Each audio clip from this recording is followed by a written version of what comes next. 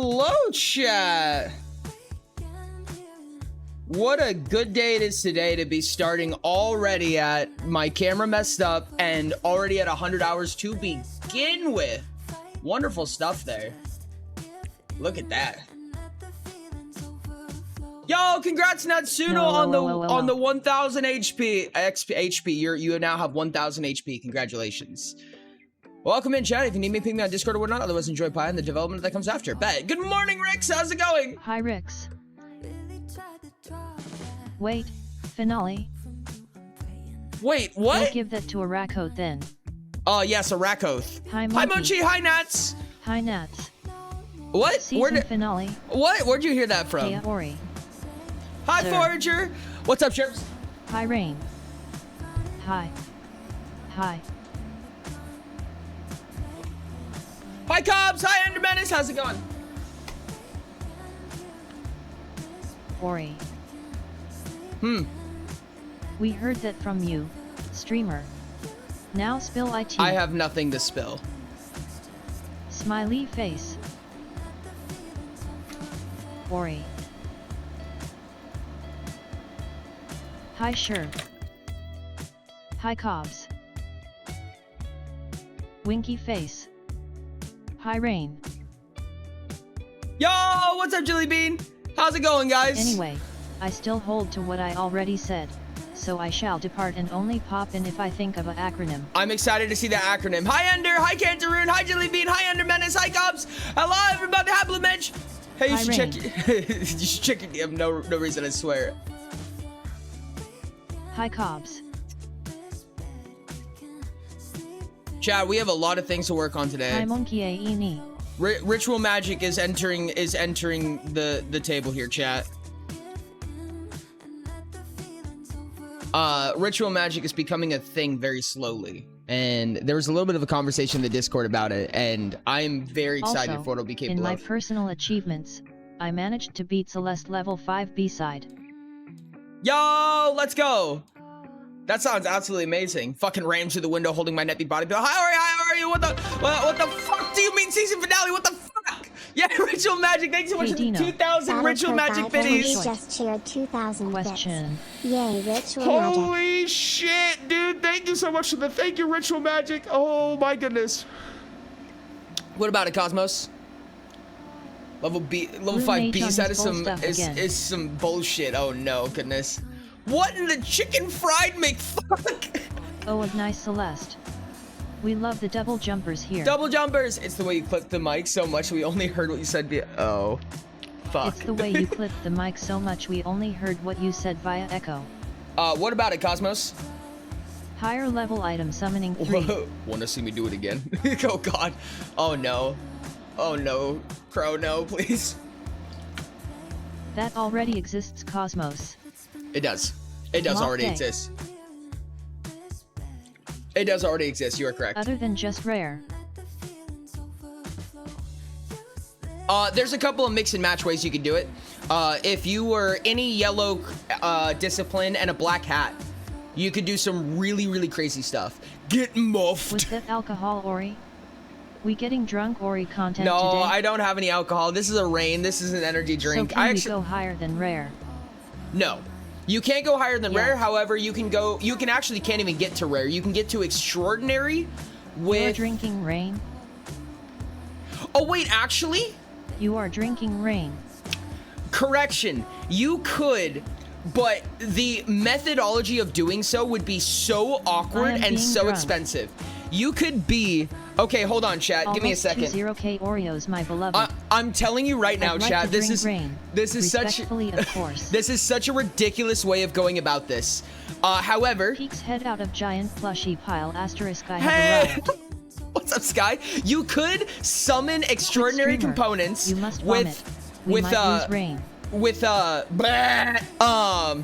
Ori, different rain, chat. Completely different rain. Completely different rain. Spelled totally different, not the same thing. I will turn down chatbot. I want to have a char actor that magically summons Excalibur. Okay, hear me out here, chat. You could summon. Hello, so with the study of At frost. At 404, I want to drink rain disrespectfully. Then you can summon extraordinary that grows components. with their magic power. You can then take extraordinary components. We can both drink rain. I just turned chatbot down, and it's still going.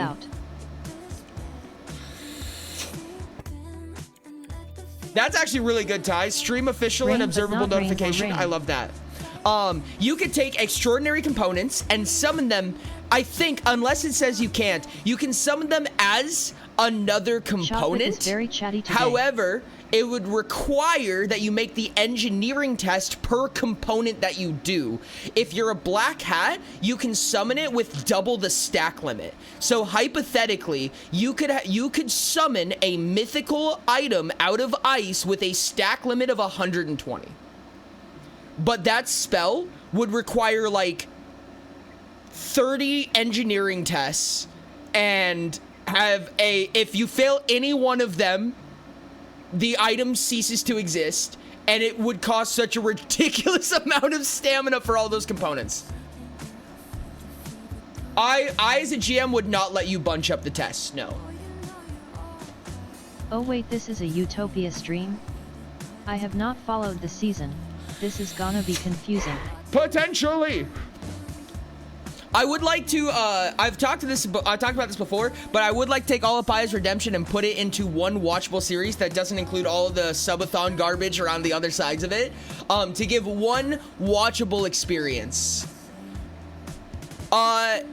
You should throw that in a Discord channel. I don't know which one, Ty. Probably the stream one. Probably the Twitch one.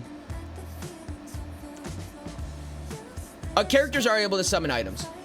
So how is this the finale? I don't know what you're talking about. Congrats on the shout out, Diamond. I made probably one of my favorite mythical items today, a mythical consumable. I'm terrified. Just put 200k into an animated series. Stream. Easy. Well, I might someday, I guess, but still. Go follow Diamond. They're on a boat. All boats are final. Watched one episode before. I will do my best to catch people up. I don't know how well that's gonna go, but I will do my best. Yo, thanks so much for the follow. I really appreciate it. Arch Wizrad, yo. Thanks for the follow. I appreciate it. Confusing, amusing, At tomato. Heights, you'll have to watch to figure it out. I guess you'll have to watch to figure it out. Moonshia, that's a good way of saying that. Concentrate all that power into one use somehow. Hey chat, you know what's really funny? I don't know how many people saw the ritual magic that popped up in the Utopia channel on Discord. But they're in the Utopia channel on Discord. I posted some of the screenshots to the new adventures guide stuff. I was busy sleeping. Let me scan. And I think that you guys might like it. I think that you guys might be into it. But you can use altars to make better altars. For the people who do look at it, you can use an altar to make a better altar. Hands up for ads up, chat. I'm reading the ritual magic stuff, don't worry. At monkey_past oh, okay, I'll wait. Okay, you better so be contactable after this. For all of the min-maxers, I want you to know that there's very purposefully no maximum distance. There's no maximum distance on an altar. Is to see the gaming, and the only way to see the gaming is to begin. I need more people to understand my samurai reps. Which means an altar under rules as written, and this is on purpose, does work across planes. Min-maxing, but I'm just min. Ascending gives better bonuses than incremental upgrades in the current run. Interesting.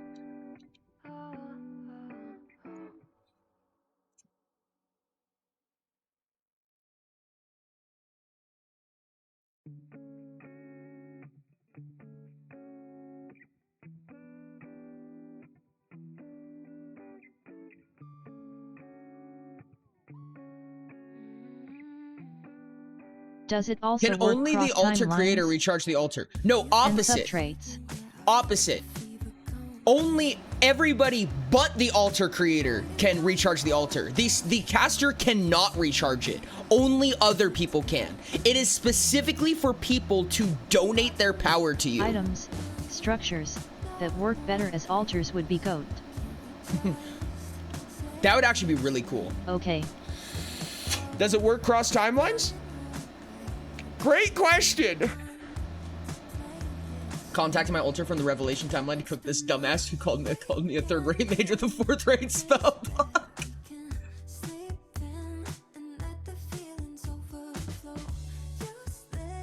Power donation, lol. Cult. Can we donate power to each other by making out? It depends on how you make your altar. I could see an altar to Dionysus or a bardic altar being something like that. You just have to. I'm sorry, chat. I'm sorry it did that in front of you. Polycule of mages who donate to each other's altars. Me dropping a sub at your altar. Wait, this actually makes me want to form a cult. You can, and altars are actually very powerful around cults, specifically because. So, I don't want to get into it. I don't want to get into it too deep, chat. But the way that the altar works is that you can the cheapest form of altar. You can spend an hour to basically give a 1 stamina discount or AG. 1 stamina worth of battery power, right? But 100 people can do that at once. So you get 100 stamina in 1 hour.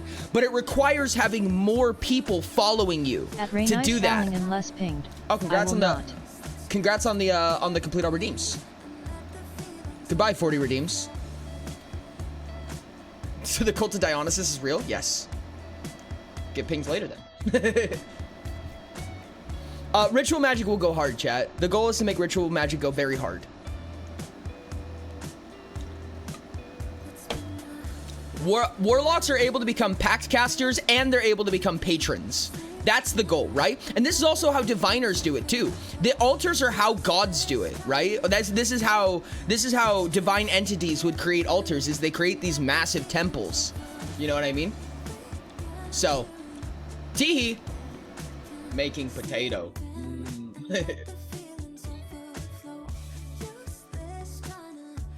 Anyways, we'll be talking about that in the second half of the stream. Today is a pious session, and we need to do the thing that we do, the thing we do. Champion caster warlock be my first build when again comes out. I'm just saying that a noble warlock, noble being the blue and warlock being the yellow purple, a noble warlock, first of all, sounds dope, and second of all, is so good at making cults, it's not even funny. Stick hanging from a ceiling fan. We're gonna do the thing. We're gonna do the thing. Oh, what's up, Silas? How's it going? Silas, that's a good question. That's a good question. We'll talk about that more soon. We're slowly getting all the pieces to ascend. We're gonna do the thing, chat. See when you get back, Forager. I don't know. I'm personally very excited for this. I'm very excited for this. I'm curious if anyone in chat has played any of Daggerheart. We'll get the piece to ascend when AG2 comes out. That's the true literal ascension. No, goodbye Frost for 10 seconds. I've been seeing ads for it again, and I'm considering buying it when I have money. Ooh, interesting. At blue3_mag3 no, but looks cool. The altar of the main character. Okay, bye. I am putting stream on 1%. Have fun, folks. Most likely we'll see people tomorrow. Kirby box. Kirby box.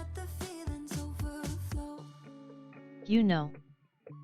At Sealies_Rin just season finale. Lidl. At blue3_mag3 yet I know about Daggerheart. That's the little guy. Me very sad that I can't be here for second half, but I should get some eeps tonight. No, that's actually so fair. VODs will be up. VODs are posted on the VODs channel. And, of course, if you do want to be able to see it live, it is available on Patreon. Whoops, wrong command. But also thank you to all the Patreons. The live editable version, not the live edit version is available on Patreon. Slept 2 hours just to prepare mentally to be there for the AG. I'm curious of what we're going to be working on. There's only one school that still needs to be fleshed out. I mean, not every school is completed, but most of the schools have at least a bulk amount of content, except for Cunning. And Cunning needs a lot of stuff. Very flavor over crunch. Dum, dum, dum, dum, dum, dum, dum. Cunning's the big one, and I really want to work on Cunning, because once you have Cunning, you're able to at least use some of the features to make every single discipline. And it'll give us a good wrap on like what everything's meant to look like, how everything should appear and things like that. I've got a backlog of cunning things for my fake school of cunning. You know what? Okay, you guys have to remind me if I forget to add this, but this is so important to me. There needs to be a way to negate specifically dodge and a way to negate specifically blocking. Going on? Oh, there's a whole ton of stuff. So right now we're gonna be doing Paya's Return, which a lot of people have noted is the season finale, if you will. What we're talking about when it comes to cunning is called the Adventurer's Guide, which is the first expansion to Utopia. How may getting all we'll the be working on that. books work when we have more? Like, what do you mean? It depends. It depends. I've been on the fence about whether or not the Adventurer's Guide will get its own Kickstarter. It might, and I don't know. If it does, then it'll be similar to how Utopia was achieved. Running directly into someone at the top speed and pretty cunning, to be fair. Someone was making a joke. Someone made a joke to me the other day because there's been conversations about how kinetic force works. So for anyone who doesn't know, in Utopia, kinetic force means that you hit something really hard, right? So like falling deals kinetic force damage. It ignores SHP, it ignores defenses, it cannot be responded to, right? There we go. Oh my god, survival should have a way to dodge fall damage. Okay, anyways. Oh god. Piper. Thanks, shirts. Yes, inertial change. So one of the things that I tell people is that if you throw a person into another person, right? Only the person moving will take kinetic force damage. The other one will take damage as if they're getting hit by a blunt force object, right? That's how weapons work. When I swing a weapon at you, you take physical damage, and hypothetically, my weapon is the thing taking kinetic force damage, right? So if I throw a person at you, the person moving will take kinetic force damage. So I was talking to somebody about that, and they're like, okay, hear me out. What if I telekinetically throw someone up into the air, and then telekinetically throw another person into them? Then they're both moving, and it's doubled because their opposite reactions also hit each other. But the weapon is not alive. Not yet. Triangle roll, you can reduce fall damage by an amount equal to your agility. Ooh, that's gross. Battery. Wait, what? Aww. Min-maxers. Vector math, I know, that's what I was saying. I mean, I would keep it pretty simple, right? Meters per second, double the damage. Call it a day. Let's not deal with that too much. We love kinetic force damage. It's so funny. You're like, you just telekinetically grab two people and you just go pop, pop, pop. I digress. Minecraft arrow cannon ass attack. Yes, exactly, Gronkle. I'm going to make a telekinetic force Minecraft arrow cannon. Why am I getting bapped? Sue juggling enemies into each other is big damage. It's more than big damage. It's unavoidable internal damage, which means very quicker to die. Slapping people into each other. We'll be doing this someday. It's a particularly inelastic collision, so but they have similar mass. Kinetic force getting squished, and you get obliterated. Yes, precisely. Similar mass, so they just stop when they hit each other. That means they both take full kinetic force damage plus the physical damage of a club. My favorite weapon, the random motherfucker I used to hit their friends. Get wizard bonked. Get wizard bonked. I fucking love that. I ping-ponged the boss between rocks in a Westmarch session. I fucking love that so much. When you just kinetically force go, ping, ping, ping, ping, ping, and then they die. Oh my goodness, I love this shit so much. I actually have a table rule in the Westmarch for speedsters who like to ram people. Speed test against the amount of movement you use to reach M, and if they fail you both get damage. But if they succeed only you TSKE kinetic. Oh. At Archwizard, wait, I think I remember that. Oh, that's that. actually really smart, actually. Yeah, that's exactly how I would take it. I mean, honestly, I don't even let people avoid kinetic damage normally. That was my boss. Because it's like, if you run into somebody, you're taking kinetic force damage. I'm treating it as if you ran into a wall. You know what I mean? Lover lights? Oh, I have to wait for chatbot to say it. Or I just give it to the GM, because he's a cool guy. Lover lights. If you don't want to take kinetic damage, you just wouldn't move. Fuck. Works for me. Lover lights it is. I do like the lover lights, honestly. Like, the actual aesthetic of it is really nice. I really like the blue and gold.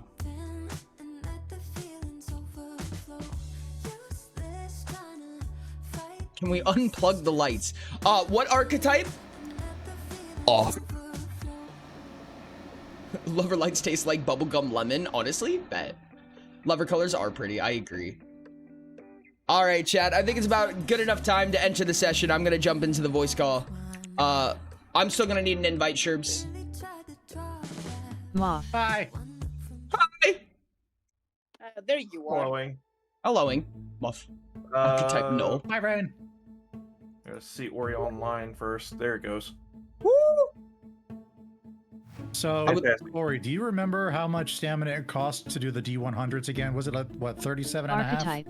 Full regression. Is it instant damage or lingering damage? In other words, I mostly let them from make a imbuing. stunt test with a high Oh, TD for imbuing? damage. Okay. Give me just a sec. 37 and a half. One D100 is... Rain. Is that correct? It's 67. Hello. Rain, look No. at our chat. No, I lied. Hold on. I super lied to you. It's Look at our chat, 17 Rain. stamina. How much?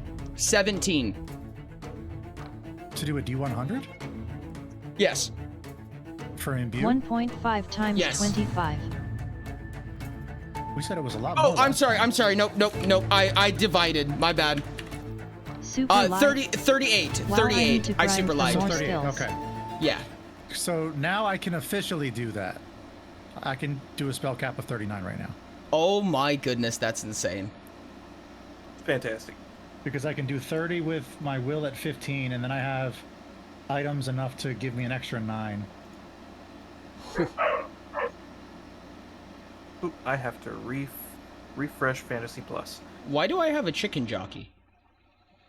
He noticed! Oh my god, He noticed so fast. I'm keeping this. I'm locking this right now. This is mine.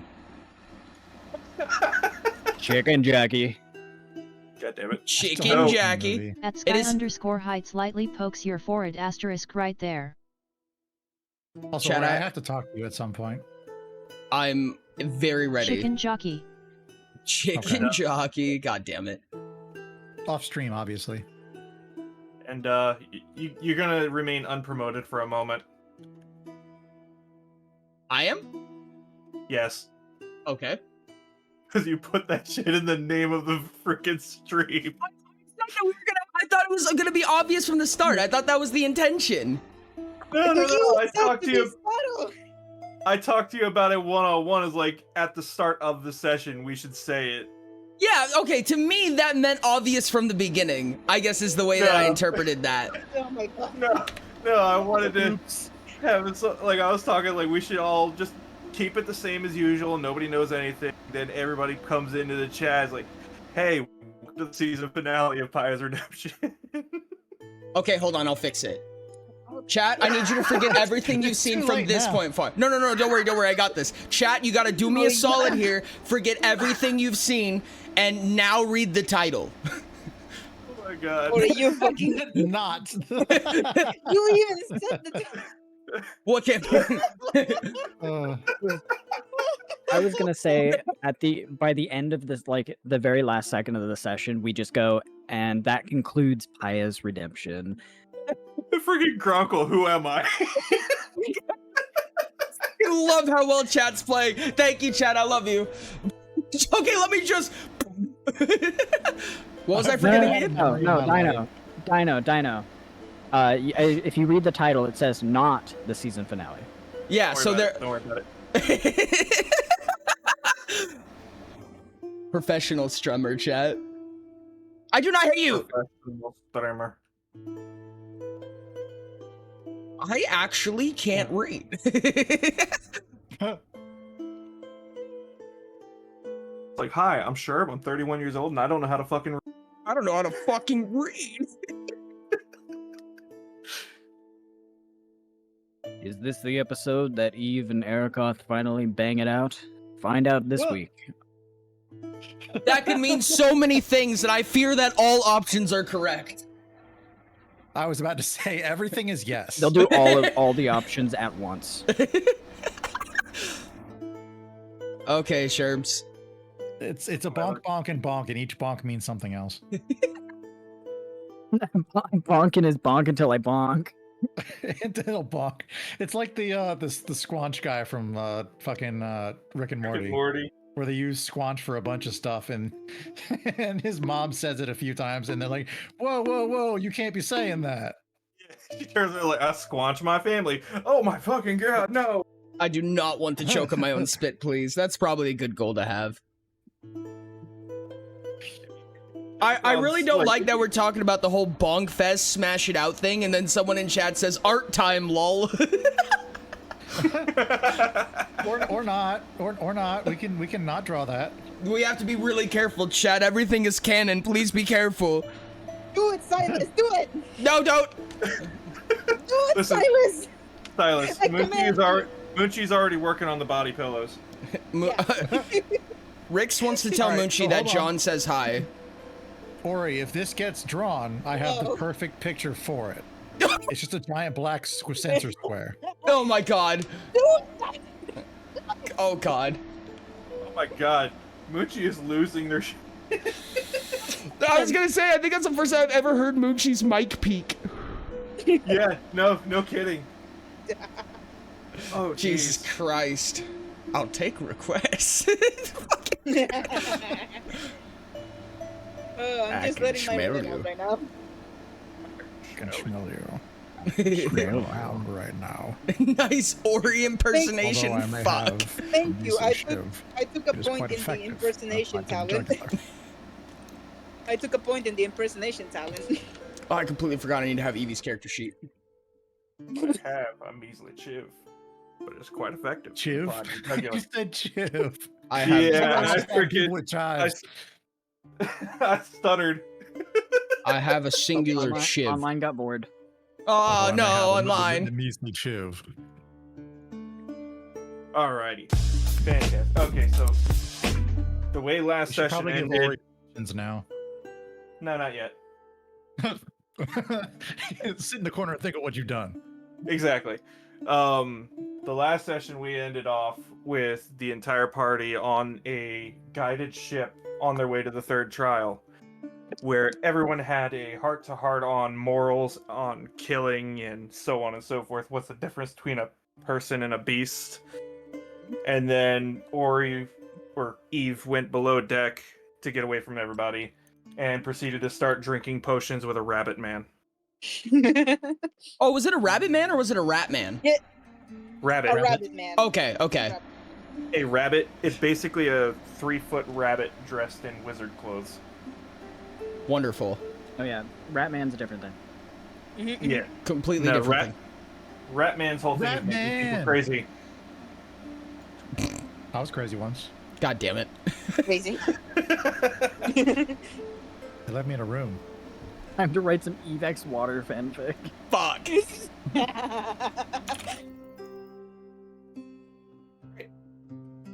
You all are Eve free learning how to to be a fish. do as you please.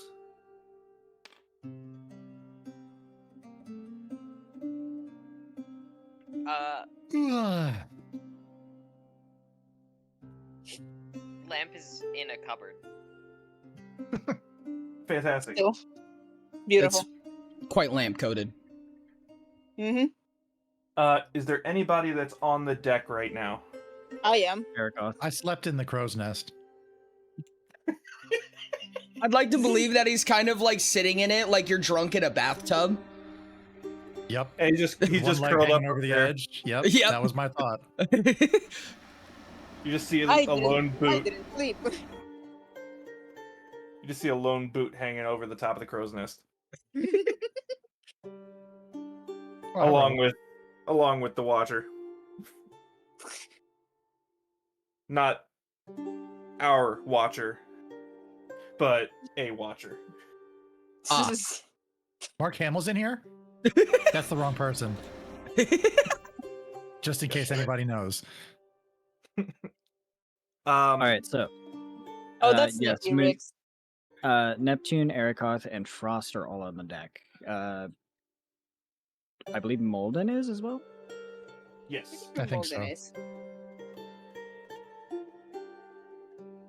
Yep, there's Crow. Crow? So a lot of you looking, if you're looking out over the water, you're going to see the water looks a little like it's starting to illuminate up in the distance. Is the sun out? It's coming on sunset. Or is it a full? No, it's just coming to sunset, but you're seeing the other side of the horizon starting to brighten up a little bit as you venture further west. That's the weird part. Got it.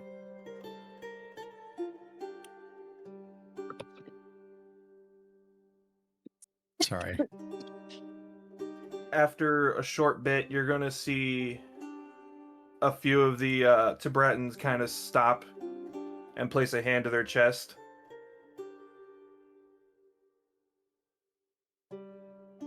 Before proceeding back to doing their work. I'm going to see them do that, do the same, and then lay back down. Frost stands up in the crow's nest for a split second, puts his hands to his chest, and back and down. then just lays back down.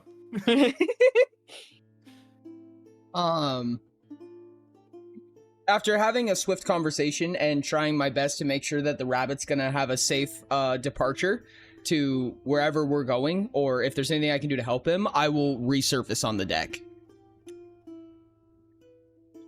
Yeah, he's just gonna give you one extra potion and go back into hiding in the barrels. Does he know what this potion does? No. Or not currently. Eve just has a free bottle. Nice. Nice. It's not a large Morning, bottle, buddy. but it's a free bottle. Evening.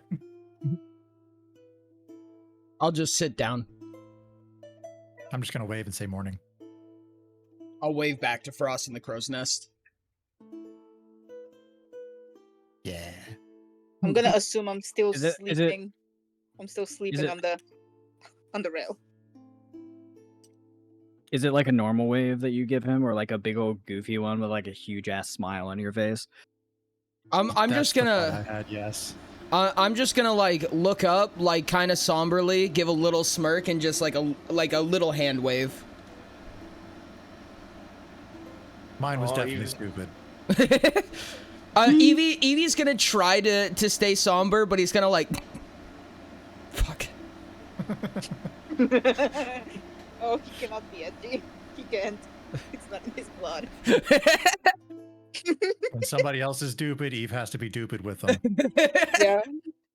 It's instinct. So Ericot's gonna come down the stairs here, and the first time that Eve sees him, he's gonna notice that he is in fact wearing the hat that Moth created him, out of moth fluff and a single crude power component in the front. Evie's gonna when this happened. Evie's gonna turn to him with like a little bit of grudge in his eye, and he's gonna go, "Nice haircut." Thanks, I grew it myself. Anyways. Look. I overreacted a bit. I mean, you're alive, and that's what matters. I'm sure we'll do stupider. What he said. I agree with Diamond. I agree with what Diamond said. Knowing this group, yeah, we will do stupider. And then Erikoth makes out with Eve.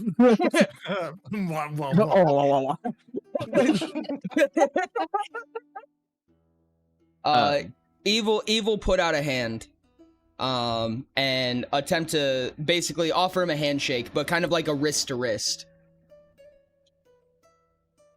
Erikoth will, of course, take this hint and just like full force slap his hand against Evie's forearm because he does not know genuine strength control when it comes to touching other people. Evie will firmly grasp his hand, give him one good shake, and one single tear will go down his eye. Do we just become best friends? Yeah. Yeah. Would you karate out in the garage? Yeah. At the phrasing of we'll probably do stupider, you're just gonna hear a very small smack as Molden is face palming himself, but then he's gonna kind of like just like peek through his fingers at the two of them doing the handshakes. All right. He's like, yeah, you're right. Evie's gonna kind of like roll his head around, kind of like crack his neck a little bit, and he's like, we'll agree to disagree this time, but the next time we'll come to a solid conclusion. Whatever that solid conclusion is, may the best man win. Evie's gonna have like a little sparkle in his eye, and he's gonna squint at him and then nod his head.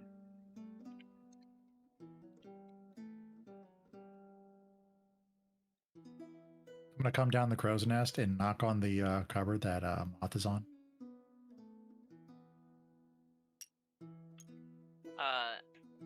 You hear like a couple little skitters before the door just like slowly like gets tapped open.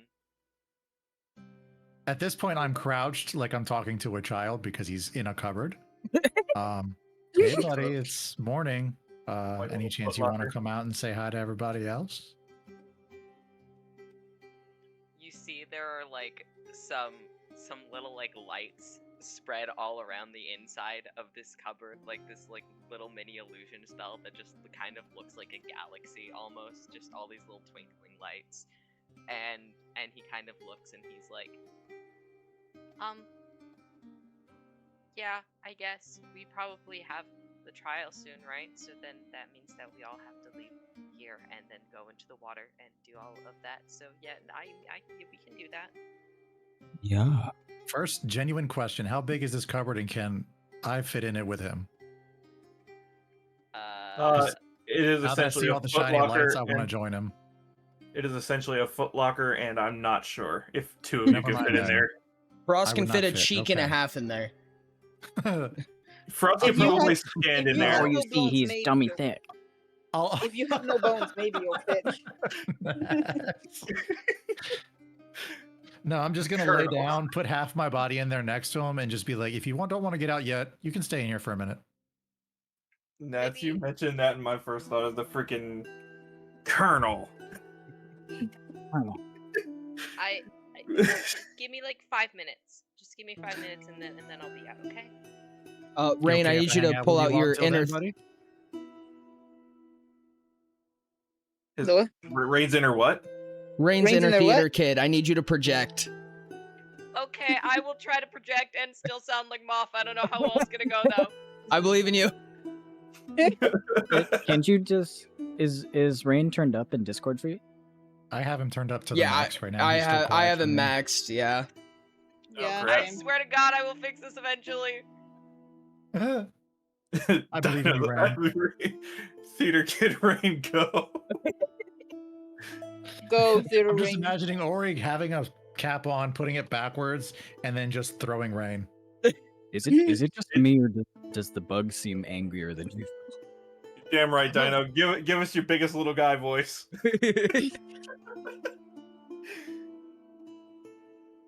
After, are you guys good with the time skip for here? Yes. Mhm. After about 2-3 hours, you're going to hear a couple of them kind of like a couple of the Tibetans kind of just like puff out their chest, and you're going to hear gentle roaring sounds coming from each of them as that glowing, you guys are starting to pass over it. Sure. I can't explain why, but when you said that, right before you said what sound they were going to make, all I thought was, "Whale." What? Just all of them. No, but it's hard to describe. anyone's played a game where they have to add like a sound for a shark to make, where it sounds like that gentle roar. Yeah. This Even is the though sound technically I there. don't think sharks make noise. They don't. They actually lack any kind of organ that can make a noise. Glub glub. Nope, Glub, not even glub. that. Not even the glub glub. So sad. That's just the But- sound of depression. Silent chomper. As you guys are passing over the this glowing water, Eve, you and Neptune are close to the edge. You are passing over a very well lit reef.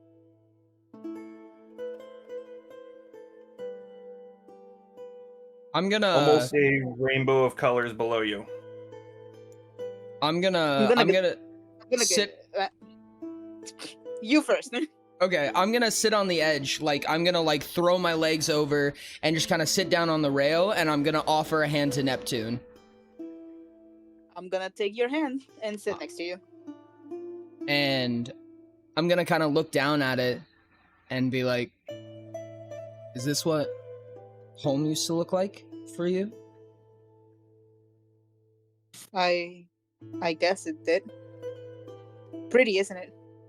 It's fucking gorgeous. As Thanks you're for- looking down, you're going to see schools of fish, a couple of varying species of aquatic mutants and Tibetans of every kind just passing each other like they're in a town of sorts.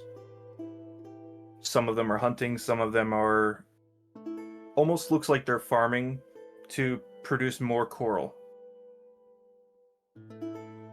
Evie's gonna turn his head over his shoulder. Is this where we drop?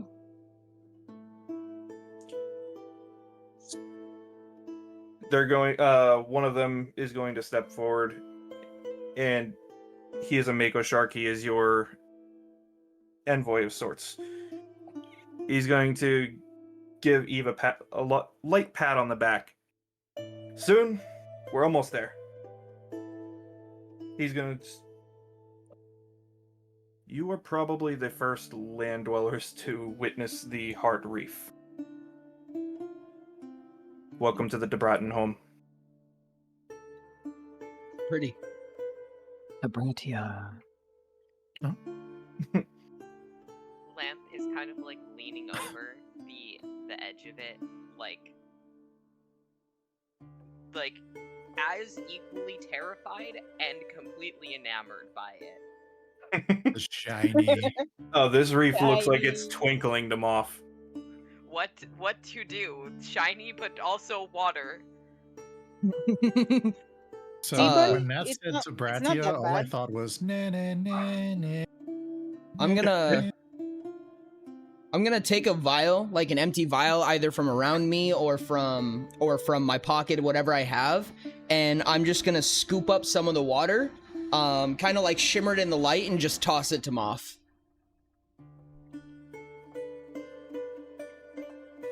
As you're scooping up this water, you're gonna see a couple of them smile at you. A couple of the crewmen smile towards you. I'm gonna look confused, then pretend like I did that on purpose.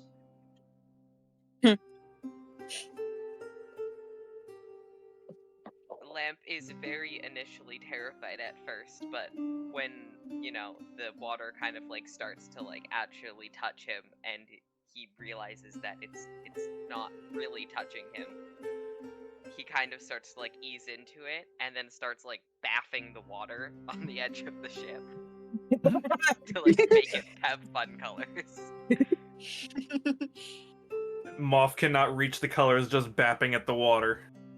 Yeah. See, buddy, it's not that bad. Just don't take off your pendant. It's really Yeah, shiny. Just keep the pendant on, and you'll be fine. Moff needs a bubble bath before he heads in. After Is it? uh, Hey, Sherb, is it nighttime? It is midday.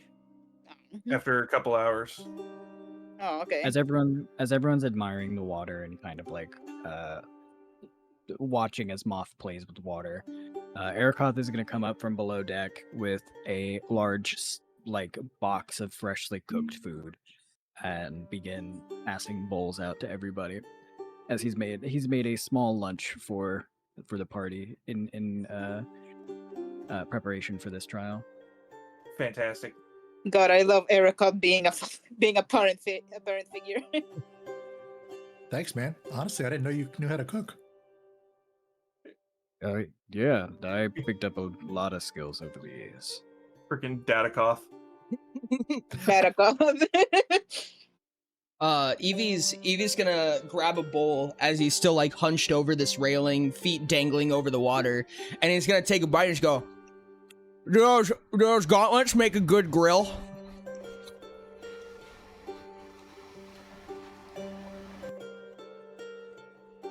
Will you repeat that? He's gonna, like, with a mouthful of food, he's gonna be like, do those gauntlets you have make a good grill? I mean, yeah, I can basically cook a chicken in one punch. He's gonna go, that was supposed to be a joke. All right, well. Have you ever seen this man punch a chicken? Cooked in 10 seconds flat. Don't touch my fucking chicken jockey. How many slaps does it take to cook a chicken? Erikoth's like, one. One, and not even at full strength.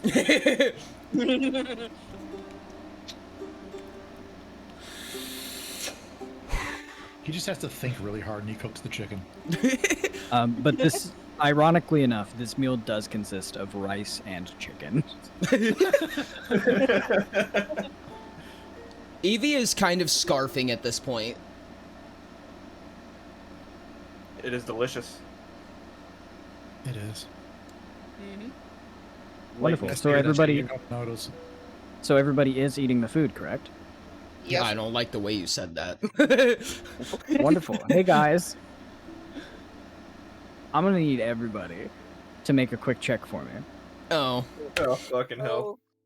You make a flavor check because you're in Flavor Town. It's delicious. You're in Flavor Town. Yeah, make a fortitude test. There's poison. It's just Rain losing. The only one I feel who needs to make a fortitude test is Moth. Moth cannot taste anything. That doesn't matter.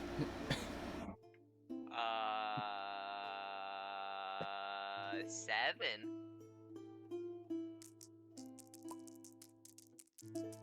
Everyone roll for flavor. The flavor is neurotoxin. The wine that was used in the meal didn't fully disperse as it was being cooked, and you do feel ever so slightly warmer. The colors, they're even more colorful now. Y'all are doing great. Pie flavored. I lied. It's cyanide. You have 2 minutes. Make it count. I was 16 flavor. Away. Wow. I was 2 away from a crit success. Crit success. Moonchi just dissipates off of the face of pie itself. No, it's freaking critical success. Neptune just has a freaking foodgasm. Oh, you guys made me eat. That doesn't work. It comes from his mouth.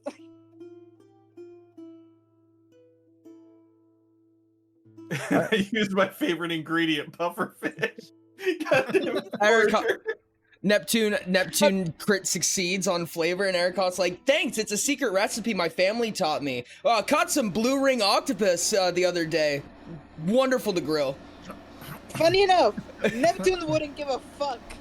He eats seafood on a daily. He eats seafood on a daily. Come on. Oh, okay. Octopi are cannibals. Yep. Yeah, octopi are cannibals. And octopi also openly hate fish. Yeah. They do. Yeah, they'll Is my punch them mic for any no reason. better? I moved around a Ooh, thing. that's a lot better. Sounds good to me. Dope. All right.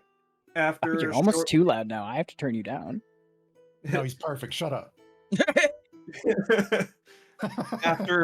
After a short while longer, you guys are stopping on the far side of this glowing reef.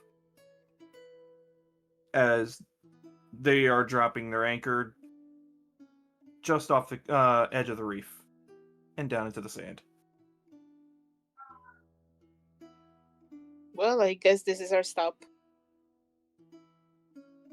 Evie's gonna spin up from the rail, and he's gonna put one foot, like he's gonna stand up on the rail, put one foot on either side of Neptune, grab his other hand, and lean back and say, "Let's see how well I can swim now." And he's just gonna lean back and try to pull Neptune into the water gently. No, you motherfucker.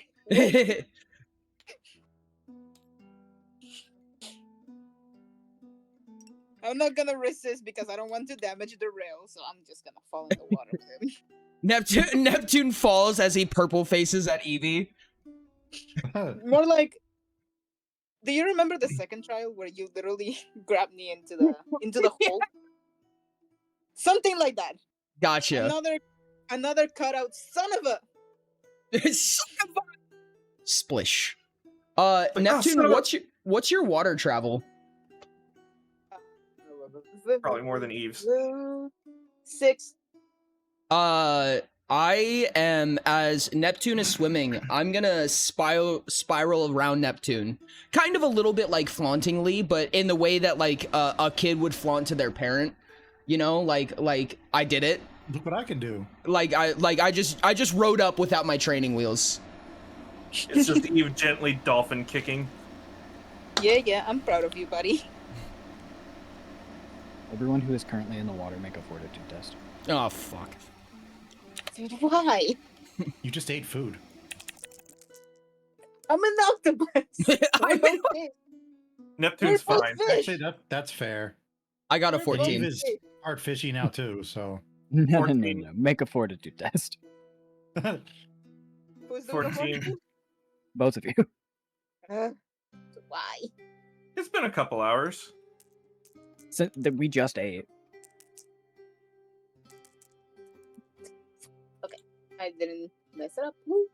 The shark eats food, swims forward because it has to survive, dies of indigestion. Tummy ache. Also, Nats, isn't that a myth? It is. It is a myth. That's why the DC is 6. We both got 14. You know that there's at least 2 people that will still fail that. Dies of tummy Airhawk ache. is one of them. Where's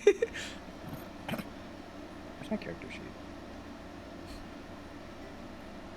I'm just gonna like stare down at the reef and just like point really obvious things out to Neptune, because this is actually this adventure is the first time Evie's ever seen an ocean before. We were under the ocean before. Yeah, but we have just not next to a reef. Yeah, this campaign is the first time Evie's ever seen an ocean, and this is the first time Evie's ever seen a reef, and he's just fucking fascinated and is gonna just pelt Neptune with questions. So, Ori, for Eve, this coral is like almost like a prism. Like it's just reflecting every single color back to Eve. He's gonna like across look at this just massive field of coral.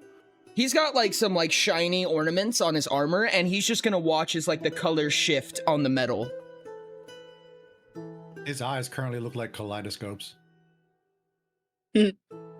Just wait until you see the colors reflecting off my armor.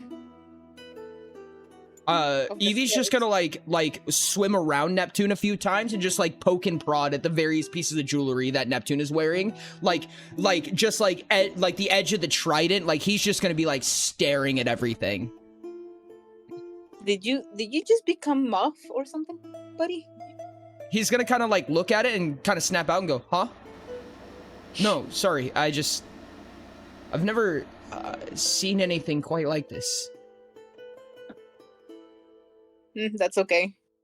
He's gonna give Eve the pendant. You can stare it from here. He's just gonna kind of just like rub it with his thumb and just kind of stare at it a little bit, as he just kind of like lets himself drift down to the bottom. Your envoy is going to be the next one to splash in. I'm gonna poke my head to the surface and look if the others are joining us. I'm gonna full-on sprint off the boat. Lamp is gonna look up at Erikoth with like tiny little huge big eyes. Tiny huge big eyes. That's a lot of descriptive words. That all adds up. and kind of like hold out his hand and will be like, in like not saying anything, but essentially is like, will you do this with me? Erikoth will take Moff's hand and just like nod and be like, yeah, we've got this. Molden's gonna walk over and join you real quick, and he's gonna tap Erikoth on the shoulder before like flapping his wings. He's gonna sign as like, I got an idea, and then he's gonna try and surround Moff a little bit with the wings so that he doesn't see the surroundings.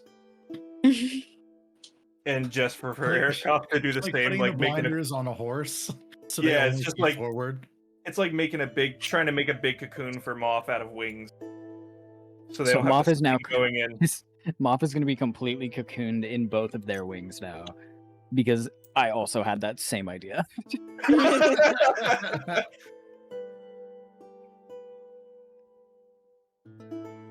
He'll basically just let himself be carried and into the water. All right, so Moff, you're going to not necessarily feel the water, but you're going to feel the difference in pressure where it just like poof through the water, and then you don't feel it anymore. But you see the edge of the reef shining through the wings. I'll kind of like I'll have like all of my eyes like shut really tight and like squeezed into a little ball, and then when I feel it happen and everything feels okay again, I'll kind of like peek and I'll start to see the little shinies, and I'll just like kind of like tap the wings away and still stay in the little cocoon, but just like now with the peephole into the shinies. And I'll start like skittering. I don't know how it would carry all that well under the water. Water carries sound much better fluffy? Yeah, it is completely. You are completely aquaphobic. I'm so happy. I don't look like a drowned rat. No. But your fluff does like wave around in the water. That's so cool. And then as soon as I'm able to like kind of escape the wings, I'm gonna like swim with my very terrible water speed over to Eve and Neptune, and we'll just kind of start like waving excitedly, and we'll start being like, oh my god, I did it, I'm in the water, and I'm not freaking out. I am freaking out, but I'm not freaking out. Isn't that cool, guys? I want you to give me a stunt. Moff on the head. I want you to give me stunt, Moff.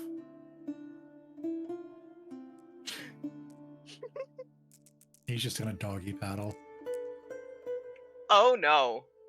That was a 1-1-2. So Moff is going to start paddling as hard as they can, like doggy paddling, trying to move, but they're just gonna be like slowly sinking down. Until they reach the seabed.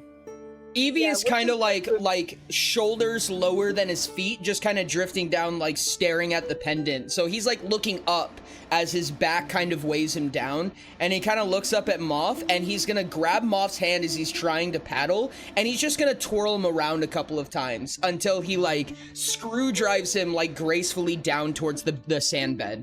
I have a water travel of 9. How the fuck do you have more water travel than me? Because I was a speed build, and now my land travel sucks. That's right. You gave yourself the aquatic mutant quirks.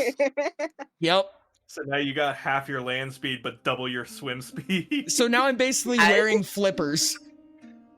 As they're kind of like falling and doing this graceful twirl, Lamp is gonna cast all of these lights around them to kind of like twirl with them as they're going. And we'll kind of like use his wings to like not swim, because I can't really swim, but to kind of like guide his motion around in like a graceful way to kind of like enhance the little dance that they're doing. Like a propeller fin. Yeah.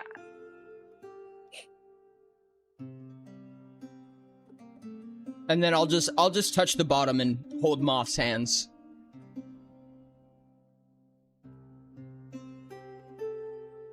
Lamp is just gonna look up at Eve and will just be like, we're like in the ocean.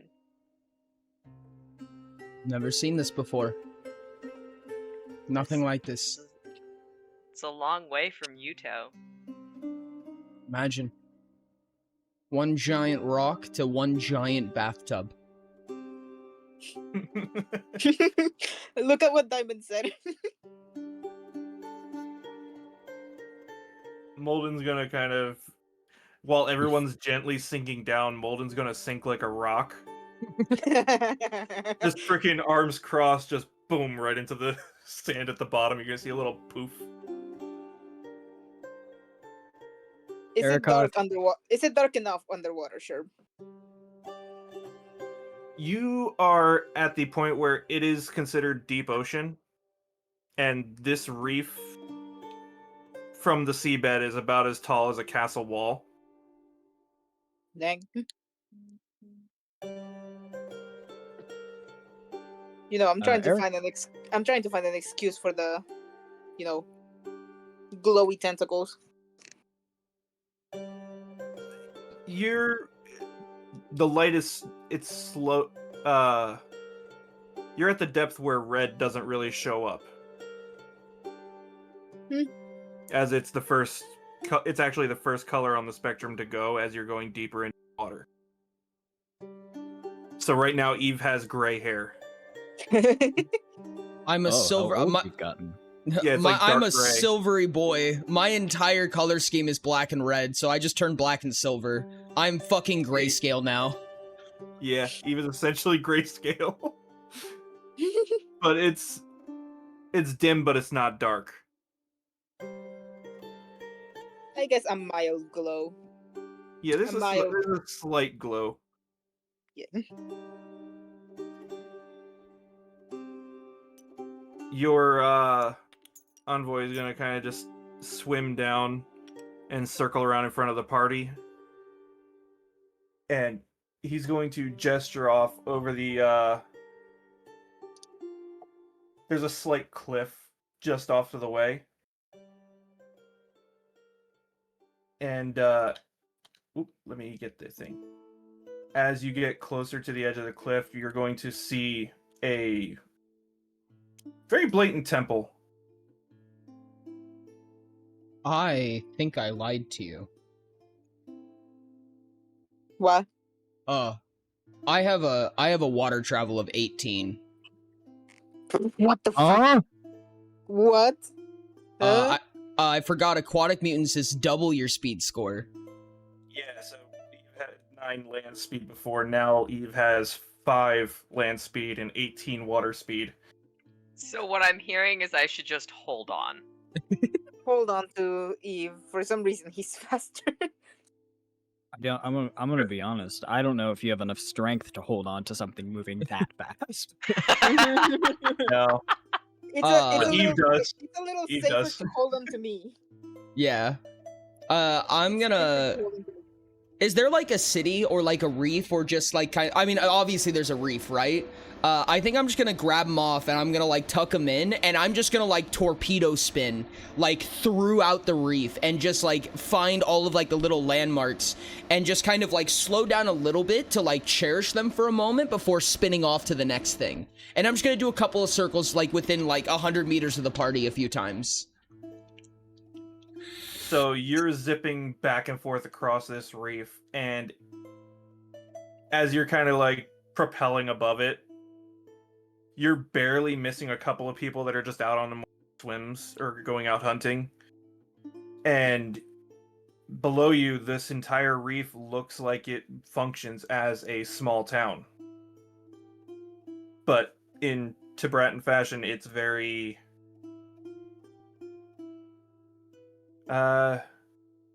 old school compared to most towns on Paya. Makes sense. tribal in a way. So there's not really people trading silver or anything along those lines. They're trading fish for freaking materials to craft, and so on and so forth. As this is happening, whenever I pass by somebody, like especially like when I like graze them by like an inch, I'll like stop for a moment, try to slow myself down, kind of like flatten out so I can like use my body as a parachute against the water, wave for a little bit, and then just torpedo back off. There's gonna be a handful of them that are just like awestruck that something could be as fast, if not faster than them, in the water, let alone a human. And they're just like, huh? At one point, if I catch one of their glares, I'm gonna stop, still holding Moth like a football right now, and I'm gonna stop upside down, just kind of floating, slowly sinking until my head touches the ground, and I'm gonna go, I don't get it either. And then I'm just gonna zoom off again. Eve is a Looney Tune. Yep. Just freaking stops mid-flight after barely grazing somebody. He's like, it's a living, and just takes off again.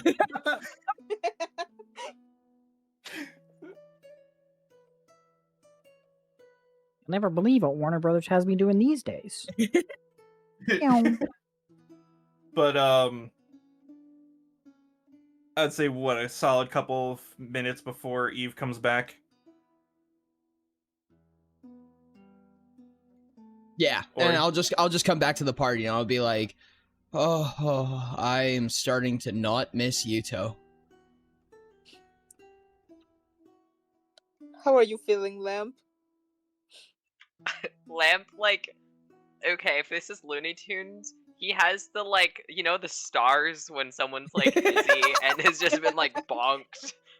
He's like that. His eyes are kind of, like, spinning a little bit, and he's like, it's so pretty and blurry. What happened? Moth has, like, the smallest case of the bends right now. He's got spirals for eyes right now. Yeah. It doesn't help that he's a little bit buzzed as well. Oh, not at all. I'm just gonna pick up Moth and put him on my back. Blah. Yeah, the eyes are just spirals. He just burps up on Neptune like a baby. Blah. It's like the ad just went up. Hands up for ads up. It's like the Spider-Man in the new Spider-Man series, the Spider-Man and Mary Jane thing, where Mary Jane absolutely fucking hates web spinning. Moth truly is just a baby. Baby Moth. I don't think I've seen the baby. new Spider-Man stuff. Oh, in all of the old Spider-Man stuff, you know, Spider-Man would always like grab Mary Jane and he would like go zipping throughout the city and Mary Jane would love it. In the new one, she absolutely hates it. And she's just like, no, please stop. Never MJ? again.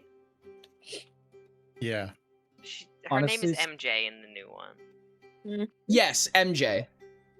Yeah, it stands for there's, Michelle Jones. Yeah. Yeah, I was because it's gonna not say Mary Jane. they're not allowed to say Mary Jane anymore. No, because Mary Jane is owned by Sony. Okay, so where are we going? Are the ads done? You could do a little bit of introduction. But ads are still playing. Yeah. So Well, I then already hold did on. the introduction before you did the whole sightseeing thing. Well, we have to go to like a temple, right? That's where we're trying to go. Do we know where that is? Yeah, because I said it right before Eve took you on a joyride. Yeah. Clearly, the said- joyride knocked the information out of my brain. The envoy's gonna just like gently pat him off on the fluff. It's just like, Vokar's over this way. And he's gonna point to the edge of a cliff before it's a little bit of a drop off. And at the bottom of this, it's not a very deep drop off, so you're not getting down into the void. But there's a slight drop off where you see this temple over here. Wait, where's the Moth figurine? Rain, the big picture just to the left of the boat is the outside of the temple you're looking at. No, I mean, where's the Moth figurine? Yeah, where did Oh, I Moth don't know. go? Where's Moth? Did Moth fall through the table or something? No. Oh. Hello. Found him. There he is. Who are you talking about? I don't know who Moth is. That's crazy. That's crazy. It's only been us 5 always. As I said, I put him on my back. I don't know where I got that headache when we were fighting before, but As I said, I put him off on my back after the joyride. Evie's gonna try migraines. Evie's gonna try to like very subtly use his hands to swim, but he's gonna airwalk like a foot above the sand. He's a smooth operator. I'm just swimming with Moth on my back.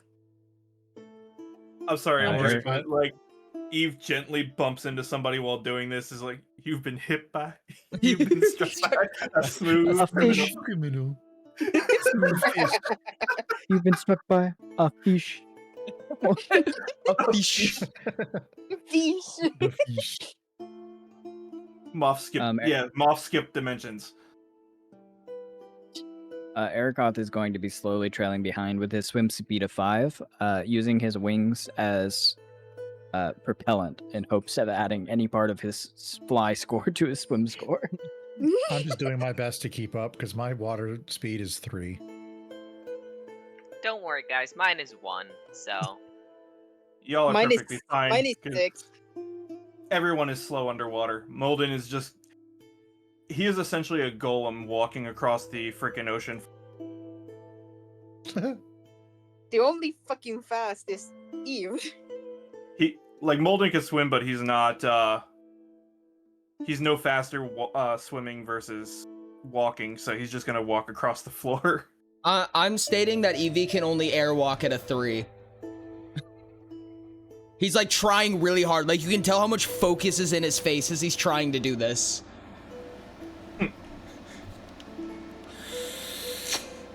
Alright. You guys are at the...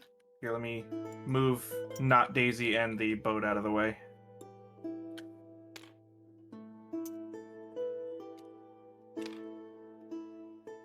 Oh, thank you. I figured you were going to want it small, so I just started it. Yeah, I'm just moving it out the way, that's all. Here we go. Oh, wait. No, I gotta make it a little bit, Need swim percent speed run? Impossible. Put your boat over here with the rest of the saved maps. Yep. You guys are at the cliff face before the drop-off. How would y'all like to go down? I'm gonna try to Evie's airwalk. He's gonna try to vertically airwalk down so he's perpendicular facing the ground perfectly. But he's gonna continue his airwalk. But as if he's walking down the wall. I'm just gonna swim down with Moth on my back.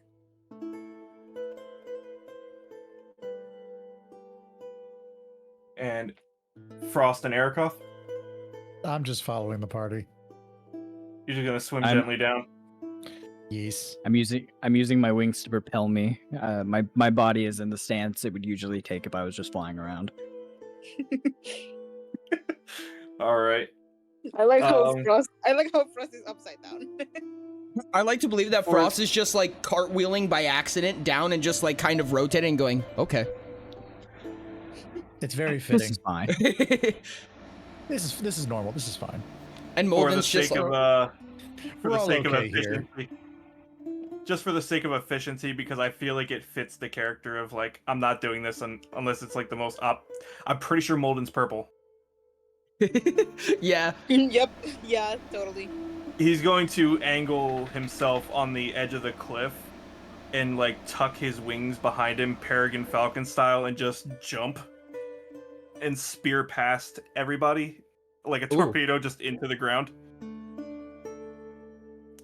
As I'm walking down, you know, like face down at the ground, walking along the side of the wall, I'm gonna look at Molden as he goes down, and I'm gonna go, "Hey, I'm walking here," and I'm gonna like rattle my fist at him.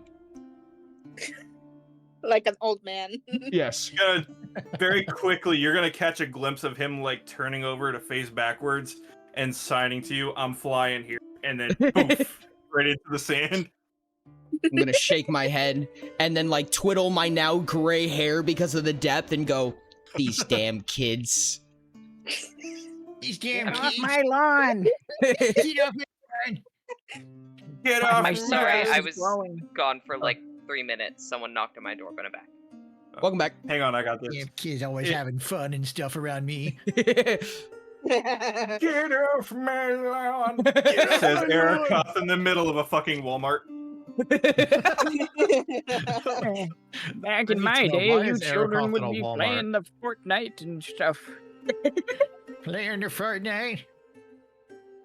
I remember playing as Master Chief.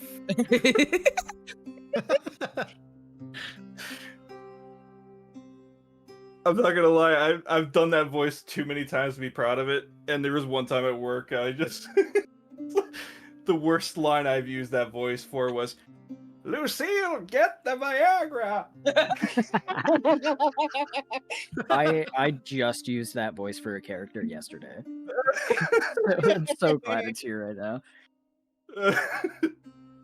Evie's going to softly plump into the ground, like face first, like full face in sand, and then slowly just rotate forward back onto his feet.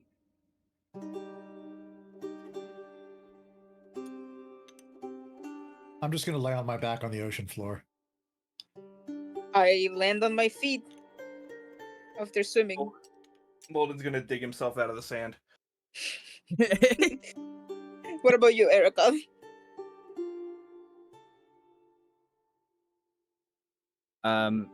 Eragoth is just gonna use his wings to propel himself to the ground with as much force as he can muster, and land on his feet in a plume of sand going up around him. Superhero landing? Superhero landing.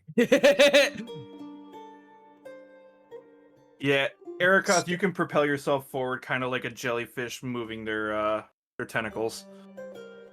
Mm-hmm. That's like how an I see it. Or like Yeah, an or an octopus. octopus. All right, as The you answer is guys are yes. approaching this temple, your guide is going to stop at the bottom of the stairs and gesture up to the front door, which oddly enough, you can see just past the entryway. Looks like there's a waterfall stopping the rest of the ocean from getting in. Wait, It's like a rain doorway. wait. There's no water in there? No. Apparently, no. It was just our pathway to get here was, water. For fuck's sake. Don't worry.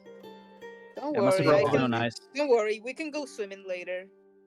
Yeah, well, he's gonna stop for a moment. He's like, unless I'm mistaken, they're supposed to be accessible to all. Hey, Neptune? What? Your swim speed is 12. Sorry, I haven't touched my character sheet in a long time. Especially No, on you're- that side. You're okay. I'm just saying that Neptune's probably a lot faster than you think he is. Yeah. I'm just being slow for the purpose of just being graceful. Yes. Also, Ori, I went a completely different route with the custom species. You took the half land speed, so you got the flippers for the aquatic mutants. Mm-hmm. I took the arguably much worse method of keeping my movement speed, but all 4 pieces of regular equipment take an hour to be crafted. Yep. Or custom crafted. Mm-hmm. Yeah, so they have to wear all 4 pieces of custom gear. Exactly, Goodness. Diamond. Just like that. It's moving slower to Aura Farm. Real. Are the doors open right now? The entire thing is open. It's just that it looks like the water is stopped as a waterfall at the entrance. Evie's gonna shake his head and he's gonna be like, well, if I only get this for a little longer, I'm gonna make use of it. And he's gonna propel himself as fast as he possibly can, through the rain, like pointed up. So he's gonna try to fire himself through the rain wall. You're gonna freaking Marlin yourself through the door. Yes. Yeah. Bring a spearfish. Except it's just gonna be his face into something. Yes. Yeah. It's More than likely. into the marble floor. Could somebody do me a favor and grab the Molden figurine? This table here in the center. Down here. Yep, thank you. Oh wait, and the dice. This thing takes up like the most of the table here in the center. The red dice. Yep. The battle He has dice. efficiently just grabbed them. Oh, I didn't know you could do that. Yeah, you just have to shake, and it brings everything together. You can also just right-click, apparently. Everybody introducing Munchie art. It's taking a while to load. Give it a second. There it is. It's there now. Pardon the wooden door at the entrance. It's canon now. I forgot to tell Munchie about that. Yeah, you forgot. So. Yeah. No, it's totally my fault. No, you just strategically didn't mention it so that there wouldn't be spoilers. Yeah, maybe. All right. As you walk in, you're going to see all the symbols along the walls and the tarps of the varying houses. And Evie face first on the floor. Splat. Very large tiled room, and there's going to be ponds on the sides here. Almost like fountains. I'm gonna do my best to smack the floor and then tumble back into the pond.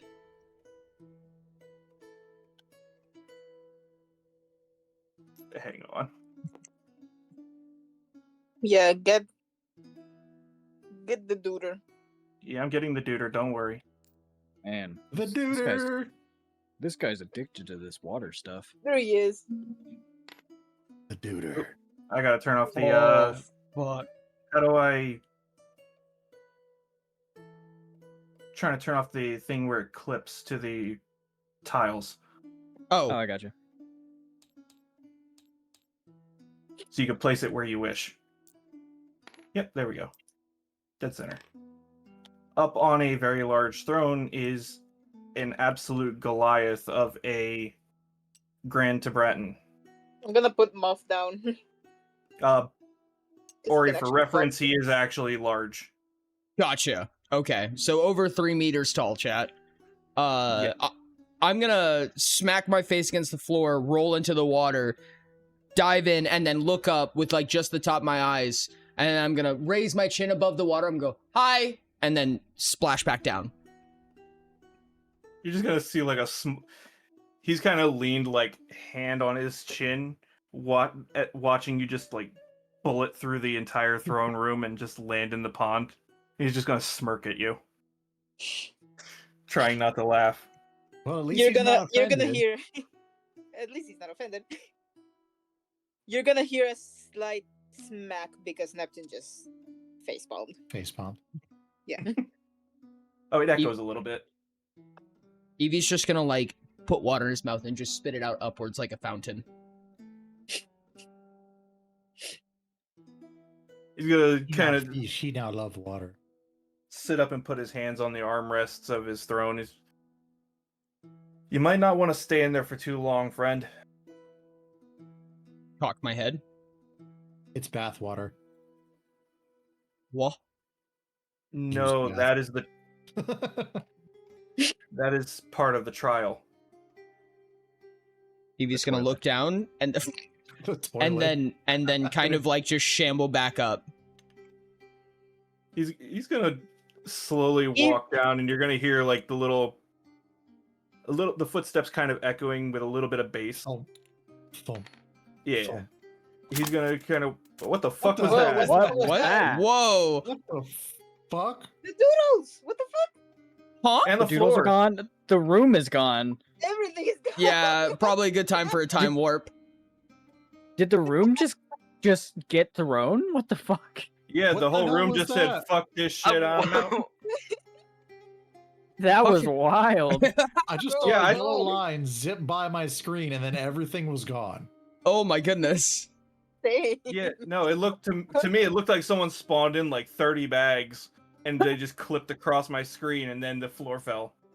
For me, the map picture became darker for a second, and then everything was gone. Weird.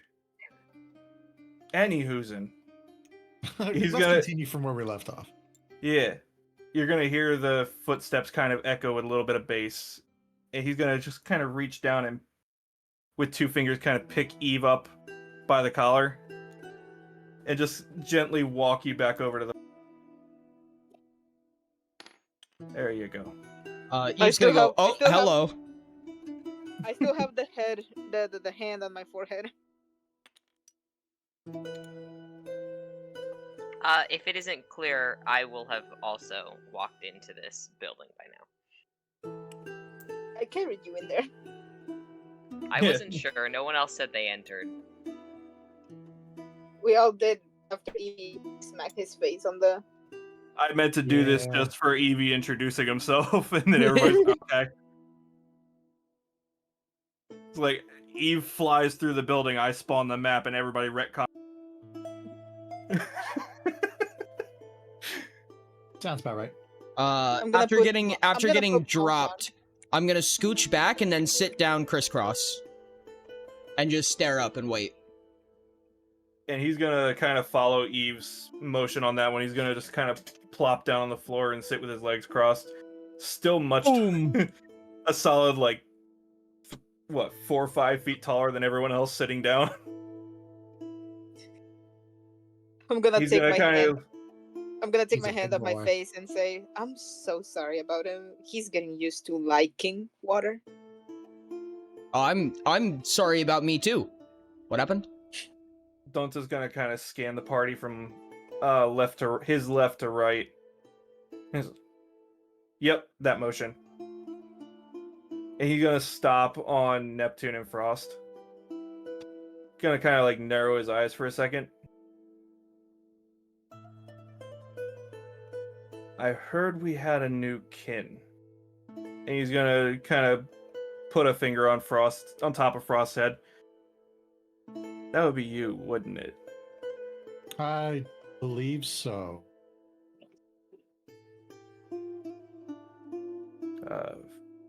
From What can I do you Rhinus's for? colony. Yes. He's gonna give a small nod. Welcome. Thank you.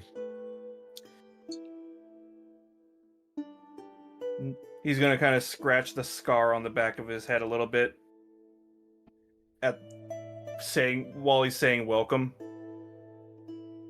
Sorry, it still itches from time to time when I see an elf. Well, I apologize on their behalf, I guess. Evie's gonna give busted eyes to Frost. Hey man, I didn't do it. Look the other way. Evie's just gonna turn his head. He's gonna kind of Dante's gonna kind of shrug before turning to look at Neptune. He's gonna pause for a moment, lean down, and just kind of like tap at the jewel on Neptune's forehead, like the other chief did. That's not... Hey, what is it with everyone in my forehead? It's shiny. Neppy? A little Neppy. Hello? He's gonna kind of like reach behind and scoop you up with one hand. He's like, oh, I haven't seen you since you were a wee little jelly. Nice to see you too. I wish I could remember. You probably wouldn't. He's gonna gently sit you down.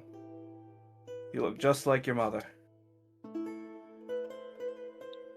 You know her? I've known all the royals since Naya.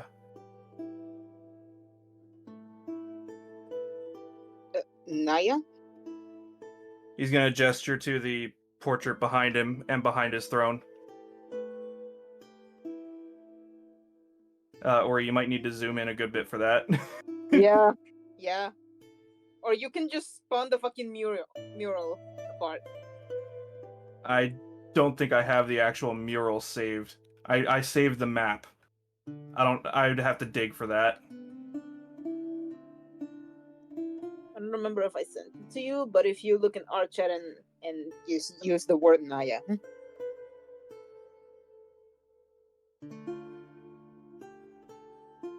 Wait, Neppy, you have parents? Of course I have parents, Moth but do you will think I remember them? sign to Neppy and be like, did he just say royal? I think so. Oh fuck. Oh, Neppy, fuck. are you a What was king? that? What? Are you a king? I don't think I am. Am I? Looking at Tanta. Danta's gonna kind of smirk a little bit. Well, I hope not yet. That wouldn't be very good news, would it? Ah, so you're a prince. But this is a lot of information all of a sudden. Oh god. Evie's gonna look at Erikoff, Oh. and then Neppy, then Frost, and I'm go, just gonna sit down on the floor. You're gonna sit down on the floor? Yeah. No, Neppy, I was a prince once. where do you all keep fucking coming from? So whoever's royalty, raise your hand. Here you go, Ori. There's your there's the portrait. Do I need to make a deception check here? Well, I assume Everybody- Erikoff and Neppy and I raise our hands. Yeah. Yes. I'm just gonna slowly raise my hand. Evie's gonna turn him off and go, it's just you and me, buddy. Don't forget Malden. Moth looks so guilty as he goes, yeah, I guess it's just us. Something's gonna just start. That's Very so quietly crazy. I'm chuckling gonna to I'm gonna make an awareness check. I'm just gonna look at Donta and ask and say, I'm sorry, this is a lot of information. I guess Rhinus didn't say the whole story. Yeah. I don't believe a 6 will make me know that. Wait, No, wait, Trail. wait, no, it's a plus. I have a +2. It's an 8. I rolled an 8. Who has the highest modifier? I have a +0. I have a +2. Yeah, then Erikoth would win. Erikoth's gonna look over at Lamp and just like his mouth is gonna like drop for a second. And he looks like he's really gonna expose him, but then he doesn't say anything. He just offers a wink. Moth like averts eyes like so aggressively. Good thing I can always count on my extremely honest friend Moff, who never lie or betray me in any way, says Jack. Oh no! Oh no!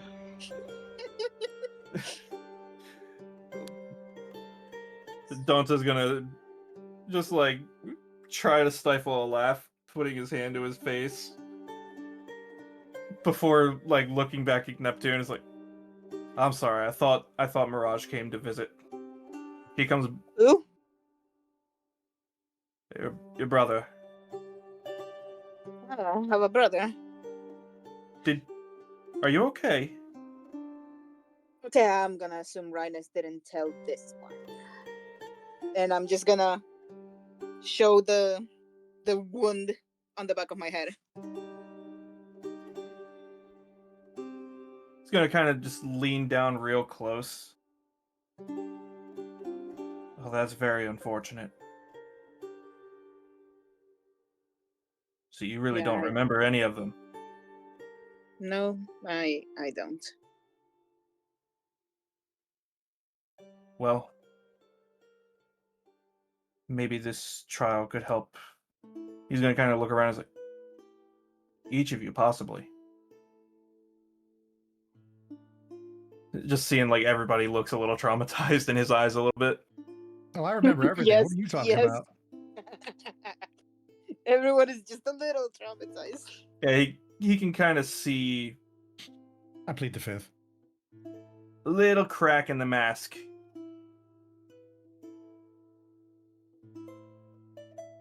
He's gonna kind of just sit back upright and point to each of you. Is like, This one is difficult for people to pass off of honesty alone. I will not be the one handling your trial, but witnessing. Perfect. I love lying. He said I don't think honesty that's alone, what he which meant, means we should buddy. be honest. That's not Yeah. a good sign. Oh. I also love telling the truth. Wink. He will say out loud and wink. Verbally saying wink, he's just gonna be, I will not judge. Thumbs up. So what do we have to do? As you look into the fountain behind me, it will see all of your memories. It will judge based off of the present and the past, how you handle and how you hold these memories. You must choose what is either most dear or in any form of importance to you and offer it to the fountain. There is no guarantee of getting this memory back, but it can and has happened before. And he's going to kind of just step aside for everybody to do as they wish. Evie has like a big like grin on his face from like telling jokes and shit like that, and there's just like a crack in it. Like there's just like a visible bead of sweat. And with that, there's an add up. Fuck. Yep. Well, I guess since the ad's up, let's decide turn order. Who's going to go to the fountain first? I'm gonna use the restroom. It's your choice as to what you give up. It could be something you love very much. It could be something you could use it as a chance to get rid of your traumas. But that would probably also fail you. It is all up to you. What?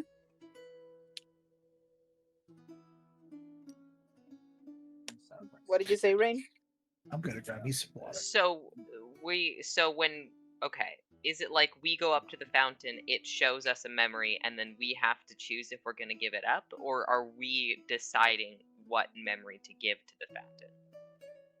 It will show you your memories in the form of small bubbles and beads. And you simply touch the memory you wish to get rid of. I can choose the beads. Oh wow. Oh god. Or rather, not really get rid of, but offer to the fountain. And he's saying that without the guarantee of getting that memory back. We have to be willing to give up the good memories, essentially? It is your choice as to what you give up, what memory you give up. And he hasn't said if some are more worthwhile to the trial than others? It just has to be important to you. Whether it's important in a good or negative way, it is up to the fountain to decide. It judges how important it was to you in the moment and how important it is to you in both good and bad. So if I'm reading this correctly, this is the trial of honesty, right? Kindness. Kindness. Yep. Okay. You have no guarantee of getting that memory back after you offer it. Just like kindness. You have no guarantee that you'll get it back.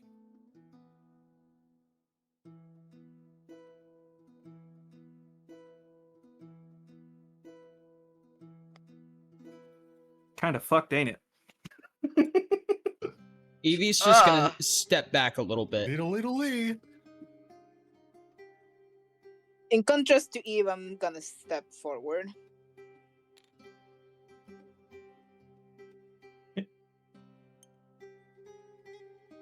All the water here is the fountain. I'm gonna step into the fountain. A lot of these bubbles and beads are... By the way, are we back from ads? Yes, we are. Are we? Thank you. All right, fantastic. a lot of the memories are very clouded. It's almost like you're looking at a bunch of soap bubbles rather than air bubbles. You can faintly...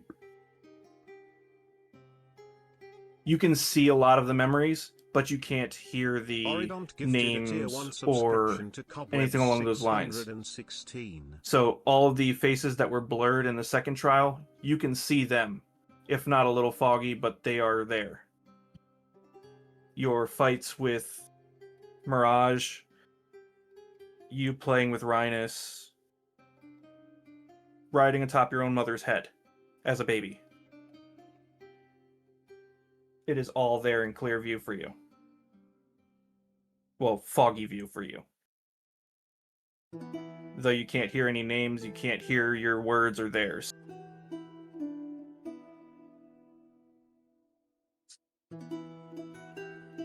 I'm gonna try to touch the bubbles to see any other memory.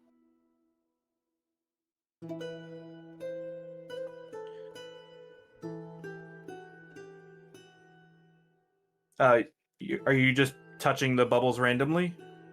Yeah. Are you sure? Now I'm not sure, you motherfucker.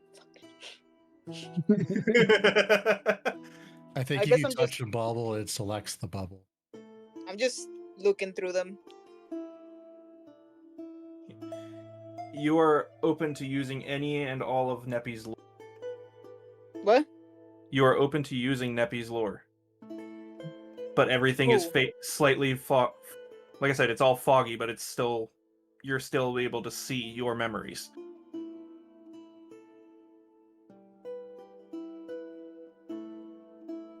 Ooh, I'm gonna try to find the one where he got married. Just to see if it was true or just a dream from him. It is the smallest bubble in this pond, but it is there.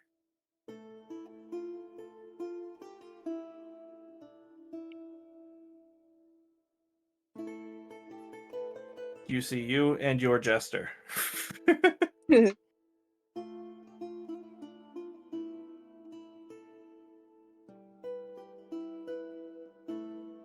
And this time you can see their face.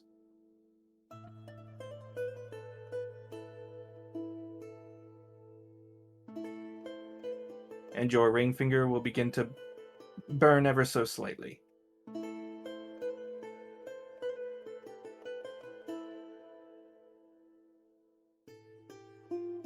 What would you like to do?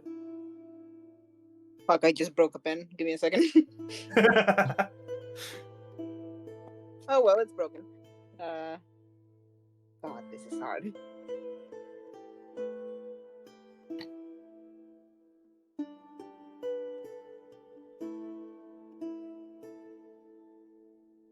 I guess I'm gonna offer that memory to the fountain. The ceremony? Mm-hmm. Oh, I'm getting messages. Oh, God.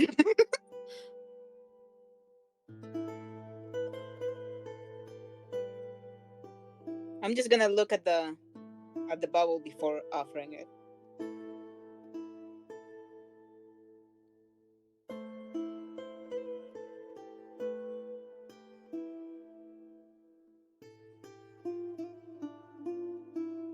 All right, I apologize. I had to respond to messages.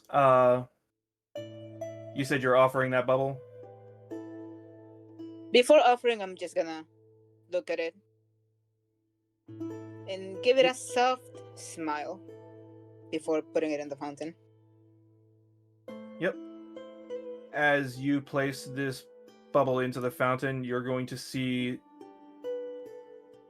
the bubble kind of dissipate into the water with a little bit of a pink cloud. And you're going to see, as it swirls around a little bit, the bubble will slowly reform. And just sit at the bottom of this pond. You're gonna see Rhinus is going to give you a small nod. You mean Donta? Right. I'm stuck on Rhinus. Danta's going to give you a small nod and look back to the party. Who is next? I'll go. Sherbs, would it permission to tack on a couple of extra little bits to these bubbles? Yes, you and Frost can list off the bubbles. Okay. Frost, I'll let you go first. There's a few that I see. There are times where I am treated poorly for being half of what I'm supposed to be by friends or by family and staff of the realm. There are times where I'm with my mother in a flower field playing, having a wonderful time. And there are times where I'm just alone in my room. I'm going to offer one of my memories with my mother, the flower field. Ori is also tacking on some memories. These stuff for Frost. These bubbles are odd to you because there's a bubble you see of you basically watching this door careen in front of you in utter darkness as this door careens in front of you, and you see your family in a dark, eerily lit room, which is fine by itself. However, there are dozens of bubbles that are exactly this in slightly different formations.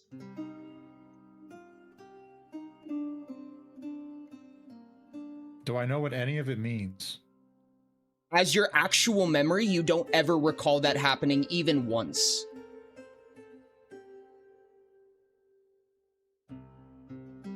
Can I look closer into them?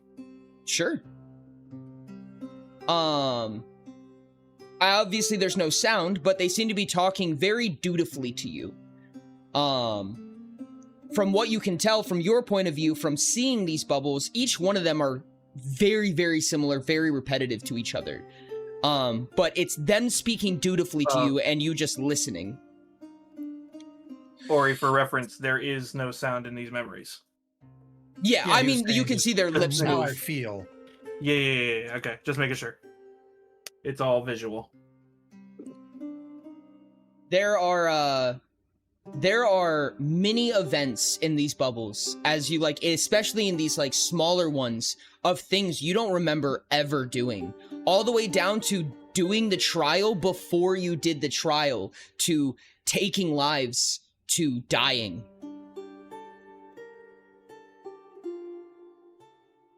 I've died? Several lifetimes worth of events.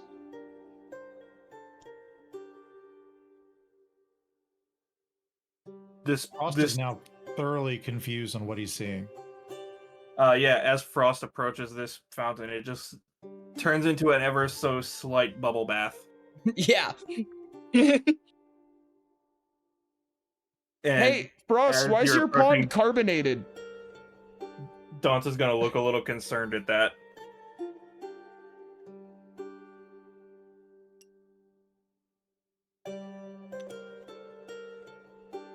Is there any context that I can pick up from the dutiful ones? Not that you can tell. Who I'm talking to? Oh, it's your parents. Okay.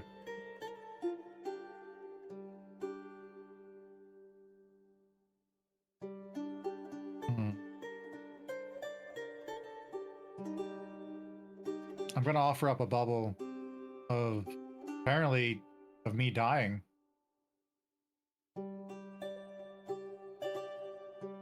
You're going to see as all of the bubbles of those memories and the whole fountain starts to calm down, and that is the only one that's left.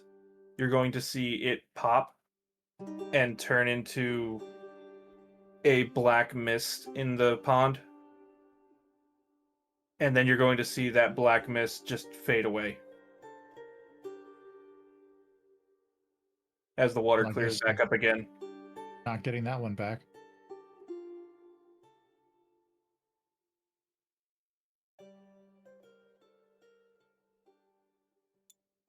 gonna rejoin the party. Kind of what's the word I'm thinking of? Disassociated. Evie's gonna give him like a stern pat on the back and like really struggle to make a smile. And he's like, "They go well?" I'm not sure.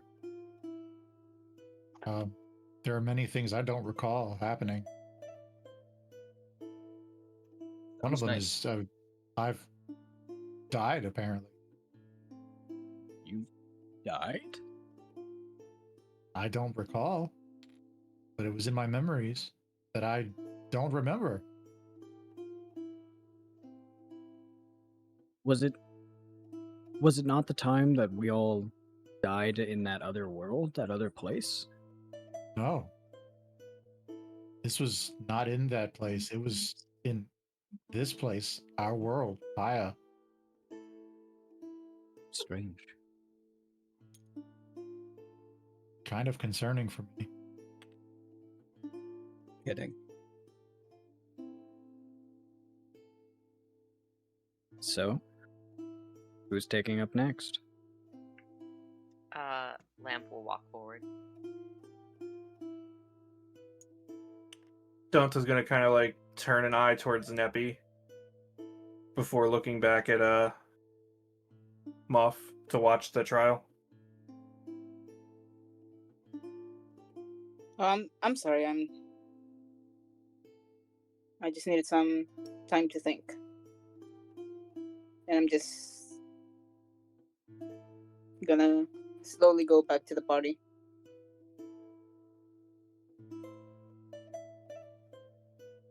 Danta's gonna kind of look down at Moff as, "Feel free to approach, little one." He'll walk up to into the fountain and see all the bubbles appear, and is kind of attempting to position his body in a way that will shield their sight from the party. The party is far enough back that they will not see the bubbles regardless. You're going up a step and looking down into the water. Okay. It's designed for privacy as well. And he sees all of these little images of his life on Uto.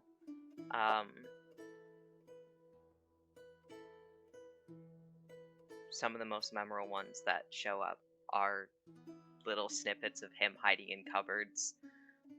He sees an image of an empty Yushin hospital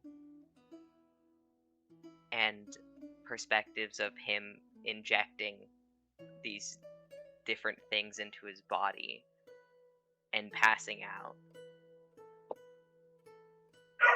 And then he looks at the memories that are more recent from times with the party, drinking. He sees moments in the Wayward. He sees, making that little crown for the intangible Eve. And his gaze settles upon the memory of getting on a ship to Paya and sitting next to some random human with red hair he had never met before. And them talking in a way where he couldn't really explain anything he was trying to say to this human because of the language barrier, but still managing to spend pretty much the entire trip interacting with each other. Just after this last memory, you're also going to see your memory of the second trial. I'm going to put a quick pause. I apologize. Welcome in. Thank you so much for the raid, buddy. How's it going? Welcome in. How was stream? I apologize. We're kind of in a quiet moment right now, so I'm going to ask you a ton of questions. Tell me about your favorite part and make yourself at home. I appreciate you. Sure, go ahead. Hello? Fantastic. Right after you witness this interaction on the ship, just beside it, you're also going to see a very dark memory of the second trial where you came face to face with Mother and the rest of your people and that whole ordeal. He'll look at that one, and he'll kind of mutter under his breath, I can't forget what could happen. And he'll turn back to the memory with Eve. And he's gonna stare at it for like a minute.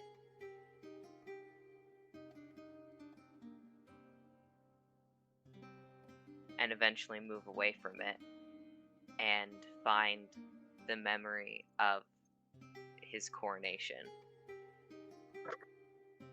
where he was announced to be the Queen of the Hive District.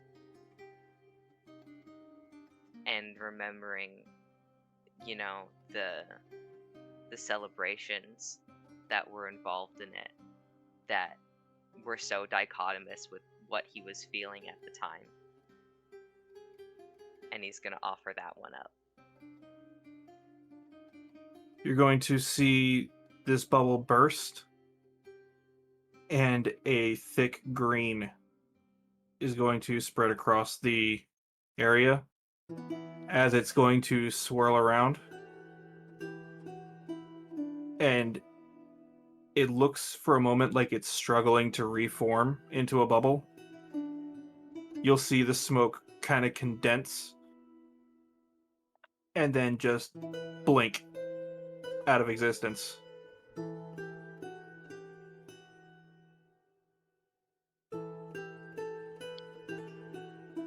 And I assume it's gone? Yep.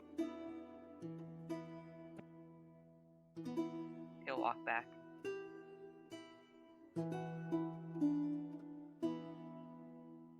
Eve will look at Moth nervously as he comes back.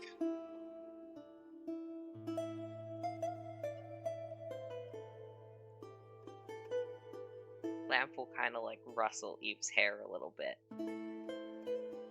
And Donko's gonna turn to Moth and just like lower his head a little bit and shut his eyes, kind of like a standing look on his eyes, or on his face.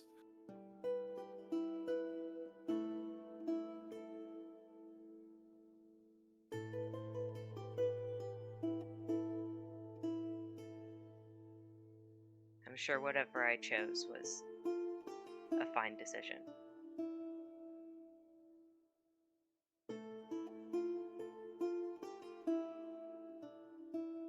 Next participant.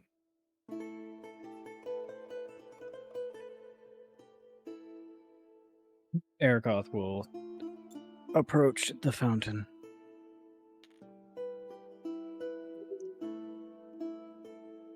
Oh, Lord. You're going to see all of your memories laid out before you, from your time in hell to everything with the party and beyond.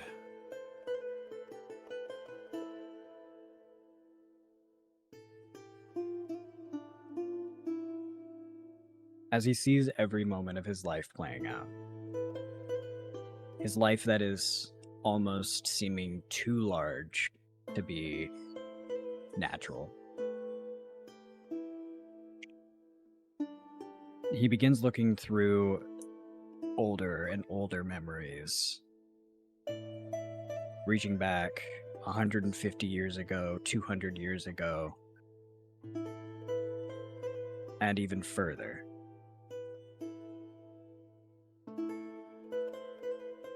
At the very end, he does find the bubble he's looking for. The day he was sentenced to be who he is today.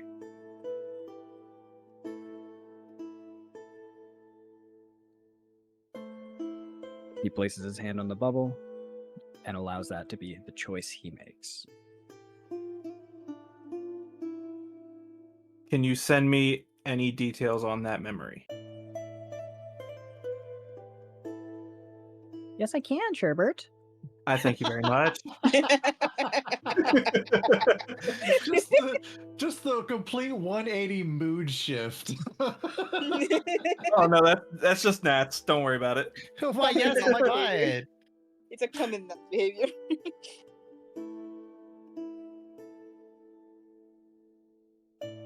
I love this group of people. This group makes me so happy, dude. Y'all are fantastic at this shit.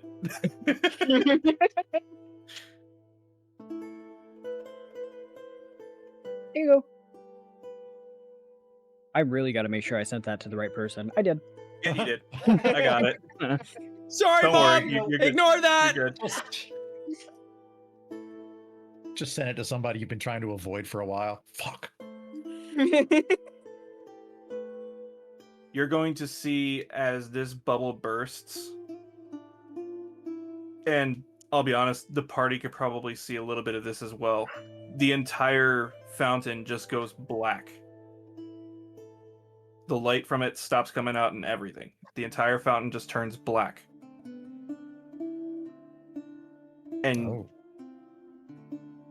Erikoth, as you're looking into this fountain, you can see this void just start to spiral in on itself. And you're going to see this bubble just reform and gloss over.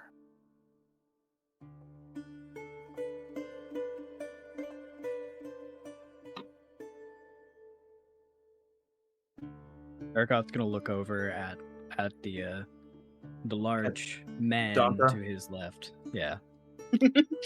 He's gonna look. Large man. He's gonna look very sorry for you, but give a small nod. And with that, he turns back and rejoins the party. You okay, man? That was quite a show. Yeah, I'm fine. I'm just gonna give a soft pat on Erikoth's shoulder. Same. On the other shoulder. If only I could remember why I was sad. Wait, I thought it reformed. Yeah, did it You guys could only see the edge of the water turning black. Oh, so That he's was it. just telling us that so we don't feel bad. Okay. You saw everything turn black, and then it just went back to normal. Erikoth, you sly dog.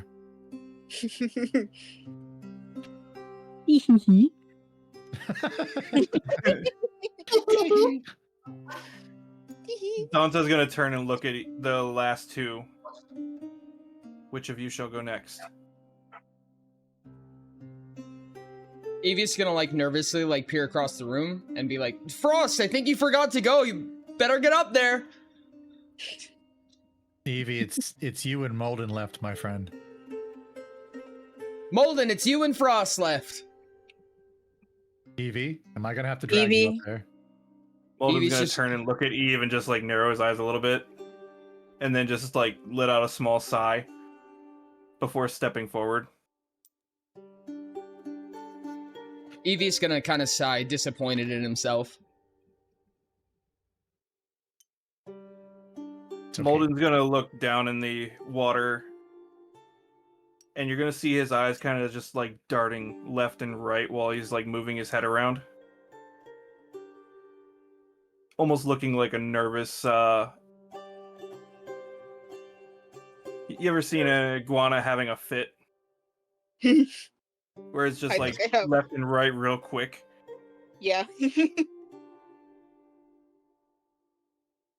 And then you're just gonna see him really quickly just like slam his hand into the water. Like he's fishing. You're going to see this pond turn bright red.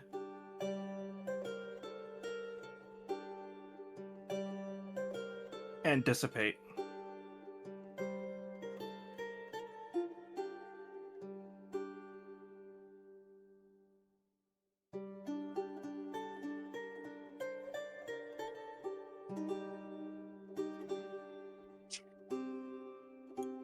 With that, he's gonna just like look down at the ground a little bit, like he's a little, like a little frustrated. He's gonna walk over and put a hand on Eve's shoulder. Evie's gonna like zone out against the ground. His pat on Eve's shoulder is like, "All right, you win." Without looking up and without making eye contact, he's gonna put a hand on Molden's chest and he's gonna say, "Thank you."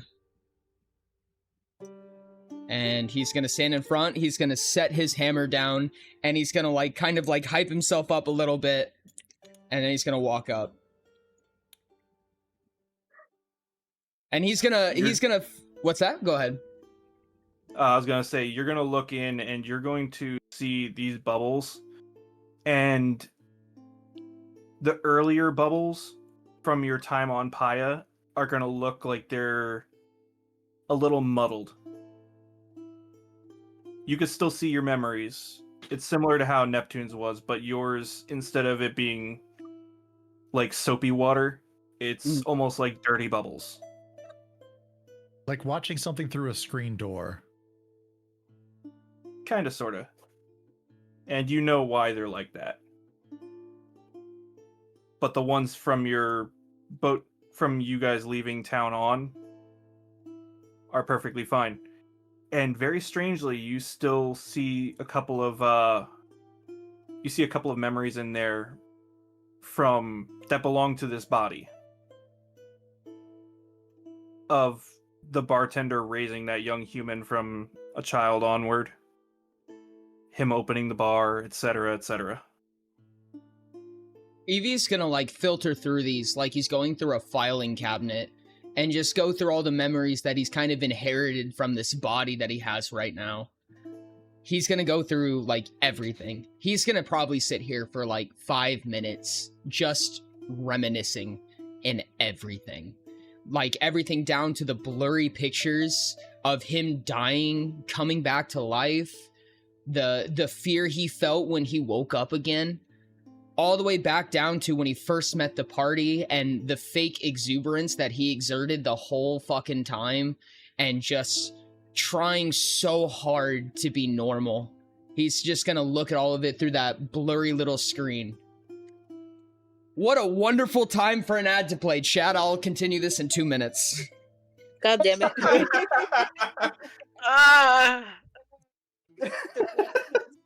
Oh man, I could feel the frustration in Rain's voice on that.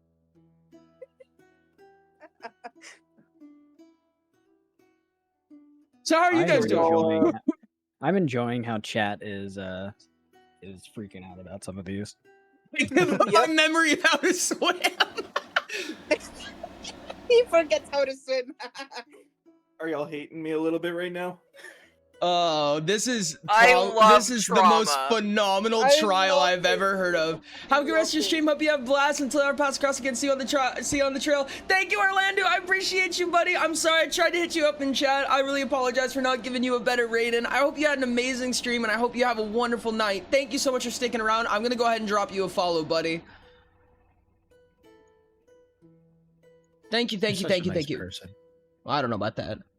My friends like to call me what we call in the business a jackass. Hey, that's my title. No, you're smart ass. We're co-workers. Everyone in chat is loving this, Sherb, so don't worry, no one's hating you for this.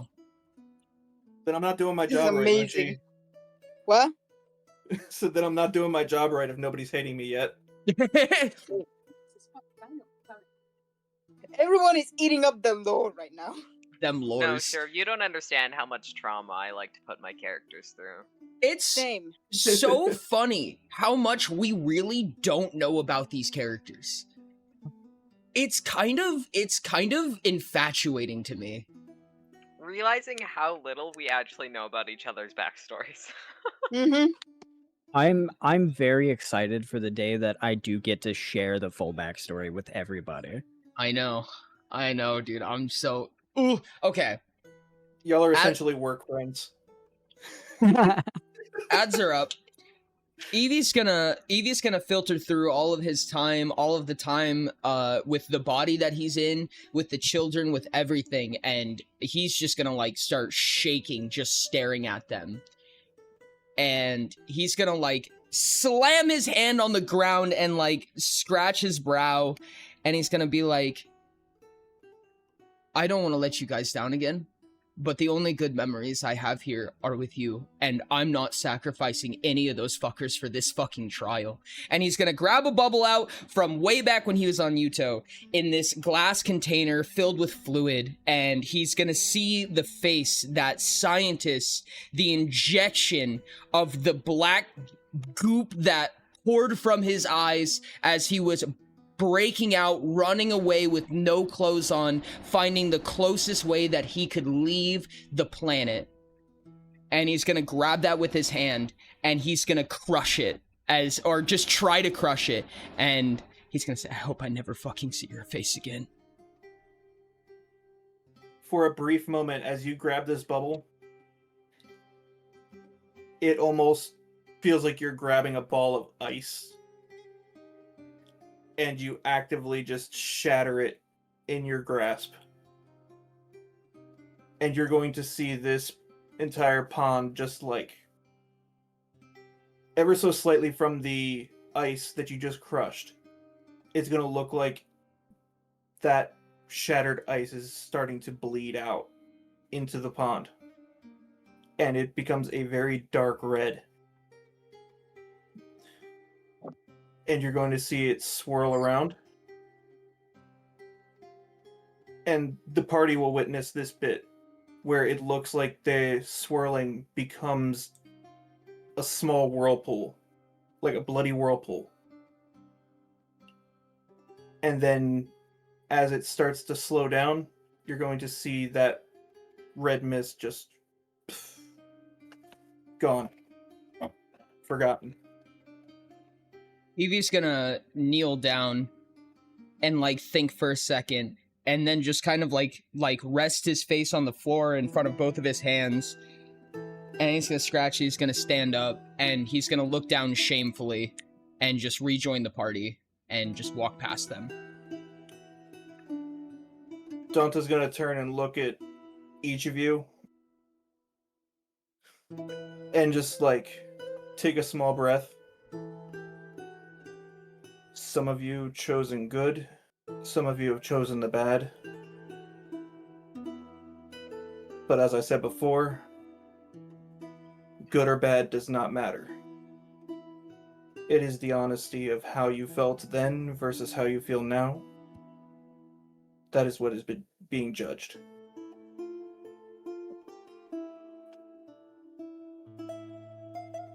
And as he says this, you're going to see this pond flash through each of those colors again. Just pink, black, green, red, red. And then you're going to see it settle on the pink.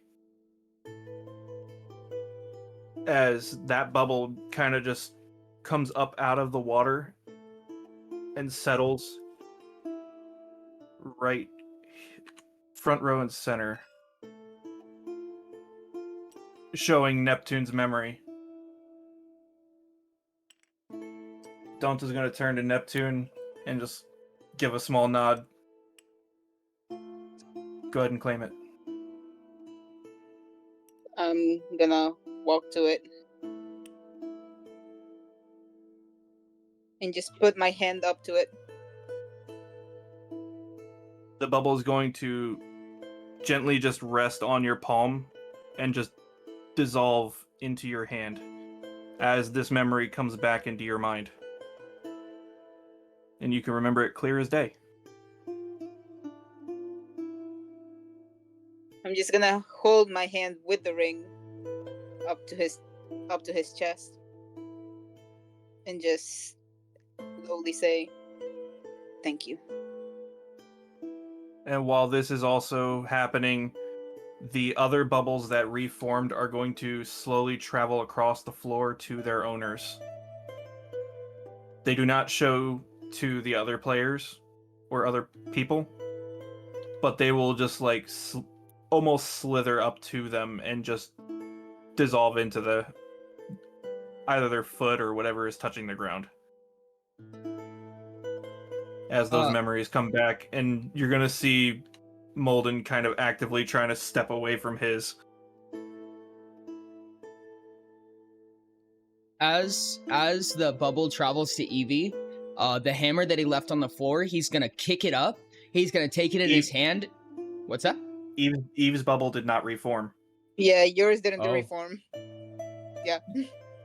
Eve's just gonna look around the room then and just kind of shake his head and look at the ground. The ones that reformed are Molden's, Arakoth's, and Neptune's.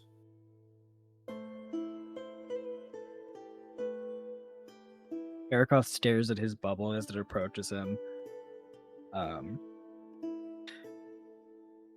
You were once who I was.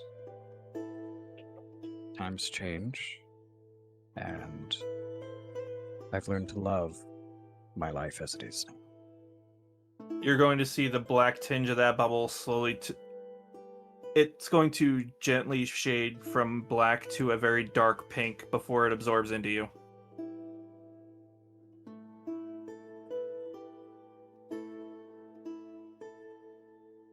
Good and bad, I accept who I am. Molden's going to be actively, like, avoiding his bubble, almost running away from it. Just freaking, nope. It's like, nope.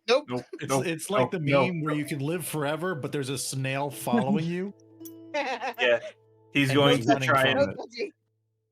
try and hide behind Eve. And the bubble is going to phase through Eve and come out the other side of his foot, basically. He's just gonna be like, what? Eve, you're going to get a quick flash of Molden's memory of the fight with Frost, where you were actively flirting with him from the sidelines. Evie's gonna go like his eyes are gonna light up. Like Evie's gonna like go wide-eyed and go, huh? And then just be confused. Oh my god! Of course, that's the memory he chooses. Hold on, what'd you see? Arakoth's gonna run over and touch the bubble. Do a speed test. Oh, I'm crying! I'm so good at those. I'm on the wrong side of the table. I'm so glad it's that one. 15. 15. Yeah, you're able to just like you dive, just straight dive like you're playing baseball, and you slap your hand on the bubble and get that same memory to flash through for a moment.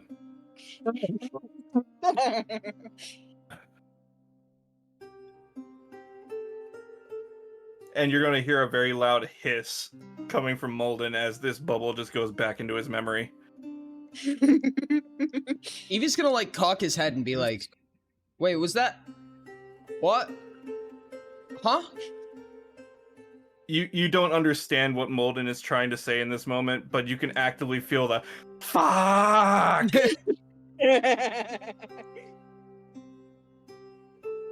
He got beat by an elf and got flirted on by a human. Mm-hmm. Wonderful memory. Mm-hmm. I need to create an item now. I like how he's actively trying to avoid the part where Eve specifically flirted with him. Specifically, is the item you're creating the Curse of Molden? It's just a projector bubble that just plays that scene on repeat. When there's a little moment of like pause, Lamp will kind of like turn to Eve and will just say, you know, it's okay. I couldn't give you up either.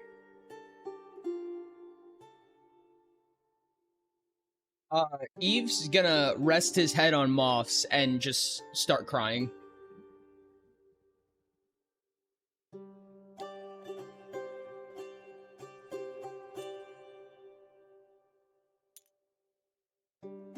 Here we go.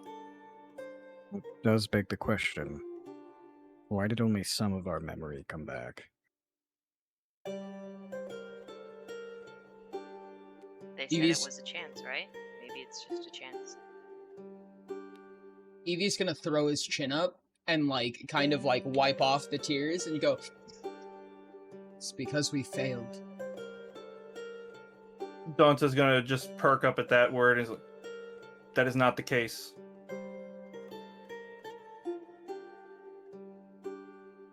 Evie's gonna kind of, like, glare at him a little bit. Not in, like, a menacing way, but in, like, a kind of an inquisitive way. Dante's gonna kind of cross his arms. The fountain chooses what it feels may be best for the individual and acts accordingly depending on how genuine the memory is. If you had chosen to something trivial, like you stubbing your toe one time, then it would have a very small reaction and probably just reform the memory. But based off of the reactions of this that it had for each of your memories, you may have had the strongest reaction, Eve. Fuck your fountain. Politely. Respectfully.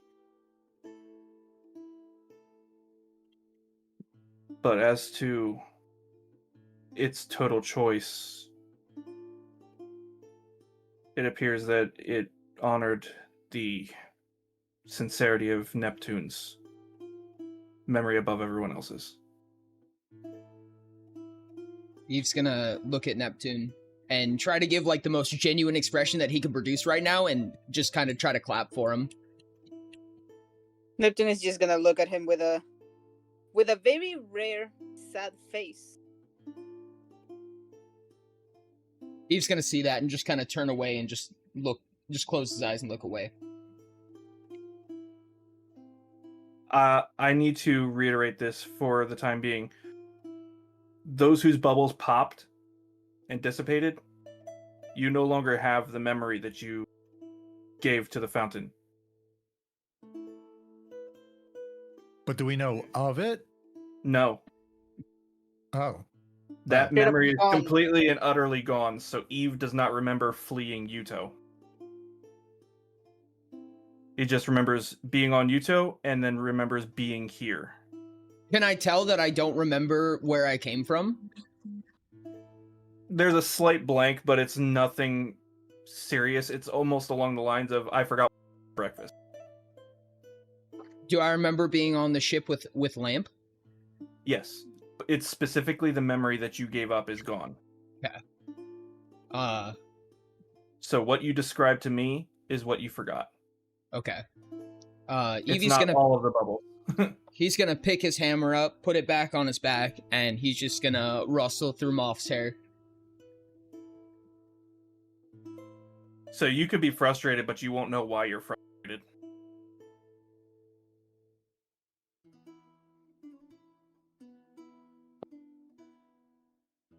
And Neptune,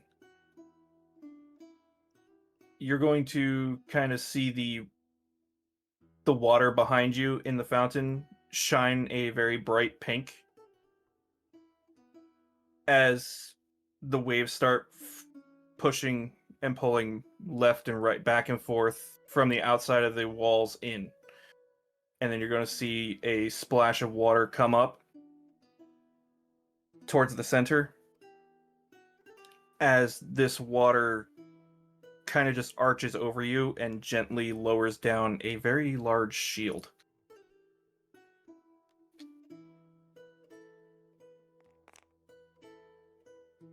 Oh, please tell me I have the slots. Please tell me I have the slots. All right. Move the hands, please. Everybody covers the text. Everyone. Just Moonji, just hold alt over it. Everybody's like, I gotta see it. I gotta see it.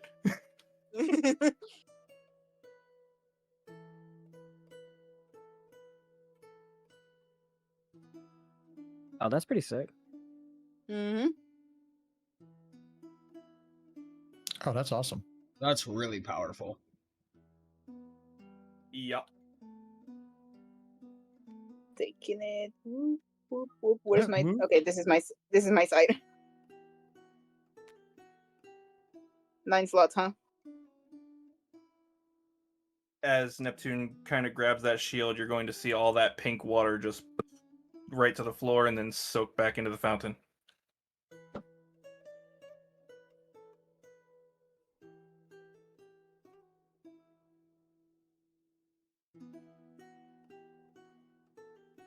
I leave the next interactions to you guys. Frost is just overwhelmed with a feeling of concern and question, but cannot remember why.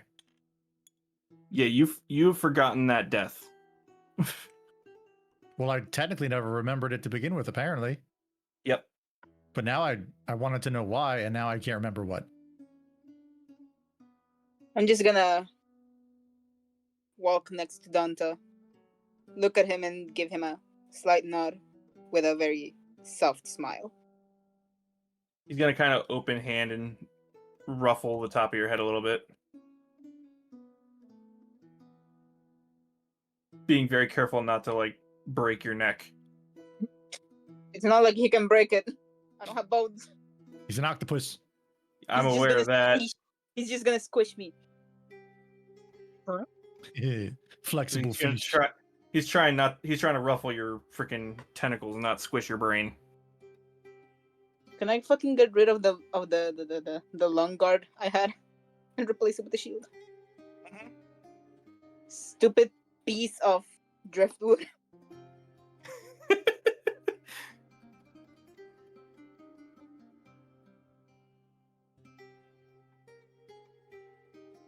Evie's gonna have like a weird eye twitch and then like a confusing glare and go, "Why am I an asshole? Huh? Why act like an asshole all the time?" Guess I'll continue. You're just free-spirited, my guy. I feel like you act like an asshole.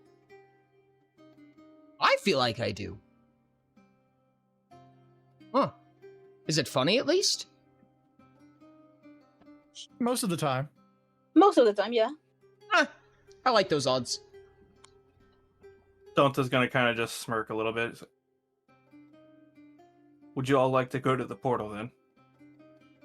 Yeah. Oh yeah, we have that base at home. Oh my goodness, I would love a bed like that. Holy shit.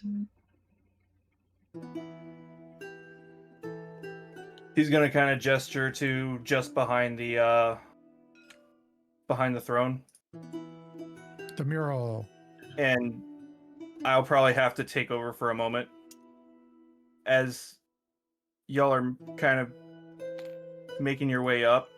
Before we go, Mm-hmm. I'm gonna turn to Dante. Do the colors mean anything? He's gonna kind of look down at Moth and just... He's gonna kind of hesitate a little bit. He's like, yeah, they do. Could you explain what they represent? You're not allowed to tell me. It would go against the quote-unquote helpful nature of the fountain to do so.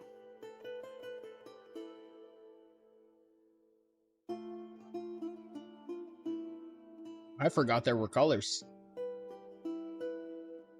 He's gonna kind of just like pause for a moment and perk up his head. You're gonna see his nostrils kind of twitch a little bit. And he's gonna jump ahead of everybody. We've got an intruder. What? Evie's gonna perk up. Unsheath the hammer. What? I was staring at the mural, and as soon as I heard the word intruder, I was just gonna turn around and assume a guard position. I grabbed my dagger.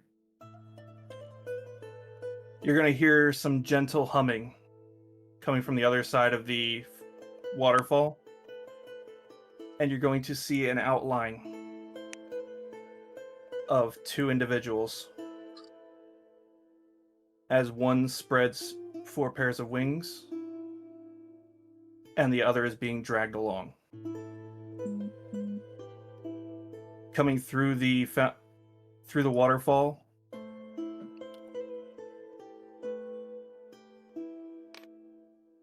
here you go, Cobbs. Oh, of course. You're going to see an individual. That's beautiful. Not quite familiar to you, but Erikoth, you have that. You can tell. As they are dragging your envoy back into the throne room by his dorsal fin.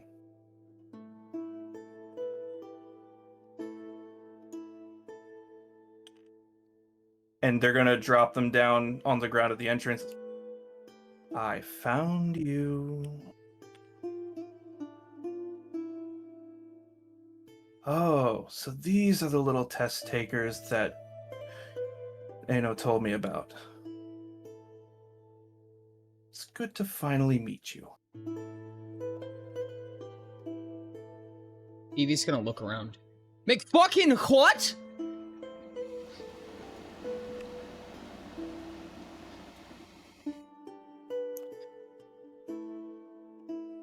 They're gonna look up at Donta for a moment. You weren't an easy one to track down.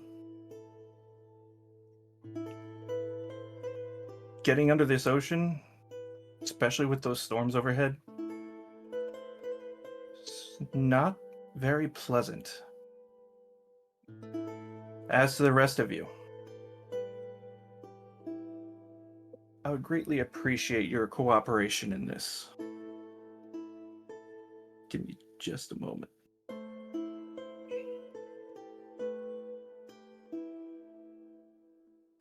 Evie's gonna spin his hammer around in his hands a couple of times, and he's like, I don't listen to instructions well. And then he's gonna turn to Frost and be like, see, this is the time where it's good to be an asshole, I feel like. This is one of the good roles. God damn it, I still don't have You're not wrong. the upgraded trident. Sorry. Oh, it's very shit. impressive. It's very impressive that a lot of you managed to stay hidden for so long. She's gonna look from left to right.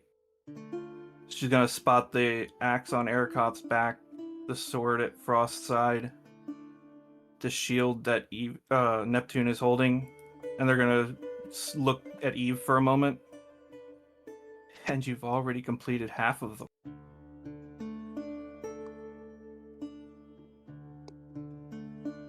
So, I will grant you salvation in the form of you keeping your lives, despite your sins against justice. In exchange, prove to me you do not stand in the way of Paya's redemption. Relinquish your relics to me. I'm thinking no. I have a better deal. Either you can give us both of your kidneys or both of your lungs. I'll let you decide. Don't worry. Take your time. You're gonna see her kind of bite her lip for a moment. Just, I warn you not to join the losing side in this. Your little attempt at an insurrection stands no chance. Sarana and Ano have both been sealed away. Our dentist is a nomadic nutcase, and the others are so far gone they only focus. Even Amon is not long for this world. Dante's gonna kind of step forward a little bit and pull his very large dual-sided axe off of his back. You seem to have forgotten someone. Astra's gonna kind of just smirk a little bit. You ceased being a threat to anyone but yourself since Naya passed.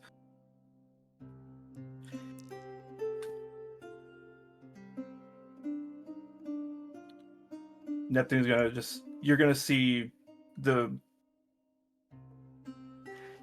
pupils on Dante's eyes just go, his eyes are gonna go completely blank. And he's gonna reach around, grab Erikoth, Neptune and Eve in one swift motion and try and chuck you guys towards the portal. I'm gonna try to contest. I am also gonna try to contest. I'm gonna try as well. Sure. While this is happening, can I secretly imbue my my dagger? You are free to. What are we contesting right now? Grapple is strength. Or Alright. agility, your choice.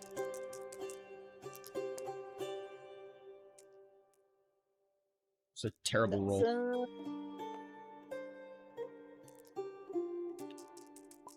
I need to do math. I'm dumb. Give me a second.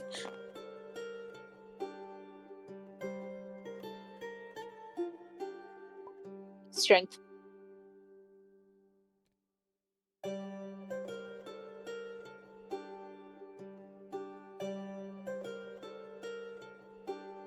You're going to see.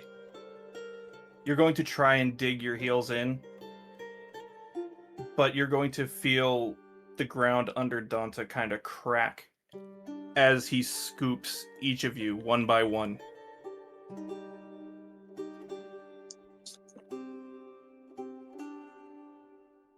And actively shot put all three of you towards the portal and scream, "Go!" As this happens, Evie, once he realizes that he's not gonna be able to break Danta's grip, he's gonna just let go and just kind of let it happen. But he's gonna try to wriggle just enough to turn at Astra and spit on the floor in front of her. And as he's like flying back in the portal, he's gonna say, "Enjoy the fucking losing side!" Floop. While that's happening, while they were she was giving her evil speech, Lamp is going to attempt to cast Subtle Spell, kind of staying behind Donta for telekinetic halt. All right. How much are you putting into it? Everything. I will need a ray. I'll need an amount of a ray in order to actually reach her. How far are we? It's gonna be about 6 stamina worth of array. All right, and then I'll also, that's fine. I can concentrate on it. No, yeah, I'll concentrate on it. They're getting thrown away, so I'm probably going with them. I have to refresh, damn it. So that would be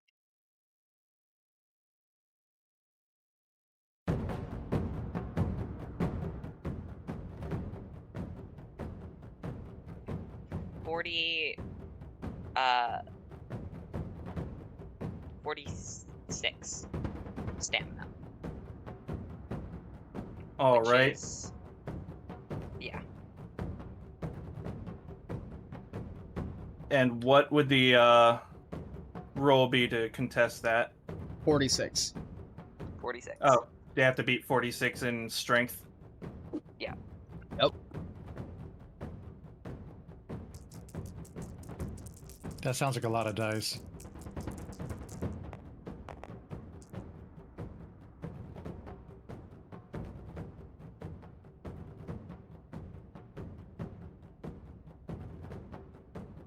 That is a total of 47 as you see her just kind of like hold for a moment, and then you're gonna see the wings just clench forward and then just outwards, and you're gonna just hear a very gentle, "That's the wrong move, little one," as she goes to pull the drawstring back on her bow. You're gonna see she's going to release an arrow towards Moth, and Danta's going to reach his arm out. You're going to see that arrow go in one side and out the other of his forearm. And just when you see the arrow coming towards Moth's face, Molden is going to jump clean into the way of it. And it's going to stop halfway through his chest.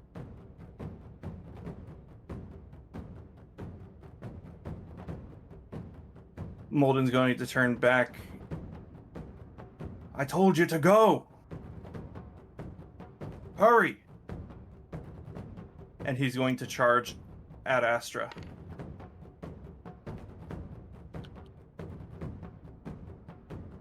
I will give each of you a turn action. Well, 3 of us got launched into the portal. I never got the chance to speak, but I did want to attempt to contest the air friction to stop myself from landing in the portal with my wings. Okay.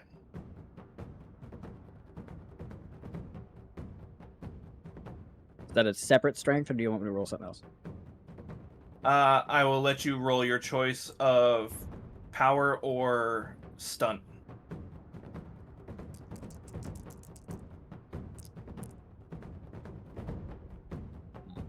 The 15. You're going to, as you're sent flying backwards, you're going to tuck and roll in the air, and just when you're above the throne, your wings are just gonna poof outward. But you still have a little bit of drag for you to say anything you would like to say before going through.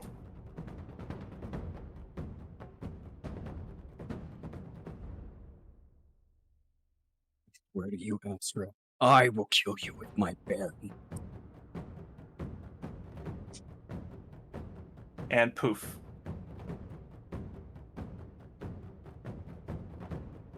Now, Frost and Lamp, you have a turn action to do as you wish.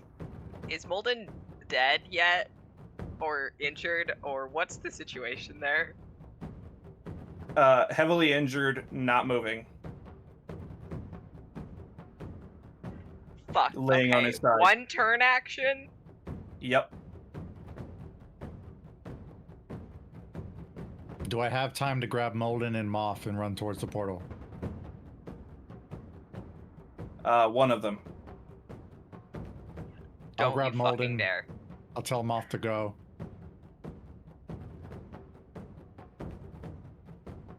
And I'll be right behind you.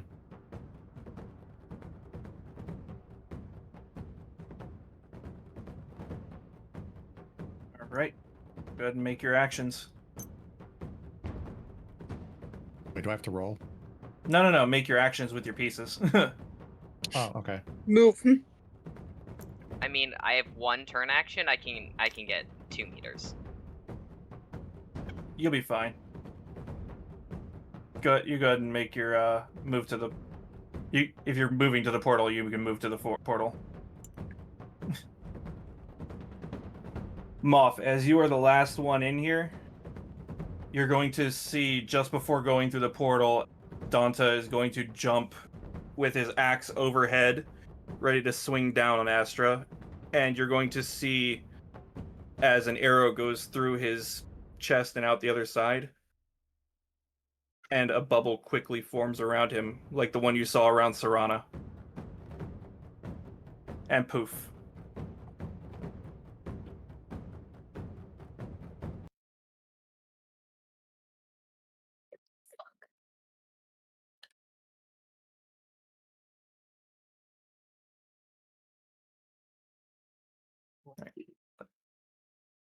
Did it break again, Sherb?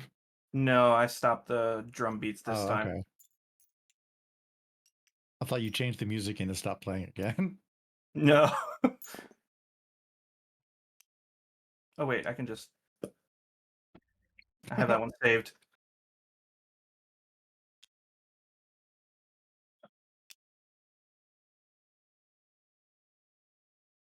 Here we go.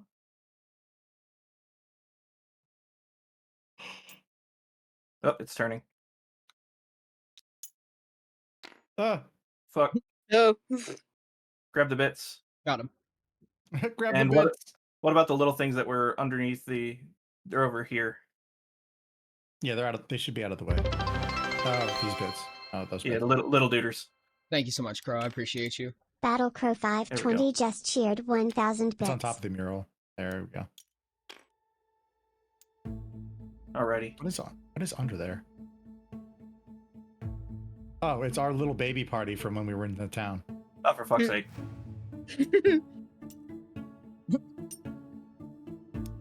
There. Now it's flat.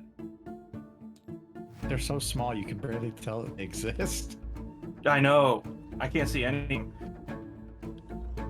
All right. Can we get a blue dot over the... Yep, there you go. Thank you. Is this where we come out of? Yeah. Yep. You guys come out just on the other side. As this happens, Evie's gonna tumble out onto the ground, immediately stomp to one of the tables, and just smash it. Like, absolutely dismantle that fucking thing.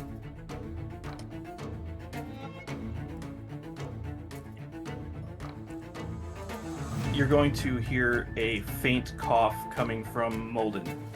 I'm trying. Where is the thing that I'm looking for? I'm immediately gonna surveil. I'm gonna cast surveil on him to try and figure out his current DHP.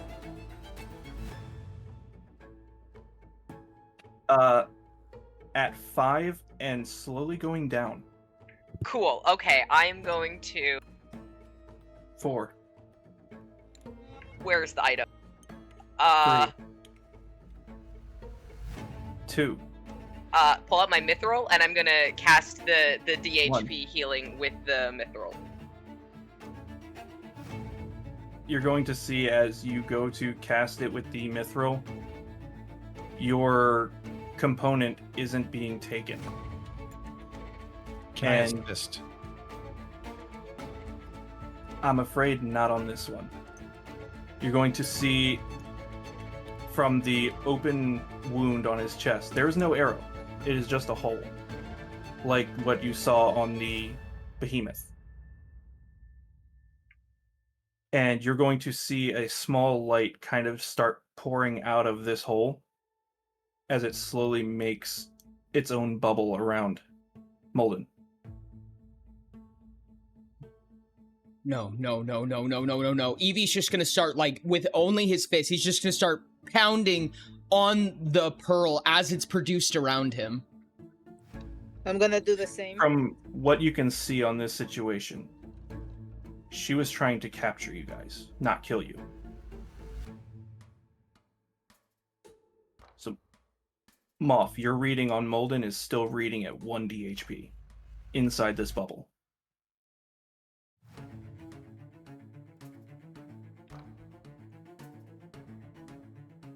Well, he's not dead. I don't know if that matters.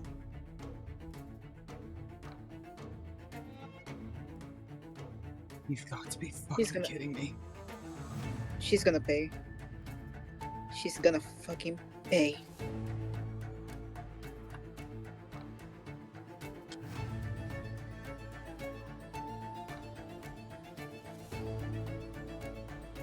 Erikoth's whole body slowly begins to engulf in blue flames.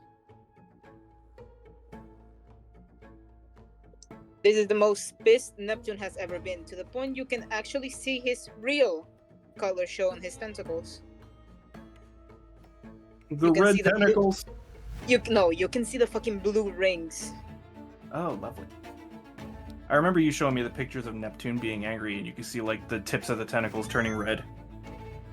There's also the ones where Molden is holding him with the yellow and with blue rings. Yeah, that color is right now. He's extremely pissed.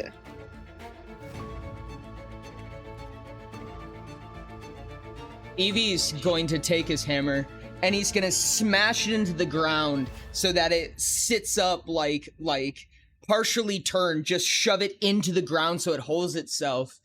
And he's gonna run over to the crafting table and he's gonna go, Moth, how many parts do we have?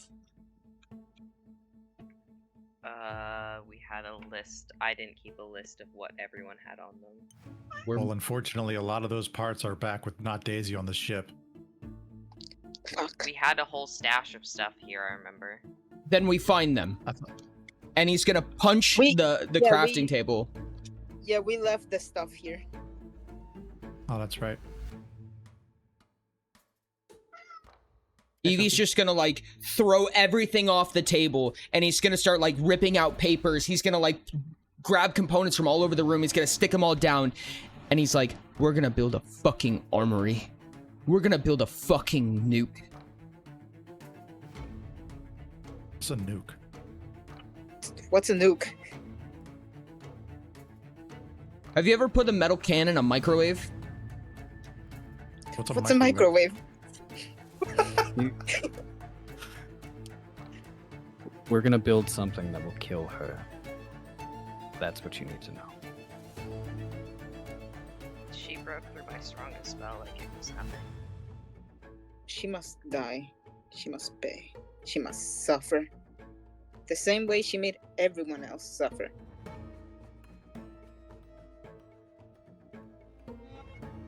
Evie's gonna snicker for a second and say, and on a little piece of paper, as he's like dotting out like ideas for weapons and like these fucking like anti-Geneva Convention forms of mustard gas and shit that he's like detailing onto a page right now, he's gonna write a little note on the top right portion that says man, beast, Astra, and he's gonna put Astra on the bottom.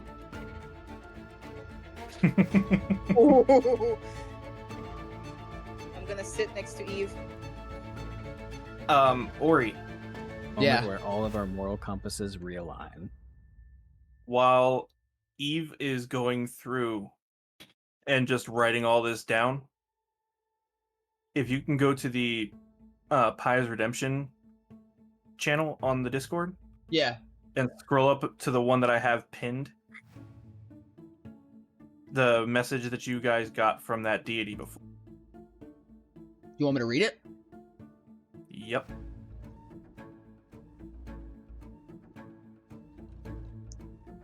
One that you have pinned that is the...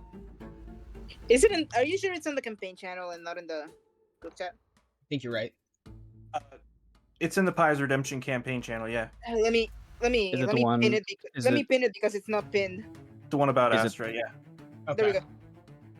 There we go. It's pinned now. It's at the bottom 3 lines. Okay.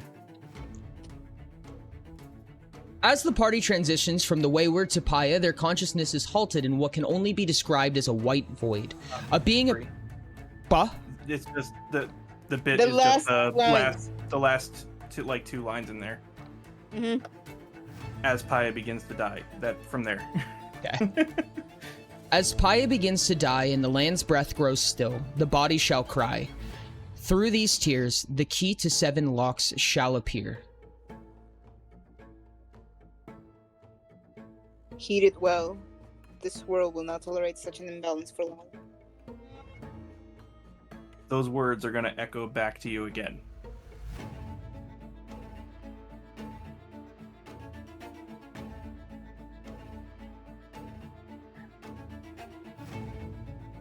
That is your hint to defeating Astra.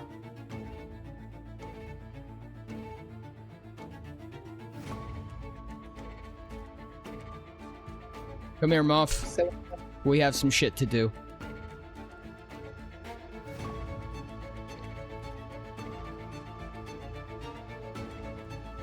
We have to get the rest of the artifacts. Yep. I don't have any more somber music than this. And everywhere we go, the Guardians will die. Yep. And it'll be up to us. Can we move to Molden's save bubble? them. Yeah, it'll roll along. Yeah. he's still there with us. Just Neptune gently Katamariing Molden around the freaking area.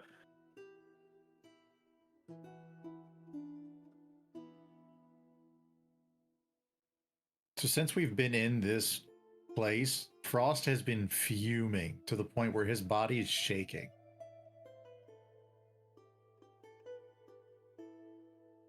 And he's still holding his dagger, which is imbued with fire. I'm just looking at the shield that I was given, and then looking at Molden, and just whispering, "Fuck, fuck."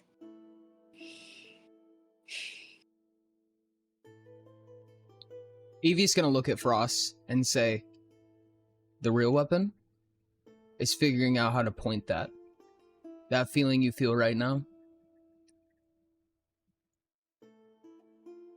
that's a nuke. I was ready to go after her, but he threw 3 of you through the portal, so I don't think we stood a chance. We could didn't stand have- a chance even with all of us. Let's be real. Wouldn't have known unless we tried. I'm gonna draw I that couldn't image do anything. into the skin of her back. I have a slight question. What's that? Is Erica still holding that vial? Yes, Which file? he is still Well- holding that vial.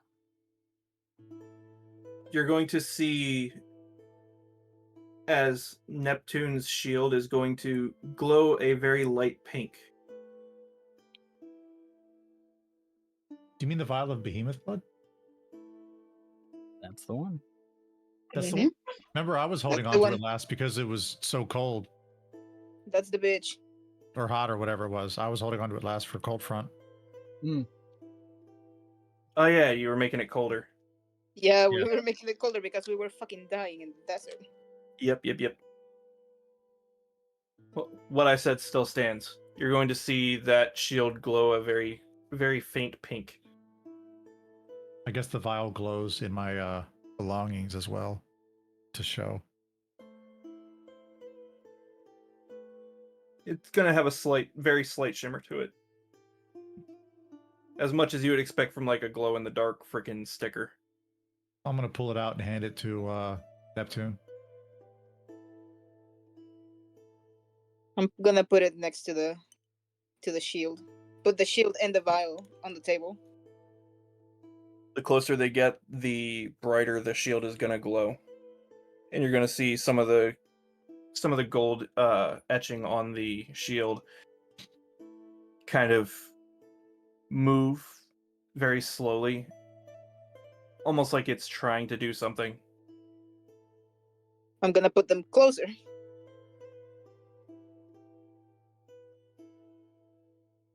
Same effect. It's just going to get you can have the vial touching the shield and it's just going to be glowing brightly. Maybe we can do something with this. I have the subtle feeling we're gonna need more of it, though. Yeah. So, of what we do know, we know that the artifacts, they seem to react to this blood.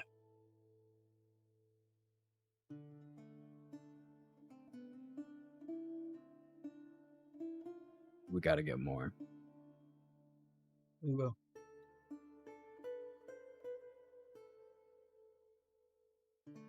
The key to the 7 locks. Interesting. It's gotta know- be the artifacts. That's right. This is the calmest I've felt all day. That's How- scary. How good it feels to be on the winning side of things. Because this bitch is gonna die. She must. She's breaking I have to agree the with you balance on of that one. everything. She's breaking the balance of everything. She must be eradicated. Like a virus. Rix, I'm concerned that you said you would drink that. I wouldn't recommend drinking that. I'm the brand new race, the vampire. Sherds, is that a... I'm looking at Sky's message. Uh-huh. Sky is giving me an idea. Is this where Yeah, the this curtains is All right, I draw? will jump. What was that, What? Nats? I said, all right, I will jump.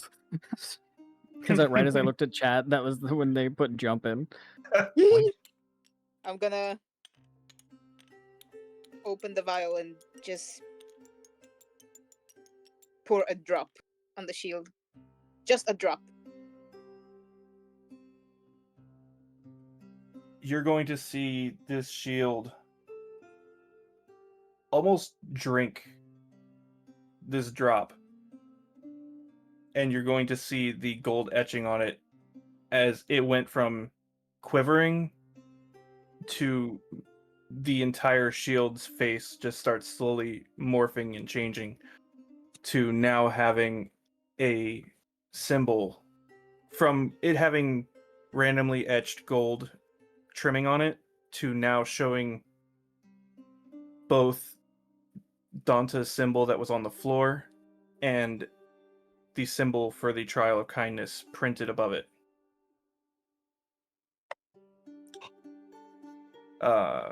I'm gonna need another moment. We're gonna need so much more of this. I hold out the axe. I'll hold out cold front. I hold out the rod. I'm gonna pour a drop on. I guess I'm pouring a drop of the vial in each of them. You're putting a drop on each of them? Mm-hmm. Just a drop. We need to save this until we find more. You're going to see the flames on Erikoth's axe burn a bright blue as they start to calm down, but it looks like it's also burning much hotter.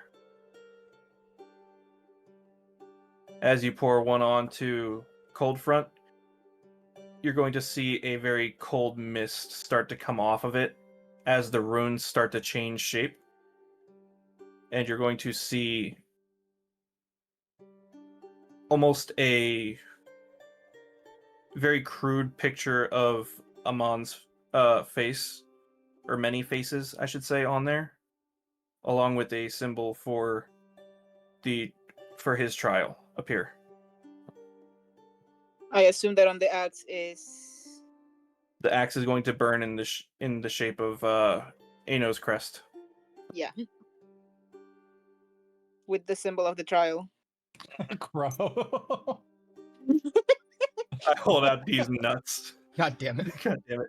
We also poured a drop on the rod staff. that he has. Yeah, the staff. You pour a drop onto the staff. Eve, are you going to resist in any way, shape, or form what I'm about to say? No.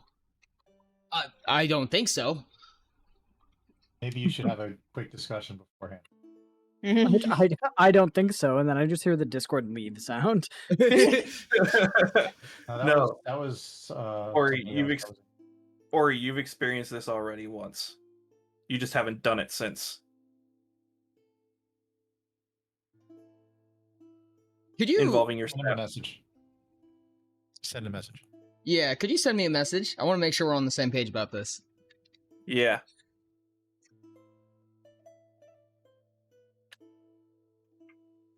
What just happened? Neptune has been putting a drop. Neptune is putting a drop of behemoth blood on each of the artifacts. I will not resist. All right.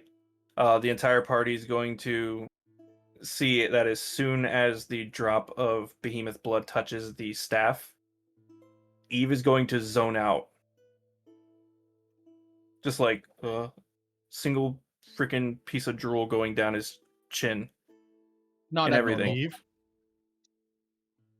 And Eve, on the other side, you're going to be back in this matrix room that you had visited before, full of files, books, and everything of the like. Just an entire room of memories. I will search through all of it.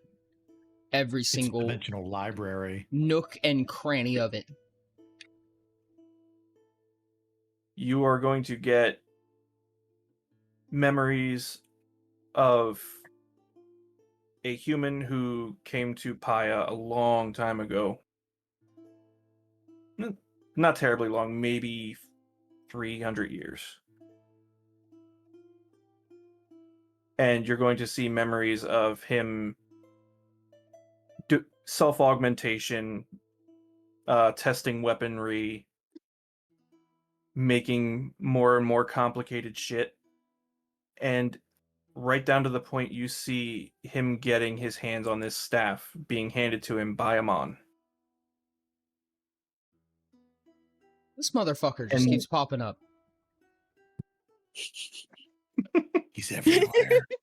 And you, much later down the line, as you get to the more recent memories, you're going to see yourself sleeping on that plank of wood as you were being pulled through the desert.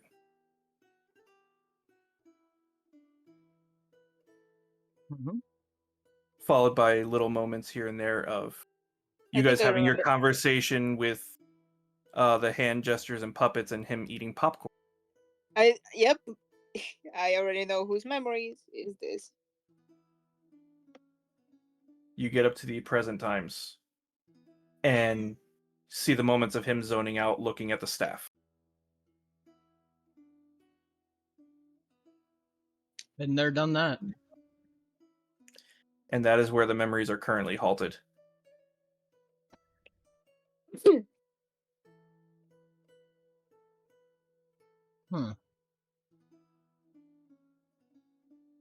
And you're going to see as, after a few moments, this entire room just shrinks and collapses in on itself, and you are back with the party. Just wipe the drool from your chin. Oh, shit.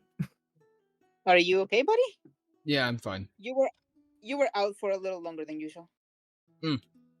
Yeah, it happens. And your staff has gone from being this weird amalgamation of random parts and cogs to being a solid bronze staff with a blue crystal at the top of it. Yeah. I'm going to need to drop an item.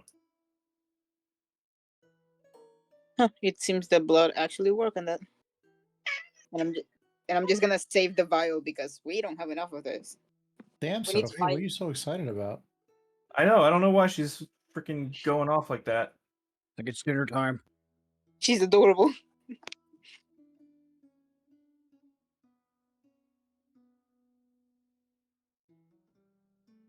Ads are up. Boo. Boo.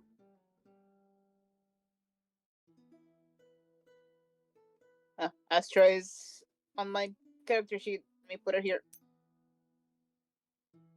I'm going to use the restroom real quick, chat.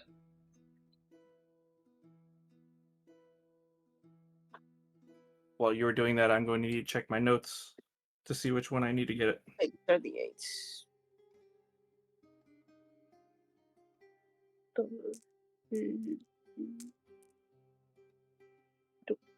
Listo.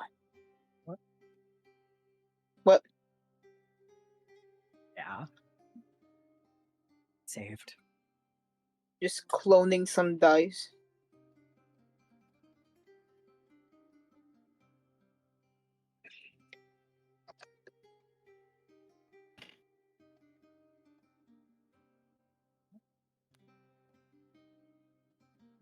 All right. Let me know when Ori's back. Still got about a minute left in ads. Frost, Cobb says thank you, by the way, for the compliment on the art. Oh yeah, the art is amazing. It's beautiful. No. Here, Cobb did a very good job. Oh, indeed. I am very happy. The art's is fucking amazing. Compliments to the chef. Of course. Compliments to the fucking chef. To the chef. Here we go. Let me just grow the image.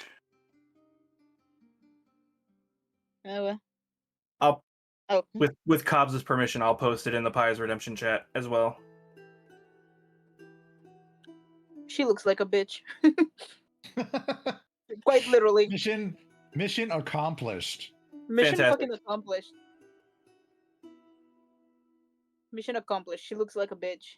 Ori's back. Whose face right. is begging to be punched in. He's back. Ori's back. Fantastic. Here you go, Ori. Woof. That's a cute color. Let's see this. Take your hands off.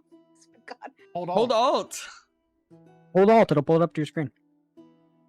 Holy shit. The letters are smaller when I pull Alt. So. Scroll up while you're holding Alt. Oh, wowzers. Huh. Oh, nice. It's compact. Nice. It is mini. Used as a crafting station. 11d8 physical. Nice. That's crazy, actually. Non-lethal and exhausting. Beautiful. I believe there was one more thing on there. All right, does anyone have Deconstructor? This made a legendary components. Let's break this bitch apart. Fucker. I've got it. I got you. Crack We'll over the break apart knee. the axe too. Ori, that item actually replaces your multi-forge. Oh, yeah. Let me give you that one back. I already took it. Perfect. Confiscated. He already yoinked it off your side of the table. He joined it.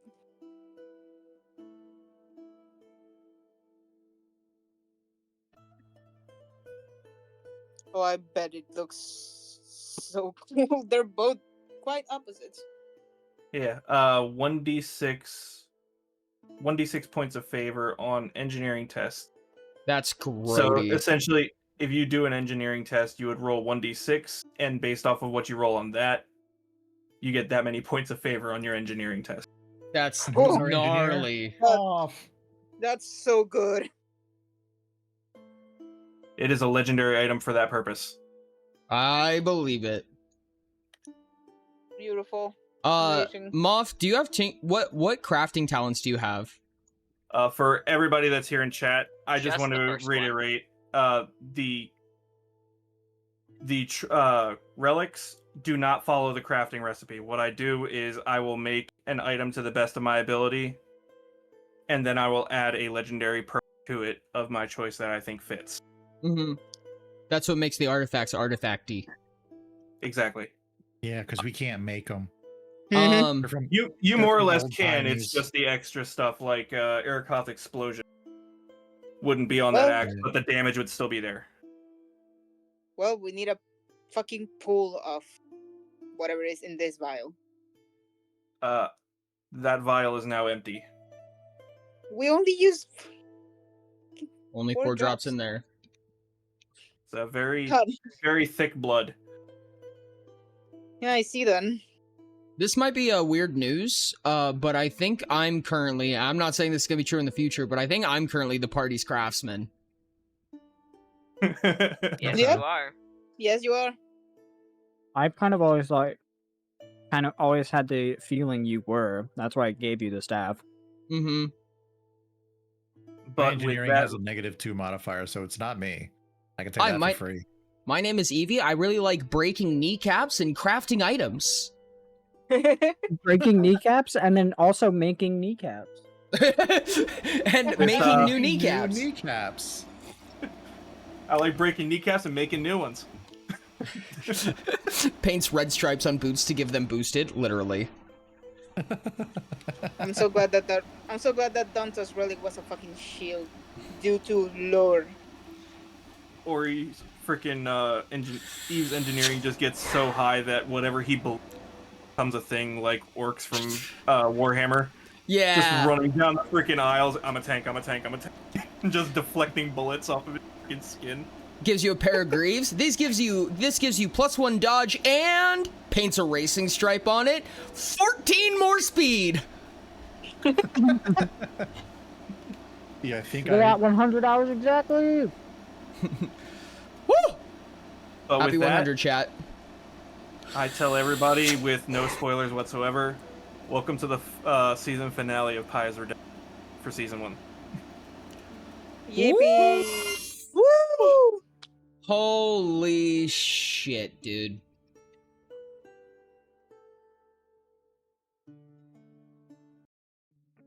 What a fucking ride! What a roller coaster of emotions. What is your important question? Paints armor purple. Now you can go invisible. Paints armor purple. Now you can judge people. Joke's on you, I did that before. Oh. Yeah. You can judge the double now. You can double judge. Congratulations. You can perform actual emotional damage by judging. Yes. I'm so excited. It translates into psychic damage. What's up, Frost? Since my schedule doesn't really allow me to talk to you in private while you're streaming, could I have 2 minutes of your time before I leave? Me? Yes. Yeah. Without broadcasting the voice to stream. Yep. I am gonna have to leave the call for that, and I'm also gonna have to walk out of the room, so I'm gonna give a little break point. Chat, this is mental health break. Make sure to grab a drink of water, go grab a snack, go do your homework, go brush your teeth, whatever you gotta do to be healthy. We're gonna be the Just Chatting screen for 10 to 15 minutes, then we'll get into the next thing, which is going to be the Adventurer's Guide. But for about 2 minutes, give or take, I'm going to be gone, and so is everybody else. Y'all have yourself a good night. Okay, just give me a call on Discord. Okay. Amazing finale. That was Amazing phenomenal. finale. I love you guys so much. Love you. Oh well, Fish has. Congrats on the successful first season, guys. Oh my goodness. Amazing first season. Wild ass first season. Okay. We should preference the Pious Cast will not return. There is no season 2. Okay, bye. See you guys never again. Sky, I'll answer that question in a bit later. A bit later, as in when it starts. Yeah. You're gonna get a ping on Discord and be like, "Oh, it starts today, Sky." I can't believe they just didn't find out about. Oh yeah, nobody asked. Experience? Oh yeah, I meant to ask that a few times. Yeah, do we get any XP? Oh yeah, we'll see about this.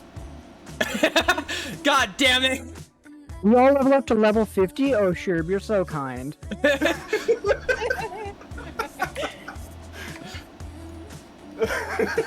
Sorry.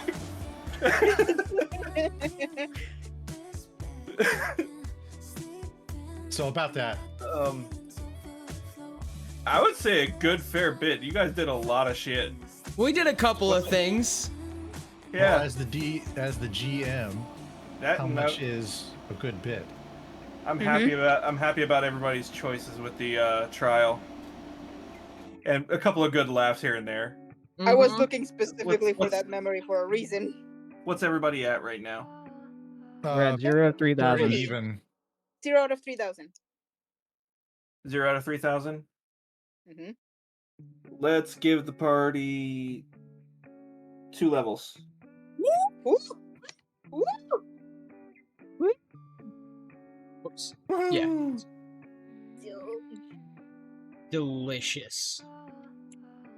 Scrumptious. All right. I'll play with those points later. I'm playing with those points right now. For now, it's time for Frost to take a nap. Well, I gotta talk to Ori for a brief moment, but then after that, before the that's nap. true. True. Because by the time I get off work, Ori's already streaming usually. So. Yeah. I want you guys to know that I'm happy to say I ended season 1 with my spin attack. Yeah. I haven't gotten to use it, but I do have a spin attack. I'm concerned, and I don't think I noticed. Never got a chance to use it. I have Blitzer now, so I can hit everything in my range instead of just one thing. Oh, fucking hell. Oh, that's fantastic. And I can cleave through if it kills somebody, so. Ooh. Ooh. He officially has the ability to beat a motherfucker with another motherfucker. Mm-hmm. Hell yeah. Hey guys, I'm happy to announce that Arakoth now has a power of 16. Jesus My fuck, lord. I has. You know, that's fair. How's your fortitude? 3. Is it yeah, it's lacking. You need to get that strength up, my guy. I have my strength is 19 right now. Uh-huh. One day you'll match my will. Ooh, that was gruesome. I will respect this motherfucker right now. And have 32 strength. I made a speed build and I got for a character. I think it was Gridlock, and I got like I started off with speed and now I have like 32 strength. I have a strength of 13. It's like 32 plus. I have like plus 26 to my strength rolls on Gridlock. My strength right now is plus 9.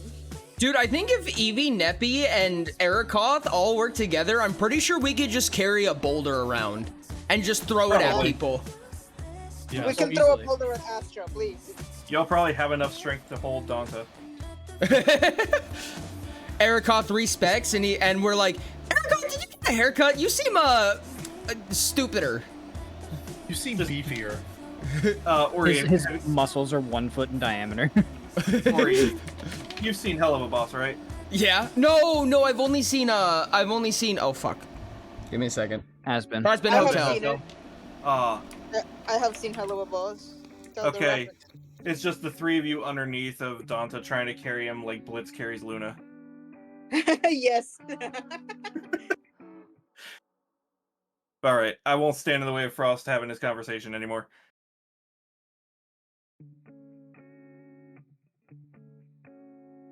I appreciate y'all for a fantastic season. And Thank you so much. Stuff.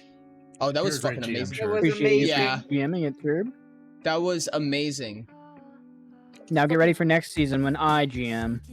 Oh, fuck. Oh, fuck. Just the first person the party meets. Well, hey guys. Hey guys. Hey everybody, how are we doing? So this we're starting off genuinely been the coolest campaign. This has been so much fun, dude. Flames. So everything's on fire, right? Well, we're gonna need a new recap command for the season finale. Because this is going to be the recap delicious. command is so outdated. We have a lot of work to do. Yep. Payas is not over. It's not over yet. Actually, it is over. I'm making the executive decision right now. Sorry, guys, Because got you're canceled. scared Blame it's Natsuno. Well, fuck. Oh yeah, let's make sure we save this table because this is full of memory right now. Mm-hmm. Yeah. Yes, like I don't save the table every game. This table better come back for season 2. I swear God. Can you imagine No, yeah, I mean, starting a session on a blank fucking table? That's gonna be so weird. I will fill it with doodles Mhm. instantly. And then the two tables fight each other. The two tables fight each other. Yes. This party fights this party. Yes, me and Cops join the Yeah. Well Yeah. done. Doodles. All right, I love you guys. I'm gonna go on call with Frost real quick. I will be back. Have an amazing rest of your night. I'll see you guys in soon, maybe sometime later. I'll tell you 5 minutes prior. Okay. Okay. Cool. Bye. All right, chat. I'll be right back. Enjoy your chair.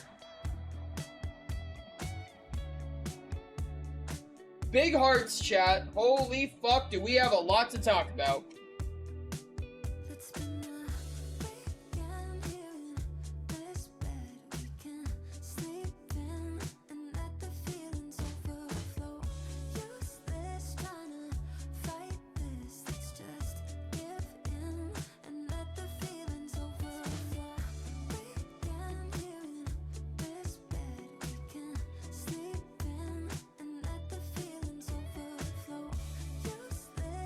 Be nice to Cherry.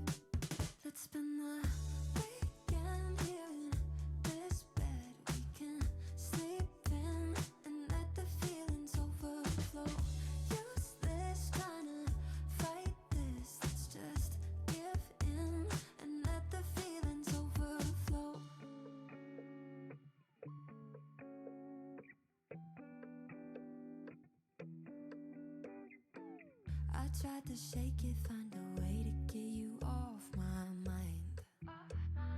Really tried to draw that line. One look from you, I'm praying I could call you mine. Baby, you got my hands tied. No more games. Can't we just say its name instead of running away and jumping the gun to play it safe? Oh, it's been a weekend here in this bed we can sleep in and let the feelings overflow. Useless trying to fight this. Let's just give in and let the feelings overflow.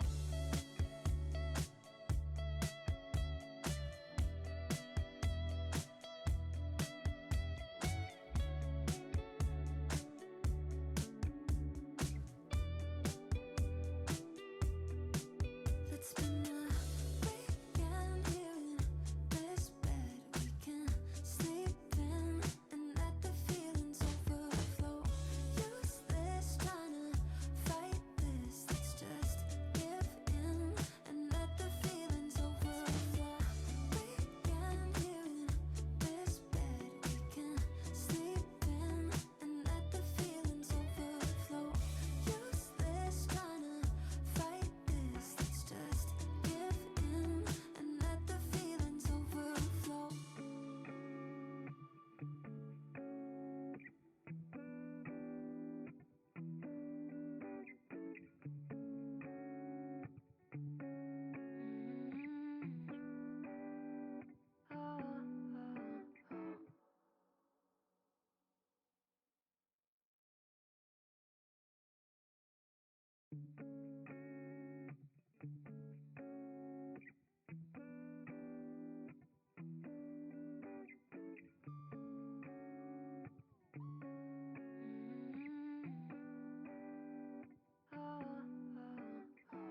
You got me shaking, yeah, I feel the fever coming on. Boy, you know you're all I want. Keep saying that I hate it, but it's kind of fun. Watching me come undone. No more games. Can't we just say its name instead of running away and jumping the gun to play it safe?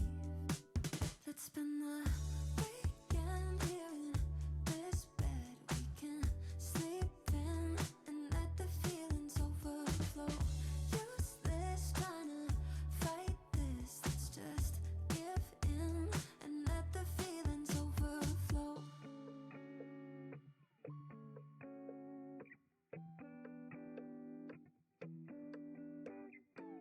I tried to shake it, find a way to get you off my mind. Really tried to draw that line. One look from you, I'm praying I could call you mine. Baby, you got my hands tied. No more games. Can't we just say its name instead of running away and jumping the gun to play it safe? Oh,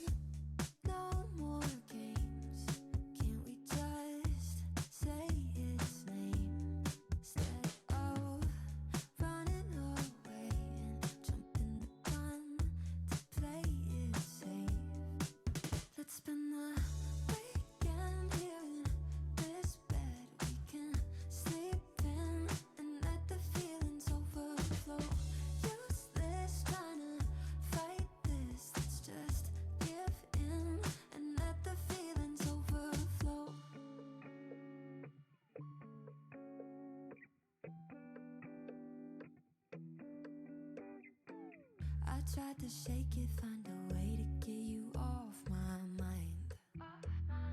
Really tried to draw that line. One look from you, I'm praying I could call you mine. Baby, you got my hands tied. No more games. Can't we just say its name instead of running away and jumping the gun to play it safe? Oh, it's been a weekend here in this bed we can sleep in and let the feelings overflow. Useless trying to fight this, let's just give in and let the feelings overflow.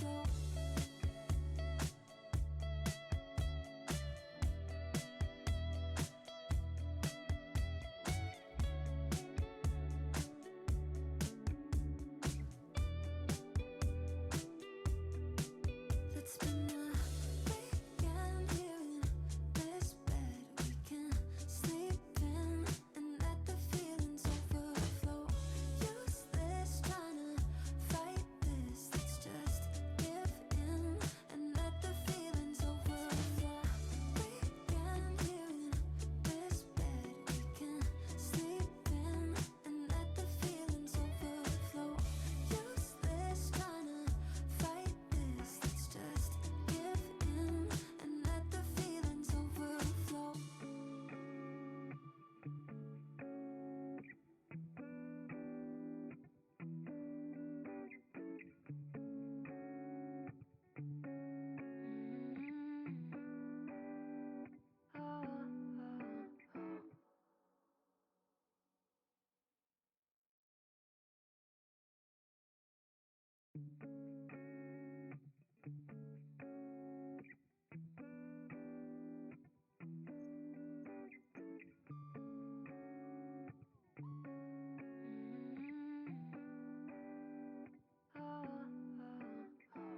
You got me shaking, yeah, I feel the fever coming on.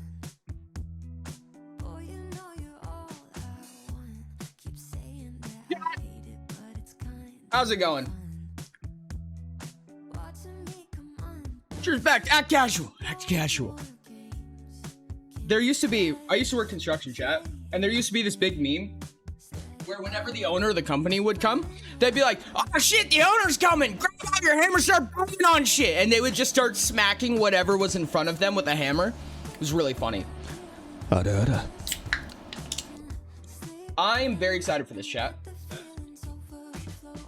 Useless trying to fight this, let's just give in and let the feelings overflow.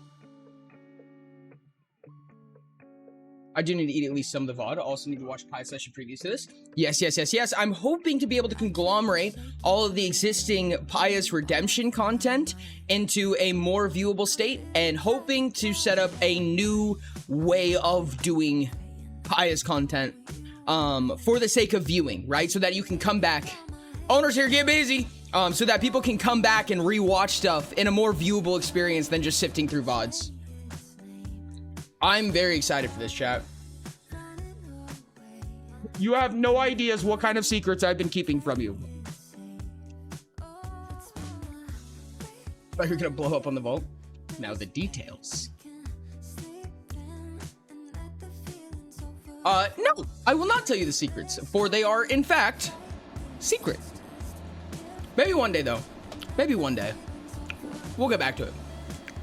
Highlight a message, please, or if I make Pies Redemption fix, how canon will they be? Asking to collaborate, my silly gauge. For better or for worse, quite. You scare me. I am very excited to work on the Adventurer's Guide, chat. I'm very excited to work on the Adventurer's Guide. It's gonna matter a lot. I'm still baking. I added more chocolate chips than I meant to it. Any progress made on the structure building system? Yeah, no, there's been quite a decent amount of that was done up quite a while ago. I mean, there hasn't been a ton of features yet, but the concept behind it is done. How was the season finale? Oh, it went terrible, awful, absolutely abysmal, terrible. fucking damn it, don't really sigh. Now I need everyone's character sheets. Oh, what? I'm intrigued. I'm wildly intrigued. Hands up for heads up. How do we uncover your personal secrets? If you do not tell us, just know that we will merely be a hindrance. We will reach the knowledge we crave. I believe you. I believe you. Fight for it, chat. Fight for it. Food fight. And everyone died. The end.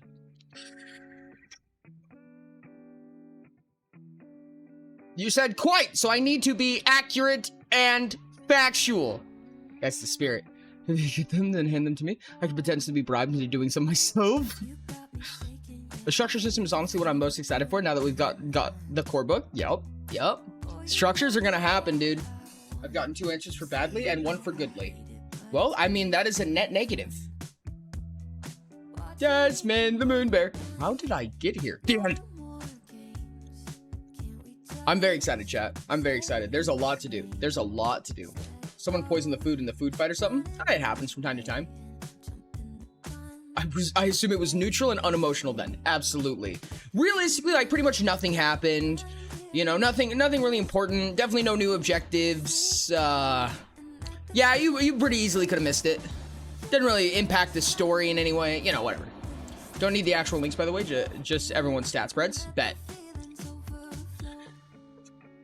Chat, are you ready for the Adventurer's Guide? Are you ready, chat? The answer is no. You're not ready. Someone redeem end stream right now. Much of the food was poisoned. We're totally not building a nuke. Definitely not building a nuke.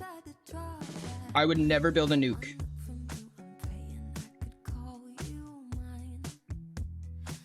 Let me make sure I got everything set up beautifully.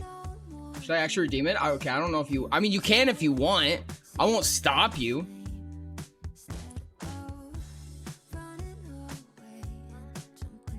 God is gonna add a story, but not any mechanics. Or am I? Oh my goodness, it's gonna add a lot of mechanics. A lot of mechanics. Let me say. Thank you so much for the compass redeem. I really appreciate it.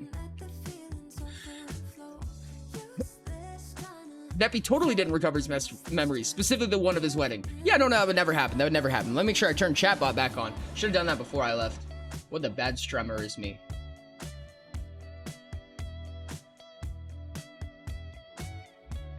All right, so for mechanics, these are this entire document. In preparation for the fanfictionizing now.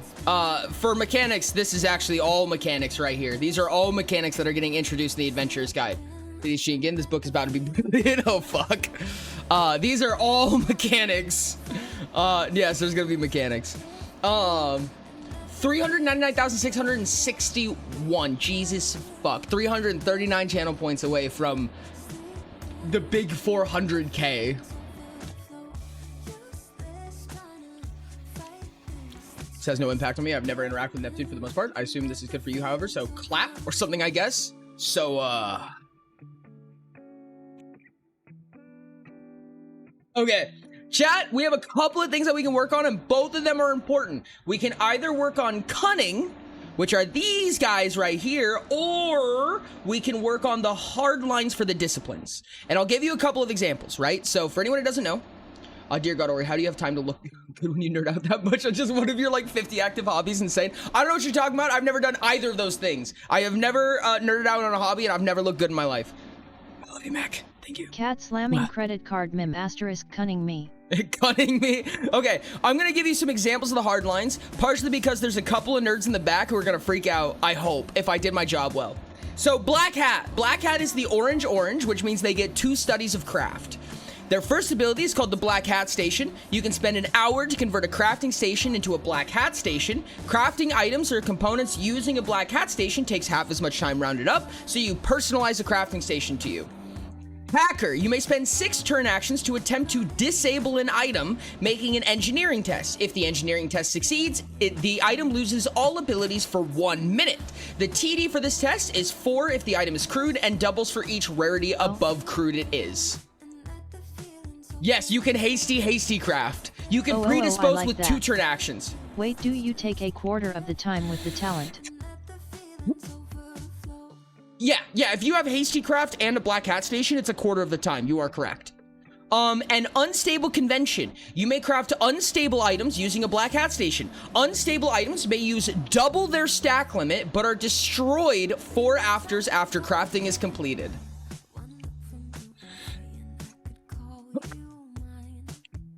There's a lot you can do with this, chat. If you have predisposed hasty craft and a black hat station, it takes you 2 turn actions to craft any item. Thumbs up to you, crafters. That'll be broken with the orange spec. Yeah. Yeah. You owe me the polished trident. I do. And it's gonna be a big thing. We'll talk about that soon. The rogue. I'll show you guys the rogue so far. Hidden cognition. This talent costs 2. The next one costs 4, and the final one costs 6. Black hat is different, so all of the ones that get 2 of the same study, they're 3, 4, 5. Everybody else, the other 9 are 2, 4, 6. Same total, still 12 either way, but when Elf gets the bring Braid back, she's gonna be more OP. Oh, you guys have no idea what Braid will be capable of. Hidden cognition. You are innately aware of whether or not one or more creatures can sense you. So rogues will have not only the ability to tell whether or not they're disguised, but if they're being looked at from somewhere else. Plain sight. You do not gain points of disfavor on tests made to be inconspicuous due to a creature knowing your location or having sensed you previously. You can make a stunt test with no disfavor in plain sight. Curiosity, how many inventory slots does a normal sized character take up? Yes. I have literally asked the GM that so many times. So my ruling when it comes to holding other creatures is that a medium creature takes between 27 and 81 slots depending on how beefy they are.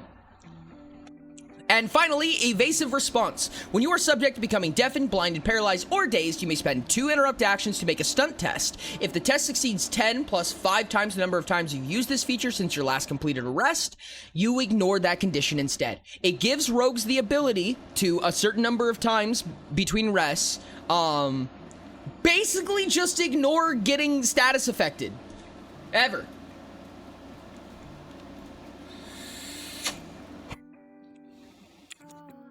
Rogues can just be like, nah. It's just going to break reality the second this comes out. That's the goal, chat. That's the goal. So these are examples of hardlines. Oh, we have one more, which is the one that I talked about in Discord prior to stream. And this is the Warlocks. So Warlocks get magic and law. And this will cost 2, 4, 6. Ritual artistry, you can cast and craft spells using the art of ritual, which we will go over. Altar vision, altar vision. A creature may spend 1 minute touching one of your altars, sending a written or vocal message. Upon doing so, you receive the message, but do not learn the identity of the sender. And finally, pact casting. When you cast a spell using the art of ritual, you may choose to treat it as if you were located at one of your altars. This is crazy. This is super crazy, chat. Warlocks have the ability to create altars and basically use them as stamina batteries for casting spells. Yeah. What's up, London? How's it going? Welcome in, buddy. What's up? I want you to know, chat. I want you to know that this ability right here, Beseech. We've talked about the altars a little bit, right? What Warlocks are capable of. They can create these altars and then they can put them in. I want you to know that Beseech ability at the bottom right there that lowers the PowerPoint cost works on perpetual spells. It works on permanent spells. So having an altar is really powerful. My brain has gone kerplute. Yes. It is not a discount. It is modifying the spell. Can I make like a person or an automaton to an altar? It requires a structure. An altar has to be a structure of some type. Missed the finale talking with Forger about season 3. Oops. Yes, my negative 880 PP from the altar. Delicious. Yeah.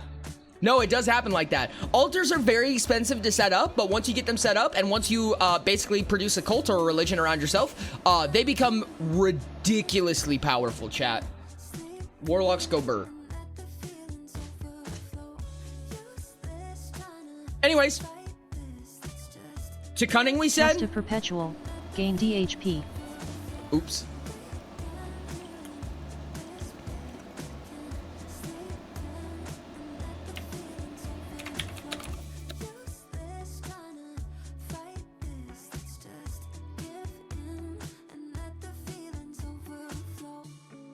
What if you kindle an altar?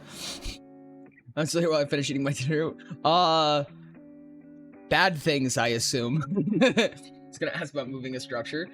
So a corpse can be made into an altar. Got it. Corpse is not a structure. Corpse is an item. Can I make a hate cult where people collectively gather to talk about how much I suck to get a powerful altar? Yes. I want to do more hard lines. You guys want to do hard lines? We can do either cunning or hard lines. Your choice, chat. Do you want to do cunning or hard lines? Flip a coin.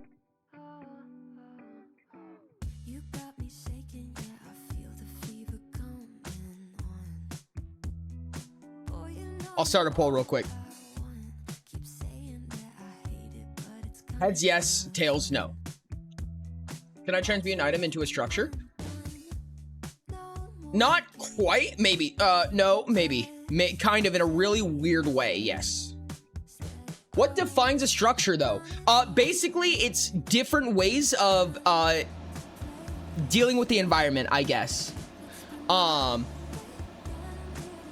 Number 1 is cunning. Number 2 is discipline. You just type 1 or 2 in chat.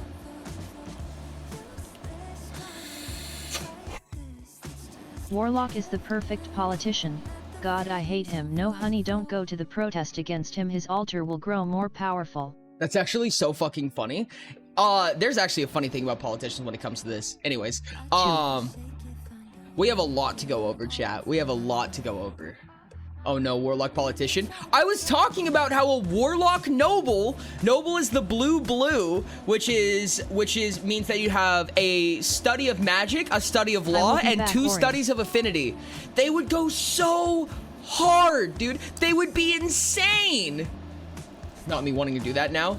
It would be so ridiculous because affinity is how you drag people to you and get them to do your bidding. See you when you get back, Forger.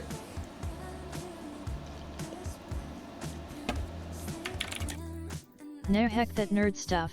Warlock Artificer. London. Fuck that nerd shit. Warlock Artificer. Dude, Warlock Artificer goes so fucking hard. Not a single social pressure anywhere in that build, and I love it. It's perfect. It's perfect. Sounds like more nerd stuff. Nah, what? No, there's no nerd shit in that. Don't even worry about it. Warlock Artificer. A school of craft, a school of magic, a school of combat, and a school of law? What?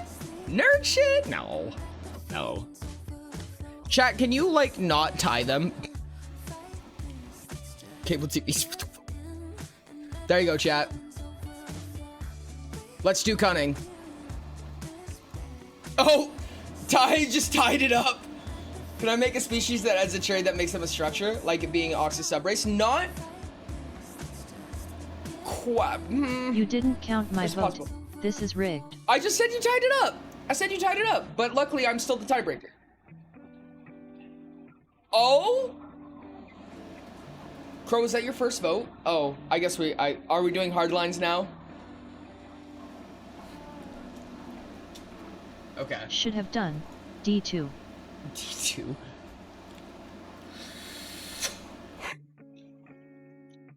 Now I don't know. That as long as Divide and Crow did not vote earlier, then that technically, then it would be tied back up. We'd do cunning again.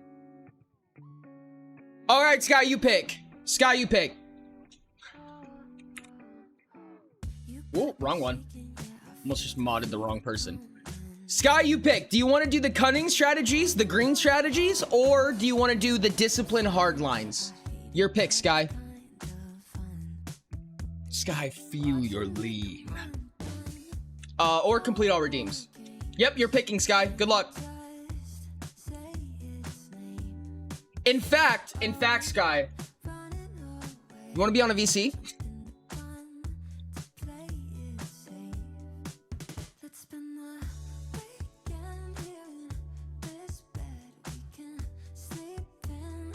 Sky, if you... but the main character to lay the final decision upon. Also, I know this has been mentioned before, but how does one acquire stamina from other people to cast a large spell with it? I would be on a VC. Then jump into a VC, I'll grab you. That's what altars are for. Altars can turn DHP, SHP, or stamina from somebody else into your spellcasting capability. Main character voice chat.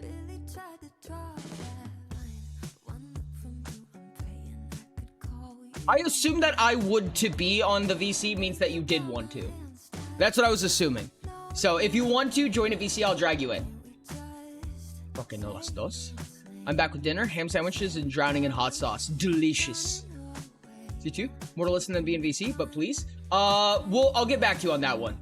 Hello, how's it going? I know Ori is probably actually doing this because Sky is the main character. I need you to make a decision for me, Sky. Which would you prefer? Why are you doing this? Sky. It's funny. Dang it! Warlock will release with the Adventures Guide. It's written in here right now. You guys can see this full doc when it gets edited live on Patreon, both inside and outside of stream, but we also work on it roughly once a week. We get this once a week now? Nice. Maybe. We'll see. I'm not even sure. All right. We'll talk about that later. Since I am not needed, I shall take my leave. Decisions. Dissensions.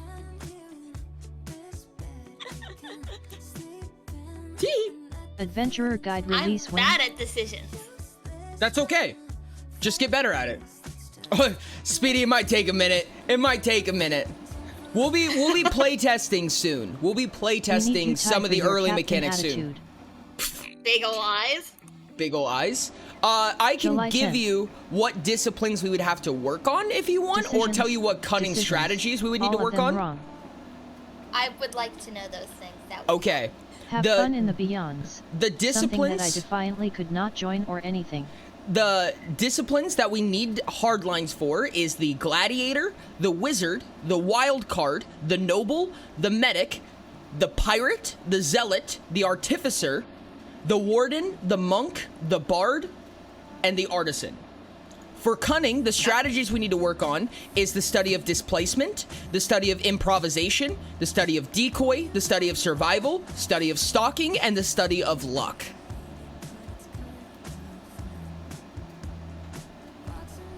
Oh, Dino said it was tomorrow. Okay, chat, I guess it's coming out tomorrow. My bad. Give an example discipline for the audience. An example discipline? You mean like gladiator? Hey, Ori reminds Sky to get in the vault. Sky, I feel like I was supposed to send a message to you, but I can't think of what it was. I can see chat too. Thank you for the reminder, Pinky. I'm gonna try to indoctrinate people who into Utopia at the summer camp thing I'm going to this August. Yes! We have a D&D campaign planned, but I have that to practice for. You put that away, Speedy. Stop. Stop. You put that away. You're you. Did you say you're you? That's the most tie-coded thing I've ever heard in my life. Oh, what a discipline is. Okay, so chat. Basically, the way that it works is that there are 15 discipline talent trees. When you take it, you'll gain access to 2 schools. These 6 schools are combat, craft, magic, cunning, affinity, and law. Every discipline has what's called a hardline, which is a total of 12 levels to complete. That's one of the things we're working on right now. As well, you'll get what are called web talents that'll give you access to the strategies, which is the other thing that we're talking about. Strategies are broken up into these 6 parts, broken up 6 more times for a total of 216 strategies.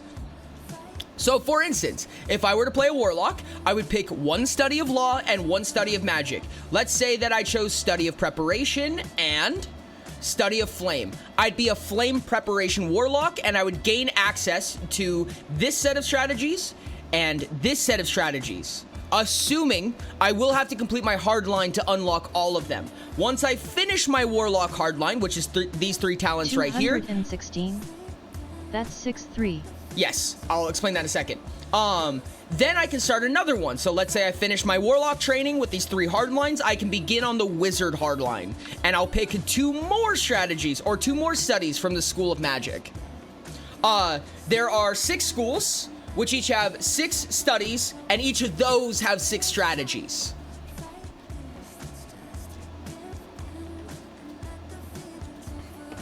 All right, Sky, you've been given plenty of time. Bring the hammer down with your choice. Alright. I think I want to finish off the schools. Let's do school of cunning. Let's go! Cunning it is! Okay, there was a big thing I wanted to talk about here. Rick said that he had a bunch of ideas that I don't know if he's here right now or if they're gonna be showing some of them off. But Yes, one of the big things that I wanted to introduce was the ability to prevent specifically dodging and specifically blocking. Oh my goodness, Speedy. How much is I gotta save? Reasons I'll share at some point. Strategies has Thanks for stream still though. SMPH. I appreciate you so much. School has studies, has strategies. Thank you so much, Speedy. I appreciate you. Let me add a little bit of time to that timer. I really appreciate the $5 tip. Thank you so much, dude. A little bit of time on the timer. I love you. You're amazing. Okay. There's literally only 2 strategies currently in the school, in the entire School of Cunning. One of them is a high-tier decoy called Chaos Dance. Before I forget, since Ori directly asked Sky and only Sky, that means they are more important than me and general populace or something. No. Chaos Dance, which is a high tier that states when a creature attacks, you may spend 1 interrupt action and 10 stamina. School to If you study do, to strategy. Got it. If you do, that creature must make a dexterity test against your stunt score. Upon failing, you ignore the effects of their attack. You completely ignore their attack. And the other one is eluding, which is the study of survival, which just increases your dodge rating. But it is stackable, so you can keep getting it. Warfare has one of, I'm sorry. Combat has one of those too. I mean, yes, Sky is the most important. Tie is closed though. Sky, is there any specific study you want to see the most? Out of displacement, improvisation, decoy, survival, stalking, and luck.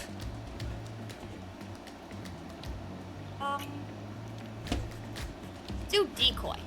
Decoy?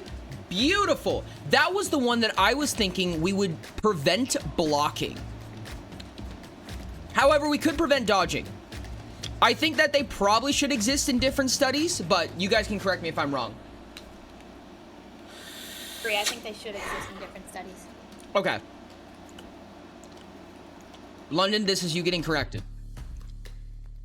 You have low tier for improvisation. I would like to see what that is. Yeah, please do. We can also have this multiple times, right? Like multiple instances where you can't block or you can't dodge something. So decoy, of course, is going to be a lot about basically sending or misguiding someone's perception of you, right? Whether that be for combat or for non-combat. An example of that could be moving the targeting from you to somebody else, right? That's really powerful, but it is hypothetically possible. My study of decoy leaned into distracting people and diverting their attacks. That's a good idea. Rix, if you have ideas, please shoot them off. Tell me all about them. Preventing blocking, I was thinking, could also be a purple thing. I do think that it is green and purple. Those are the 2 big ones that prevent blocking and dodging, in my opinion. I was gonna say it might be worth going back into law, but we'll go back to that. We'll come back to that. So, one of the ideas and one of the things that I wanted to do was be able to maneuver somebody else to be a target that you were going to be, right? Now, that should be extremely costly if that's the case, because that's very powerful to change the target from yourself to somebody else. What's your thoughts on that, chat? What's your Sky on that, chat?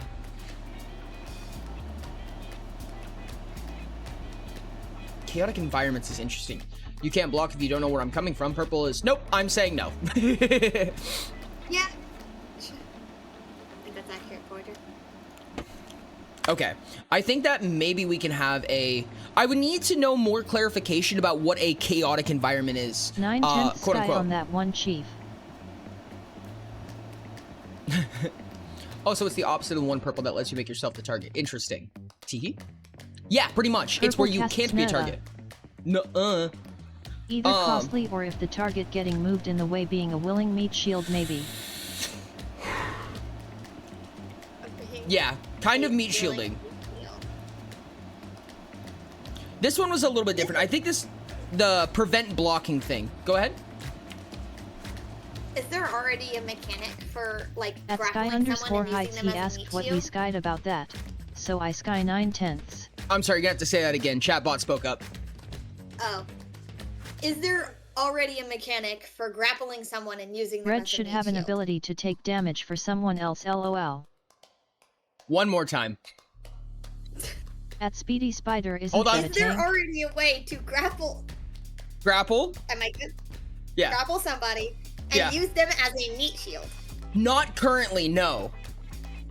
Yes, behind You know, cupboard.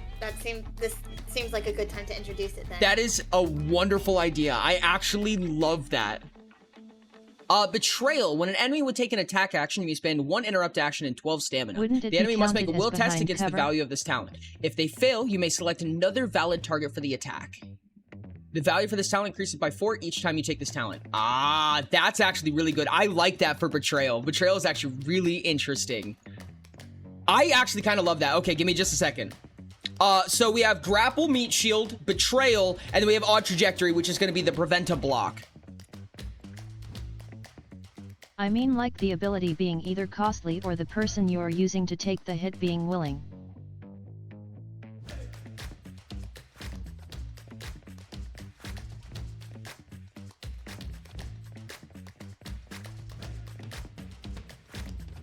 Okay, Odd Trajectory. When you make an attack, you may spend an additional turn action and 6 stamina. If you do, creatures cannot block the attack.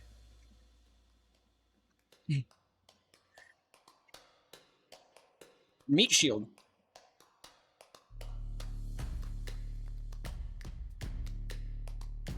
Are you gonna literally call it meat shield? Oh, 100%, yeah. Lovely. For Meat Shield, I put that in School of Combat. I see it in School of Combat, but I think it's tricky enough to exist in Cunning, right? Because the goal of Cunning is to make it not your problem, essentially, right? Like, it could absolutely fit into combat, but I think this is really cool, especially for builds like Warden builds. Warden builds are very, fuck you and what you say to me, and at best, I'll throw it back at you. Wardens are very reflective. Society. Yeah, this is also what a rogue would be capable of, and the third one would be monks. Monks, rogues, wildcards, and wardens would all have the ability to put you in front of them, so it's not your problem anymore. Study of wrestling. Oh, interesting. More grapple Meat abilities Shield probably should wouldn't be a red bad if idea. It's on a grapple, but I see green if it's hiding behind someone else. I think the grapple is interesting because it does add a little bit of turmoil to what greens are normally really good at, right? This kind of becomes like a worst case scenario because greens, at least a lot of the green-esque disciplines, are going to rely very heavily on stealth. This is a backup plan if stealth fails, right? And that's why I like this. Like, grappling sucks, don't get me wrong, but if you're able to grapple them, then you can kind of meat shield them. Hee, stealth is fun. For either grappling, scaling, or taking cover. Grappling or scaling, that's actually really good. Ooh, yeah, I like that. Then in that case, if you're scaling, you're like hiding behind them in a sense. If it counts for scaling, then you can make an enemy hit themselves. Oh my god, you're right. You're right.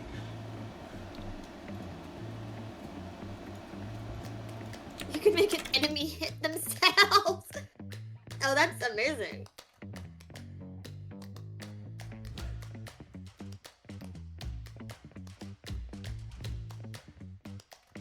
The creature's contested strength? Probably display in that case. You make a display test, they make a strength test.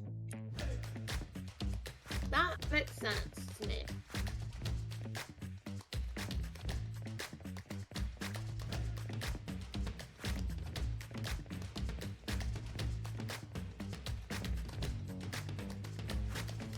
At the Forager 56 looks over at Champion Brawler.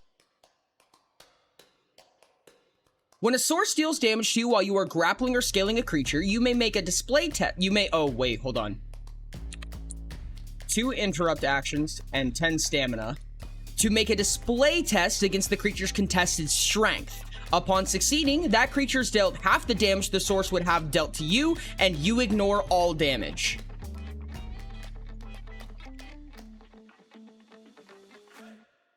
Gross. And then Betrayal. I think I'm going to put Betrayal into, yeah, mid-tier, just like you had it.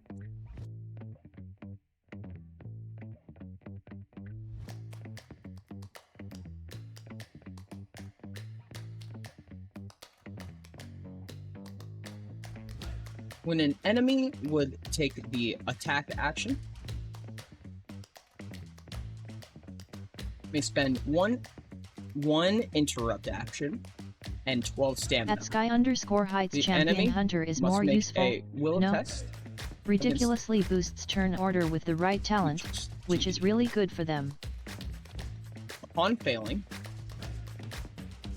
you may select another valid target for the attack. Okay, so Betrayal is a mid-tier stackable that says the TD for this feature increases It's by 4. essentially a charge-based weak favor for distractions. When an enemy would take the attack action, you may spend 1 interrupt action and 12 stamina. The enemy must make a will test against this feature's TD. Upon failing, you may select another valid target for the attack. Woof. Indeed. They are trying not to hit themselves, then a high strength would be bad for them.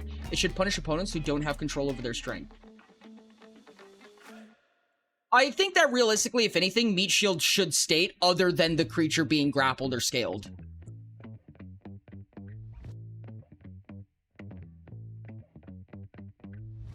Because I don't think it really makes sense for them to be able to hit themselves, and that's really not what Meat Shield is designed for.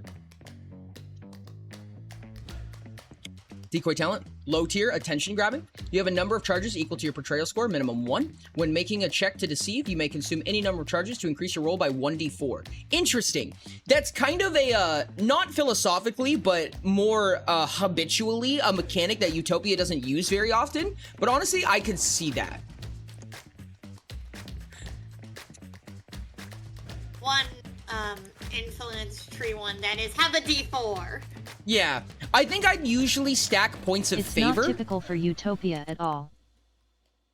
I think what I would personally say is you gain an additional point of favor on tests made to distract or gain a creature's attention.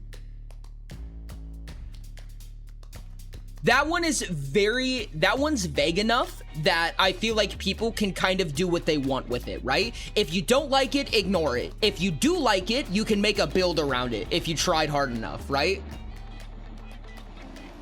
Especially because with 10 levels, you can get 5 points of favor on distractions. That's a lot. At Monkey_Pasquire valid. That's actually really terrifying. That actually might be a bit too powerful. It is a little strong. Yeah. I like the charge system. No, Rix, you were right.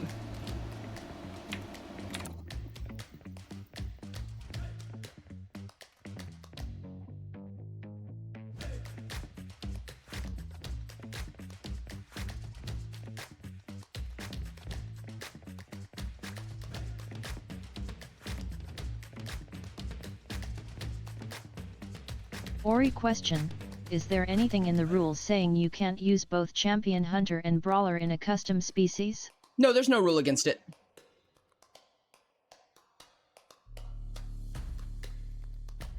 Charges equal to port rail?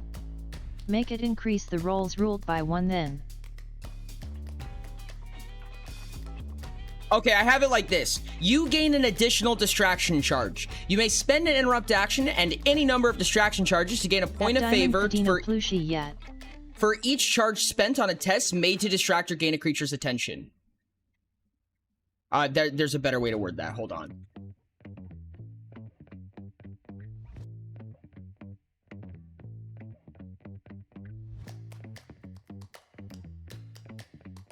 I can agree with not allowing them to hit themselves, but if you put something between yourself and an attack, then you should be able to avoid damage.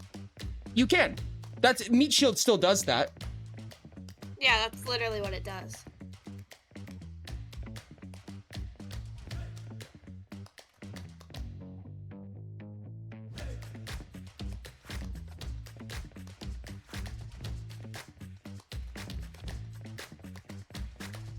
Okay, you gain an additional distraction charge when you make I'm a test. Kinda on this, but I just am interested in it. Oh no, you're totally fine. Absolutely. You gain an additional distraction charge when you make a test to distract or gain a creature's attention. You may spend any number of distraction charges. If you do, you gain a point of favor for each charge spent. All distraction charges are replenished after completing a rest.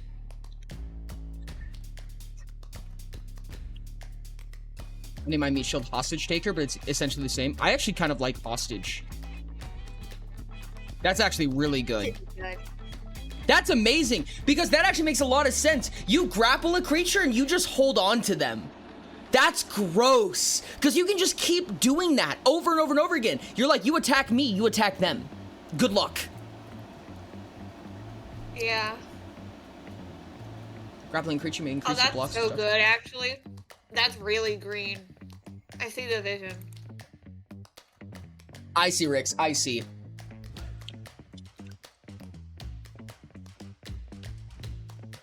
Just stab both of them? Yeah, but the problem is that that's like stabbing the hostage twice. Yeah. Yeah. Because greens are really good at it. Weapon. What if you use just use a blasting weapon? It would still counteract. Because it says when a source deals damage to you. So if you hit them in a line, okay. Through the hostage. If you hit them with a line attack, they will take the damage from the line, and if they succeed, they will take an additional half damage from the hostage taker talent.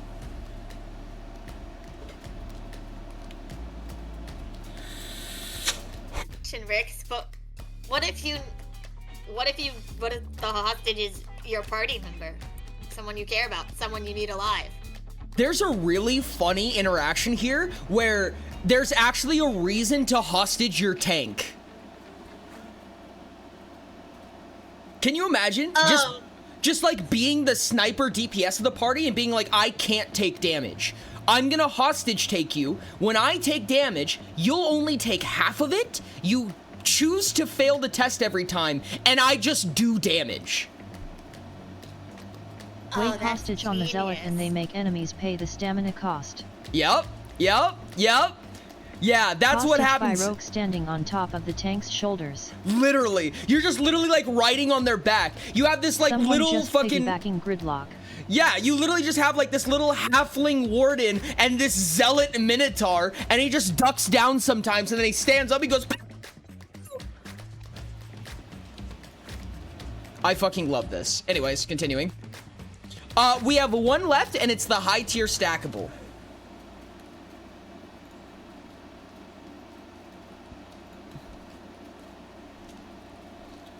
So this is totally busted, but I'll put it out there. One of my decoy talents is literally just shadow clones. I was thinking about that. That's a toughie. It is very powerful. I could see it, but there would have to be some really strong limitations on it. Make the stackable just points in favor on stealth. Don't we have like similar ability to do that through magic anyway? Kinda, yeah. I mean, you can do that to an extent. Rest now before I got a convo with you about Asher's design. Bet! Love to hear it, Sherb. Let's see if we can make this work.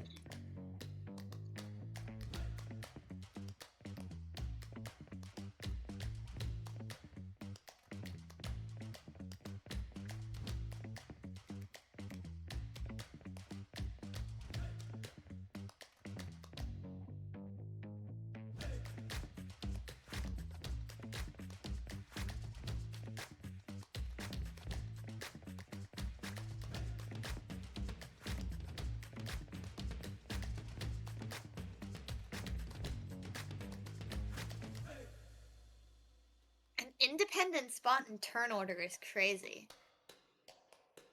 Oh, wow. Shadow Clone weaker.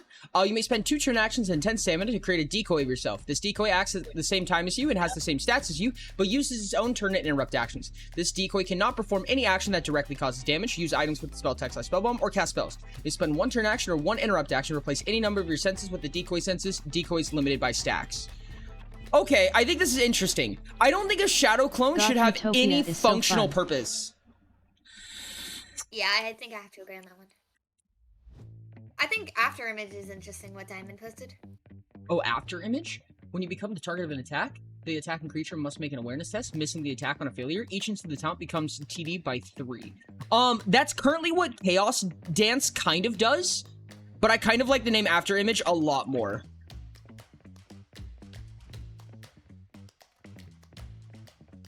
Well. Oh stuff, I forgot Chaos Dance, MB. No, you're good, you're good. Oh, that's a complete all redeems again. I think that was 2 in a row. Unfortunate. And a hydrate.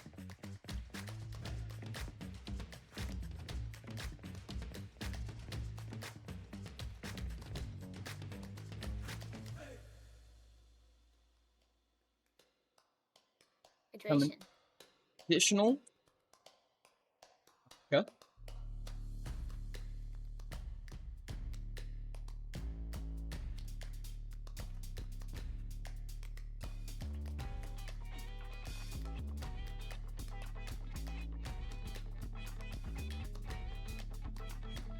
And point you choose.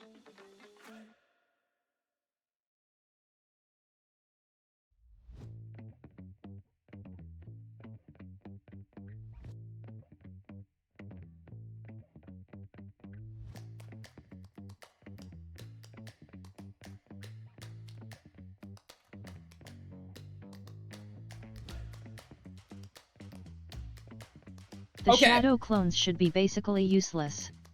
Limited to speaking and taking the travel/leap action. Okay, I'm doing the not additional initiative. The only reason I say that is because adding 6 useless creatures to initiative is just annoying and is more powerful in the way of giving your allies interrupt actions.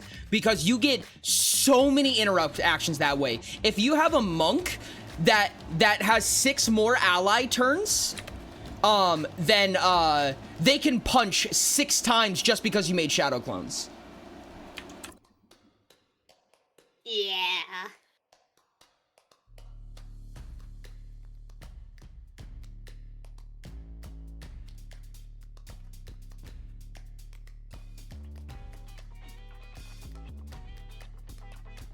And then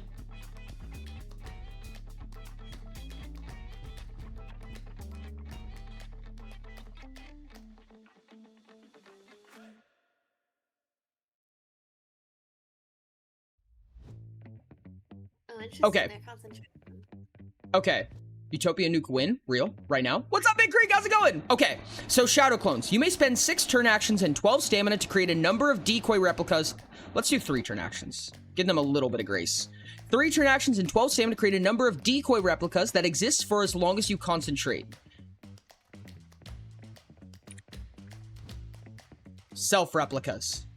Upon doing so, you summon an additional replica, each spawning within 2 meters of you and on a point you choose. They each take the same actions you do, each with no effect. They each take the same action you do at the same time, each with no effect, though you may choose new targets for each. If a replica would take any amount of damage, it disappears.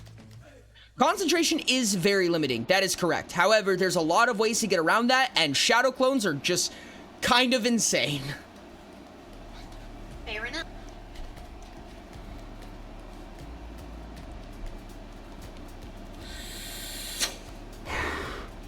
Yes, shadow clones are tough. Yep, intense shadow clone. Intense concentration when shadow clone, you can still attack.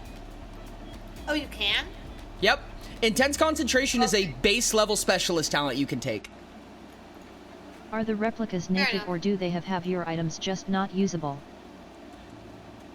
They would have your items. A reason to take Tenacious.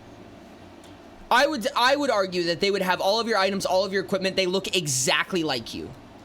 Considering it's only 12 stamina to summon a bunch of them. Yeah, and you can do this twice in 1 turn.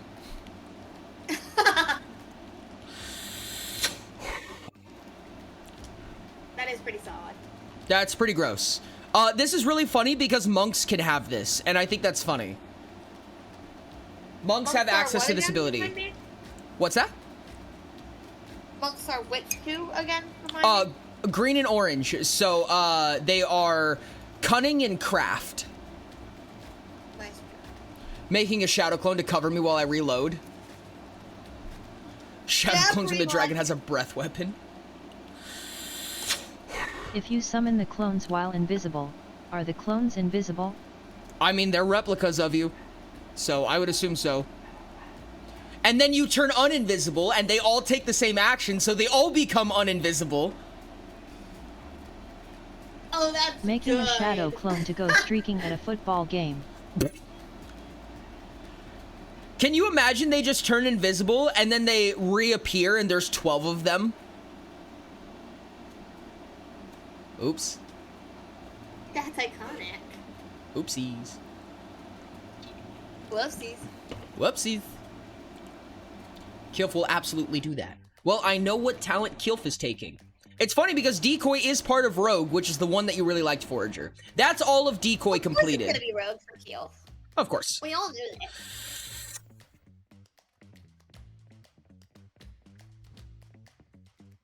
Okay, survival, stalking, luck, improv, or displacement. Sky. Oh. Can the Shadow Clones get hostages? Their actions have no effect. Invisible, LOL.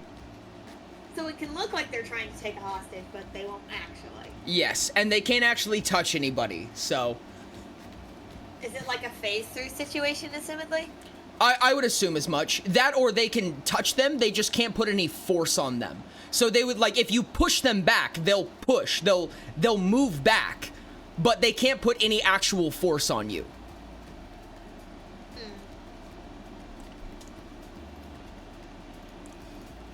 You can't seduce with a shadow clone?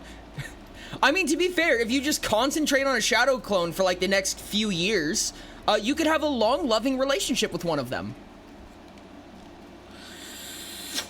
Especially if he's got to take Tenacious, he'll have the ability to turn himself invisible and silent, multiply, and now there's just 11 of him, all throwing daggers at the same person, and thus giving a bunch of trouble to trying to block and dodge. If I don't think about it, it's not real.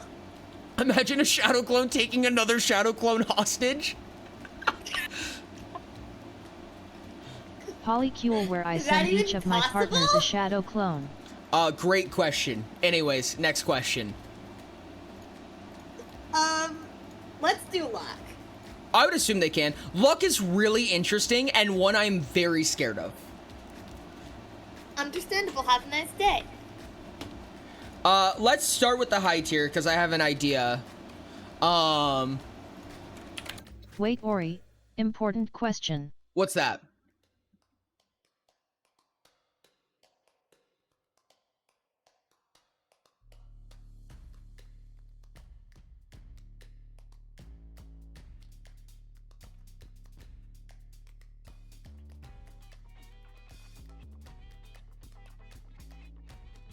Forger asks a good question. What if they attack the same person? Is there a problem with finding the real weapon and thus trouble blocking and dodging? I have to read blocking and dodging. I was just thinking of that. Give me just a second. Let me read for a second and see what blocking and dodging states. Because I think so. High tier, D20. Whenever you would make a test using 3d6, you may instead roll 1d20 instead. You could succeed on a 20 and fail on a 1. Any points of favor are rolled and added as a mod instead. Jesus Christ. Do not bring D20s into our D6 system. Block. A creature cannot block or dodge a single My study source of luck is once. very funny. Yes, okay, so hypothetically, if a creature is subject to damage from an instance it is aware of, it may spend one turn action or one interrupt action to make a block action. So, there's two ways to look at this. You can say that because there's no damage coming from it, there's not even an opportunity to block. However, it does state that blocking and dodging is a source mechanic, which means if there's 5 of you hitting you, you can state you have to choose which one you block. I think that's evil and I love it. You are basically randomizing it.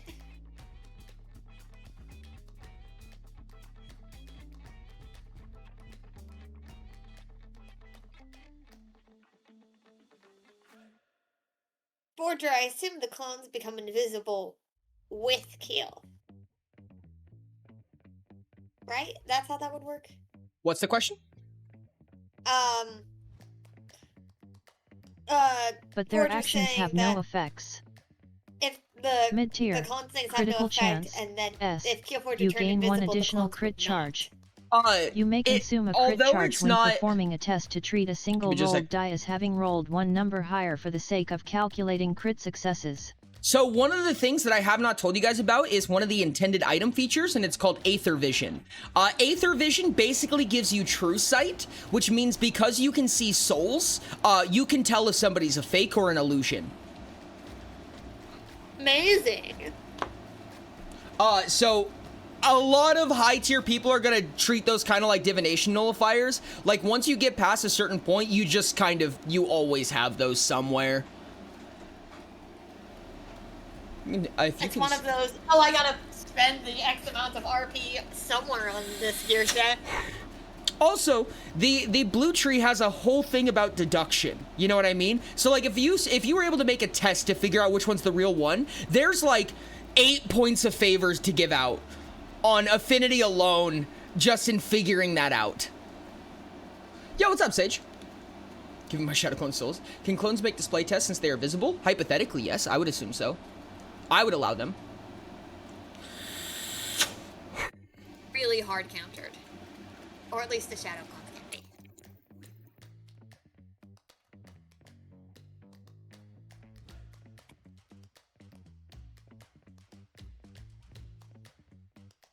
be. Rix, I don't think that's possible. Okay, hear me out here. Unearned Prosper, high tier stackable, you gain an additional luck charge. When you make a test, you may consume any number of luck charges, you gain a point of favor. Is heck because Aether Vision. Not always. There's a lot Green of ways around counters everything. Blue counters green. Who would have though? You gain 2 additional luck charges. When you make a test, you may consume any number of luck charges. You gain a point of favor for each luck charge spent. You replenish all luck charges after completing a rest. So it looks It like is it's literally you, but when they are destroyed, it's like shattering the mirror. This is literally a bank of free points of favor on any test. You make a test. You may spend 5 stamina to reroll the test with 1 additional point of disfavor. Ooh! Oh, I love that. Oh, I love that. Ori, important clarification on my question above. Hold on, give me just a second.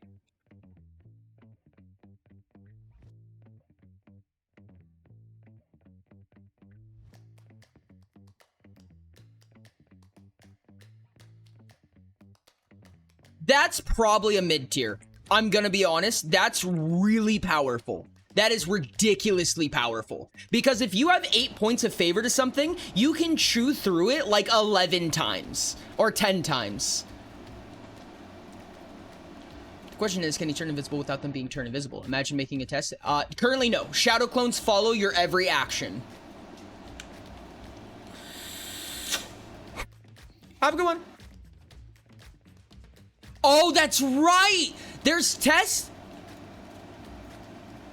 There are ways to say that you can't gain disfavor.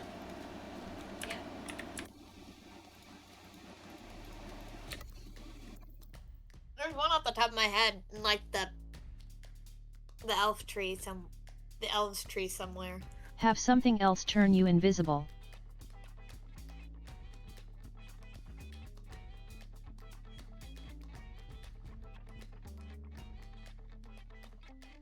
You can have something else turn you path. invisible, that's correct.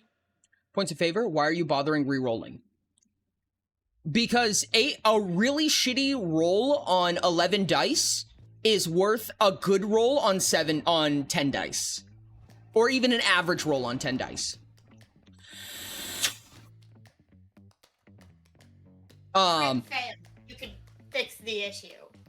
Currently, it says when you make a test, you may spend 1 interrupt action and 6 stamina to re-roll the test with additional point of disfavor for each time you've re-rolled the test. You fail the test if you can't gain disfavor. Because if you crit fail on 50 dice, you're fine. Never falter. But the thing is that their actions don't do anything. Actually, so let's just make that a low tier. Invisible. Never falter. Oh, you're right. No, you're right, Forager. You are right. You do keep initial favor. You do not gain native effects. Never falter is a low tier that says you do not gain negative effects from critical failures.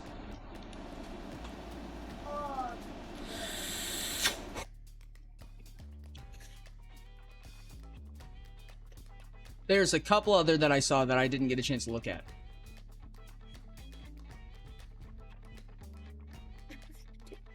20 consecutive ones. Now that's just God's fault. Honestly, I think that could just be a high tier.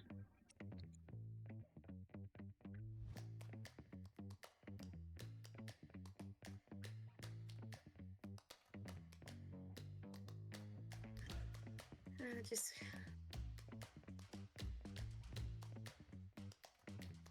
That's so disgusting.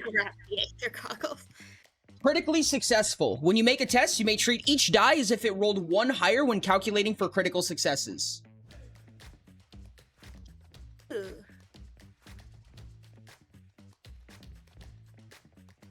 I'm gonna say any one die. So a 665 becomes a critical. No. Each die. So that means that a 555, a 556, a 566, and a 666 are all critical successes. I can't do that. I have to say a die. Hey Ori, that lets polyglots crit on 4s. Polyglot crits on 4s, that's right! Oh my god, that's so funny. Rogues are gonna go so fucking insane. Because rogues are green-blue. So they'll have tactics, influence, affinity, and cunning. Oh my gosh.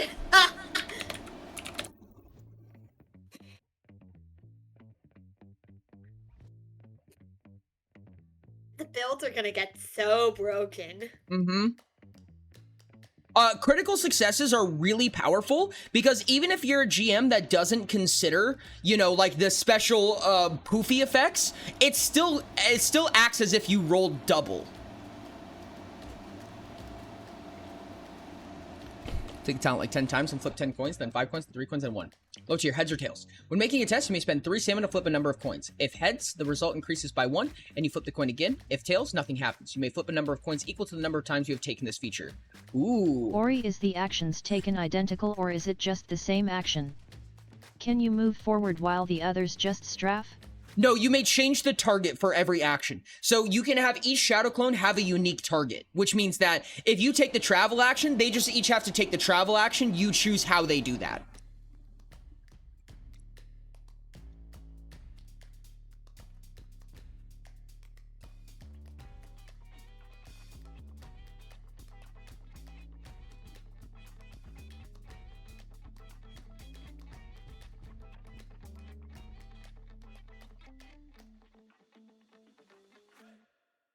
Cool, so yet.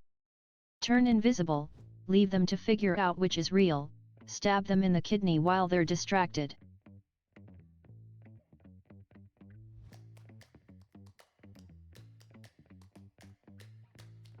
Code-based synchronized dance sport.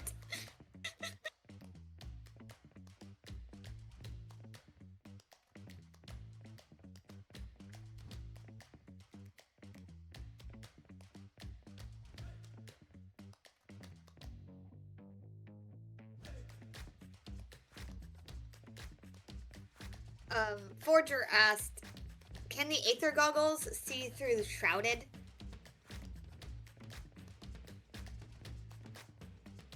Yes.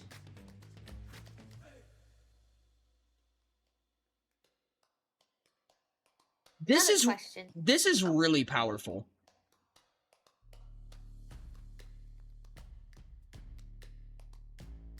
What you got?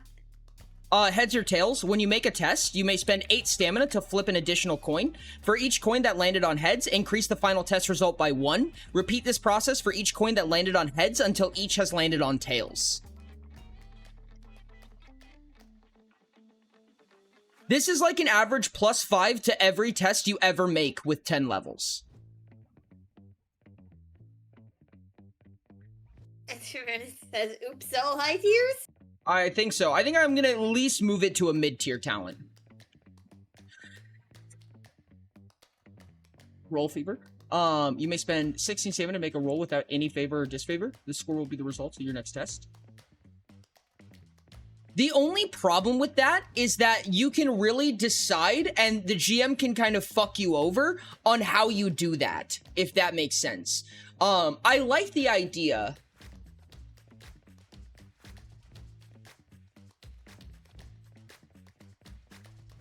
Because the GM will decide when you make your next test, but you can also do that when, like, making accuracy tests, you know what I mean? So you can kind of maneuver that. If you get, like, a stellar roll, you'll be like, okay, I succeed my next accuracy test. Your character can feel lucky or unlucky. That's actually really fair.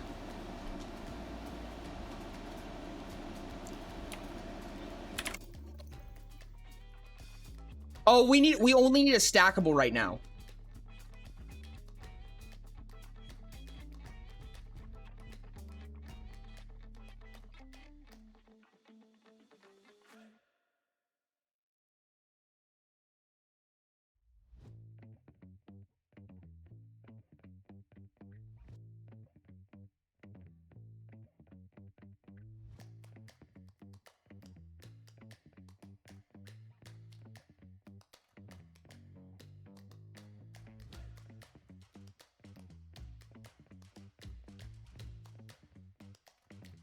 This is really powerful. You may spend 1 minute to make a test with an additional point of favor. The next test you make uses this test roll instead of any other.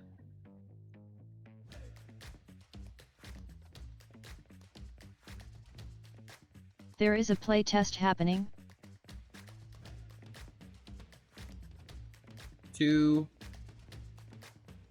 roll an additional 1d6.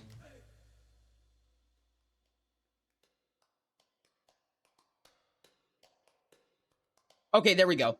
So 10 levels would make it so you could roll with 2 points of favor. This gets really out of hand, honestly. Because realistically what this does, because, like, let me give you an example of how you could use this. That's really disgusting. If you have, like, a shit ton of this talent, right? Like, let's say that you have, hey, like... Neat, I guess. Let's say that you are having... Let's say that you have 20 levels sunk into this. This is actually really powerful. Every luck suggestion. Yeah, because they're disgusting. 20 levels into this, so you get 10d6. You roll well. You go forage, and you know that your 1 hour foraging is only going to take 30 minutes because you know that you doubled it already. Oh my gosh. Rinse and repeat over and over and over again for half-time foraging. And if you don't like the roll, you just spend another minute doing it.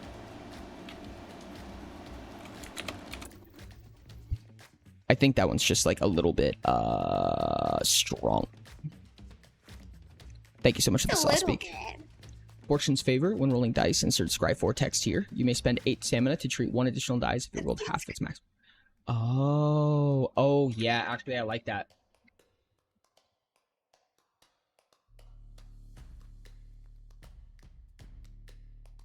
Like 15 At Sky_Heights just get better, roll all then. tails. Or play a big hammer dude.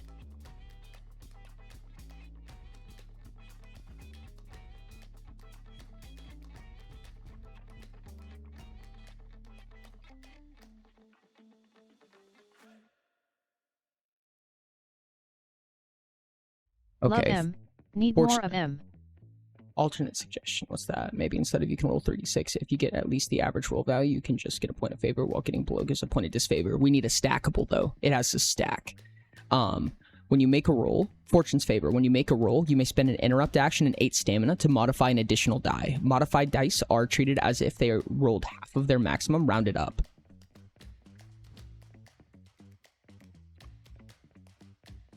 Before rolling. So you can't pick the worst dice. You have to decide how many you're gonna do.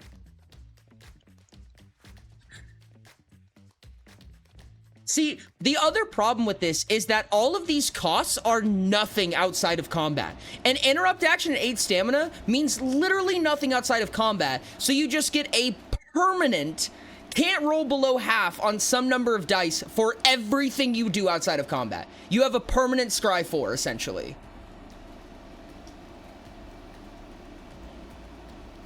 Fortune's favor on my 2D 100 test. That's the problem with this. We need bigger costs.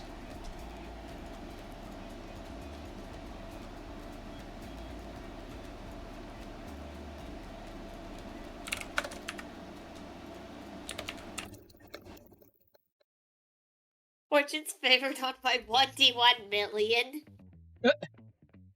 I'm gonna reword this because it is a low tier stackable talent. It says when you make a roll, you may spend an interrupt action and 8 stamina to modify 1 die before rolling. Modified dice are treated as if they rolled half of their maximum rounded up.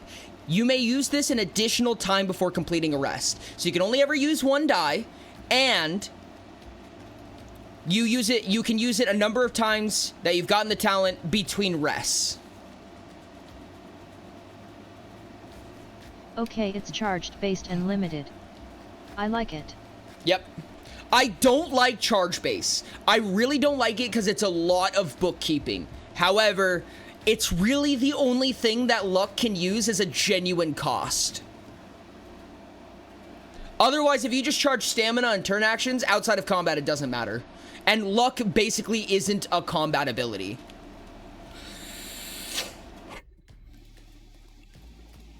Ner heck you, this is Utopia. T to the bookkeeping hacker. What do you mean countered by Scry? This does take tracking, but when you have so many stackable talents, it's hard to avoid, yeah. Do the bookkeeping fucker, no! Just having Scry is better in that situation. Yes, however, Scry requires a minimum of 5 levels, and it would take at least a spell cap of 12, assuming that you're touching them, and you have to concentrate for it to work. This is 2 levels, and then it happens forever. Scry is superior to this. However, this costs a lot less. Also, you need to cast it on whatever you are making the test on. This is a good alternative. That's fair. If you're a mage, then just use Scry. Yeah. Scry essentially, if you want to give Scry to somebody other than yourself, you're forced to either use Wake or Twin Cast. It's actually really annoying. Whoever designed this game is an idiot. Bro just said, cool, yeah! You will take study of gambling. Luck. Okay, we have 4 more. Survival, stalking, improv, and displacement. Sky? Your choice. Oh. Let's do stalking. Stalking, all right. Oh, dude, Ford just gonna fucking love this one. Yes. Have fun, Porter. Stocking, as in stocking shelves. Perfect. He. Cool. Okay. This one's a toughie to not just give you more points of favor on being inconspicuous. Like, we don't want to just drive down the rabbit hole of making you better at stealthing, right? When under an effect that would increase your ability to remain undetected, you are treated as having 1 additional point of favor. Sky the chat representative. I like that. Chat representative, yes. Yeah. Is that why you did this? Maybe. You little opportunist? Nah. I don't like that I was called a little opportunist. I am cry. In the wall's favor on eavesdropping? Wait. Yeah. Wait. That's so good. We need a talent called In the Walls now. It's required.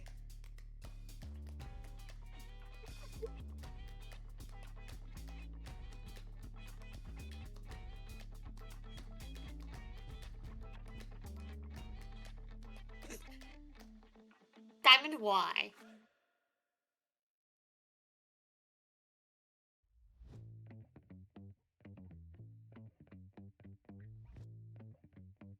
Okay, in the walls, you gain a point of favor on tests made to gain information on creatures that cannot sense you.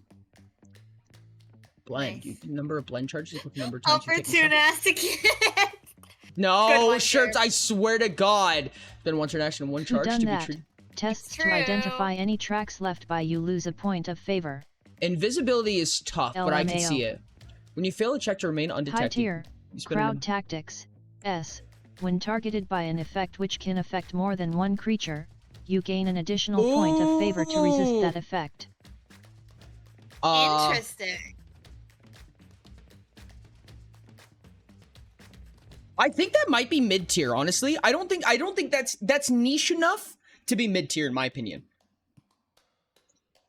When you fail a check to remain undetected, you may spend an amount of stamina equal to twice the amount of extra result that would be required to pass the check. You automatically pass the check. That's a toughie. That one's really, really powerful.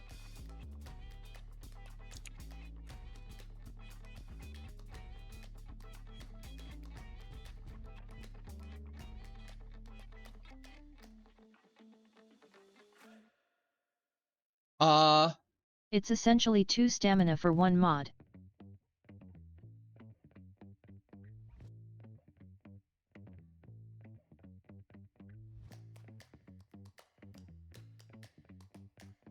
I like that.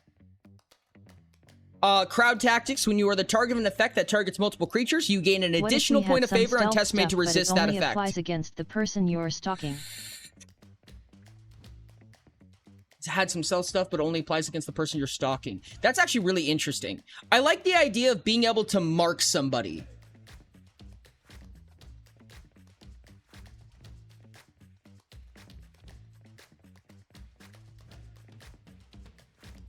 I'm gonna ask this before you end stream. I made an account for one school. What do you need for me to add to the team? I'll get into that later, Sage. I'm gonna give a bigger representation of all of that here pretty soon. Ori, what about the crowd tactics thing but for blocking/dodging AoE damage? Blocking/dodging AoE damage. What do you mean by that? I feel like that's less stalking-esque, personally. Low tier. I was Sneaky. there should be S. some Rolls sort you of make to advantage remain at actually inconspicuous being able gain an to follow additional someone. +2 to their results. Like, Probably not in just staying survival. inconspicuous, but it's being able to keep track of someone. Because that's like kind of a different skill.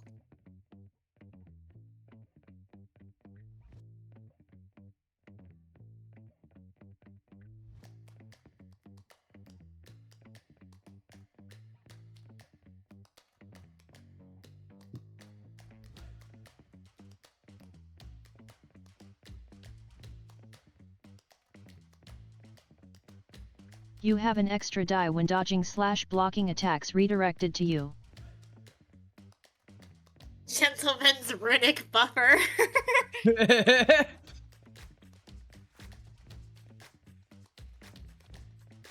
Ooh. Rix's idea is interesting. That's for stalking. Like if you spend an hour stalking someone, you get a universal favor against them. That's what I was saying about marking somebody. That's kind of what I have here. Use your will score and awareness test to find something/someone. Interesting. Yeah, that's also kind of where what I was thinking, sure.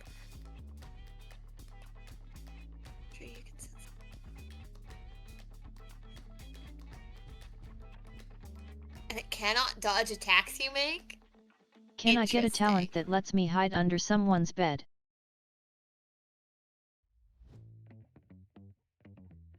Rix, you can already hide under somebody's bed. You can, in fact, do that. At Sherbert_plays probably within a You don't need a specific talent range or for within that. view. I think this is actually probably a high tier stackable, realistically. Can I get a talent that lets me hide under Sky's bed specifically? Rix, no. You can already do that. Prowling. You may spend 1 minute to mark up to 1 additional creature you can send simultaneously for as long as you focus. While marked, that creature gets 2 points of disfavor on tests made to learn information about you. LOL. You cannot gain points of disfavor against them, and it cannot dodge attacks you make.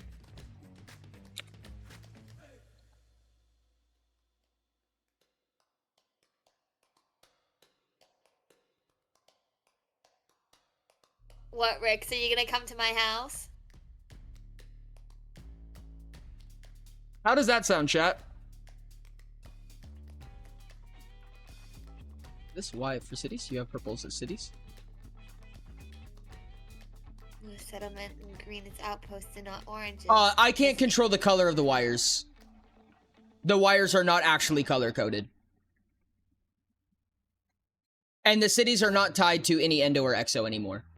The block of dodge abilities will make more people dive shift their defense dice. Thank fucking God for that. I don't know. Prowler could almost be a low tier talent. We only have a low tier and a high tier set right now. 1 minute is a long time. Yeah. Diversify, yeah. Stalker may follow a creature for 1 week. Yeah. If you do, you learn its schedule, its DR, and its favorite fruit. See, now this is where we ask that question about divination again, where you could just spend 3 turn actions and and learn those things. What in the world are wires? Undetected. So I'm a little bit timid about saying undetected because it's also an information gathering thing, because there's already a rogue talent that tells you whether or not you're detected by something. So if that succeeds, you are immediately aware of whether or not you are detected or not. And that's not 100% fair, I don't think. That's a lot of power in one talent. Make a consequence if you fail it, but That's true. Seem much of a compensation. Yeah. Sage, none of the cities are tied to any endos or exos, I guess is the important takeaway from that. Okay. That'd be a low tier. I think it would probably be a good idea to have more stalking abilities. About the one that makes it impossible to be detected by a specific creature. That's really fucking powerful. That's ridiculous, because that means they can never block nor dodge you. Ever. Too powerful. I think 1 is more interesting anyway.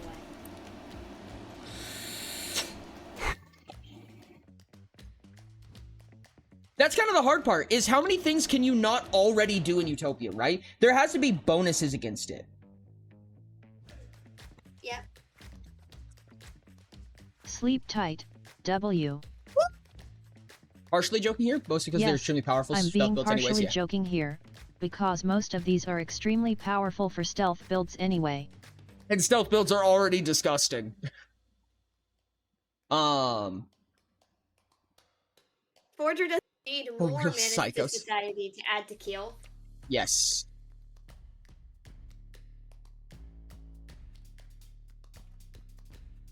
I would say if it's targeted stealth, it's only for info gathering. Pretty much, yeah. Might play a monk for the AGH. Monks are really funny in this game, dude. Monks are kind of hilarious. They're big on status effects. They can craft a shit ton of items because items are the best way to get weaponless attacks off. They're weaponless, have status effects, and they're sneaky as all fuck. They're actually really disgusting. Devious.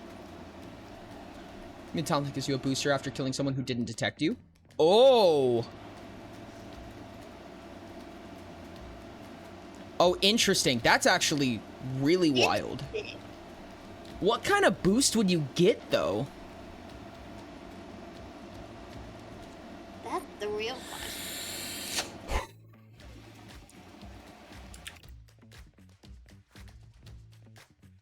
question.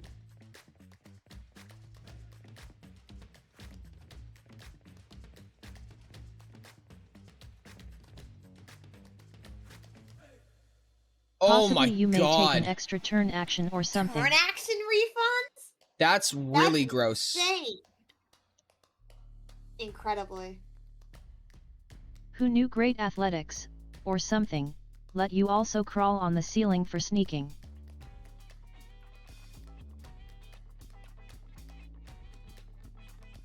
Who knew great athletics or Turn something? actions Let get very you dangerous very also fast. crawl on the ceiling for sneaking.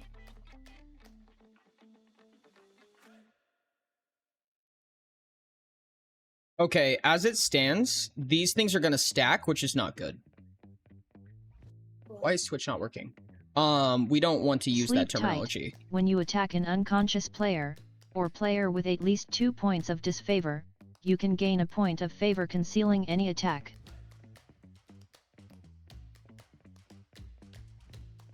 What do you mean by concealing an attack? What does concealing an attack mean? You may take a movement action without chance of being noticed. You can already do that. Oh, 2 points of you mean, like, fatigue. Oh, interesting.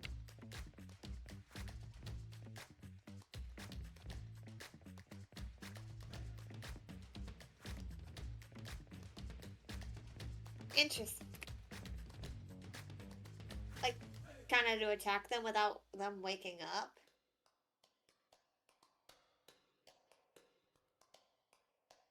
Oh. This doesn't make sense. If I say when a creature that couldn't sense you is reduced to 0 DHP, you get blank, that means every single time a creature on the opposite of the world dies, you get a bonus. Generally, most creatures can't sense you. That you can sense that couldn't, but... LOL if they like you. That couldn't sense Better you. backstab. So if a party member kills somebody and you're hiding in a bush... When you make an and you attack can see action it, which reduces a creature's You DHP get to a 0 bonus. who couldn't sense you. When you deal... And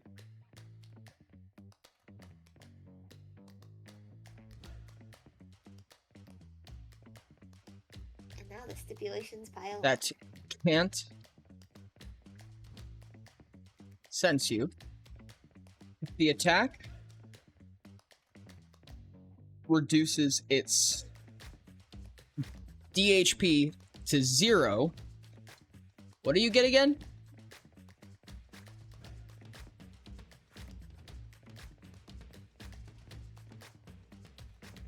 $1 to $2 to refund. I still think TA refund is insane.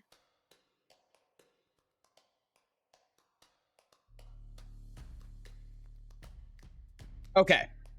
When you make an attack against a creature that can't sense you, if the attack reduces its DHP to 0, you gain a number of turn actions equal to half the number of turn actions required for the attack. Movement action without cost. Wild. Half the number of turn actions or interrupt actions equal to half the number of turn actions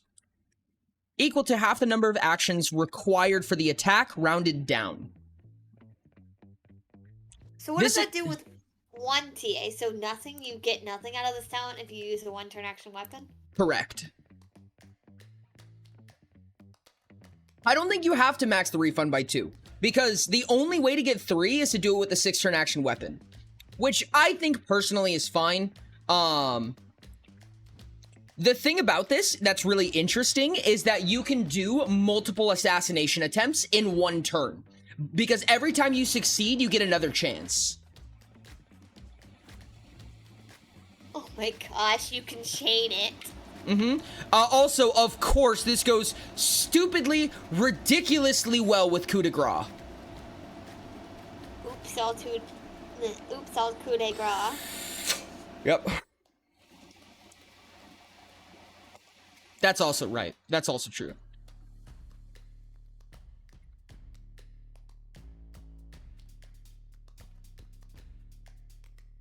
Killing someone from stealth. 20 turn action spell would break it. How would you cast a 20 turn action spell? Oh, wait a second. Okay, no, wait, hold on. This is really gross. There's a really gross mechanic you can use here that London just made me realize. If you have an artifact that takes 1 minute to activate and you kill somebody with it, the artifact states it's considered an attack, and that would be considered 60 turn actions. So you would receive 30 turn actions for doing that. That's bad. That would be bad. An artifact is considered a weapon if it has weapons. It is considered a weapon if it has destructive. My gosh. I guess we need to put a maximum on the number of turn actions that can be refunded. Yeah. That's One really hour funny. activation would also be true. It means that you get a half hour of turns without anybody else being able to respond, and they each only have 2 interrupt actions. Yet add a max of 6 or something. Gosh. like a max of 6. That's what I was thinking. I think a max of 3. You shouldn't be able to gain more than... Max of 3. It could be 4, because you can get 2 turn actions without Conqueror in the Adventurer's Guide.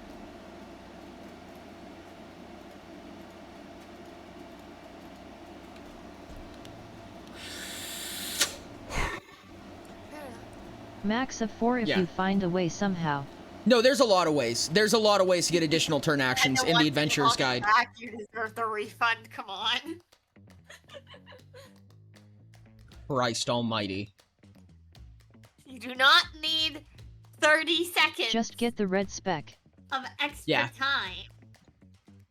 30 seconds. If I manage to pull off a 1 hour long attack, Do you know give how me much more you can than do 3 in TA 30 seconds? Do you know the fact that if that is the case, then that means that 30 seconds of additional actions still fit into 6 seconds?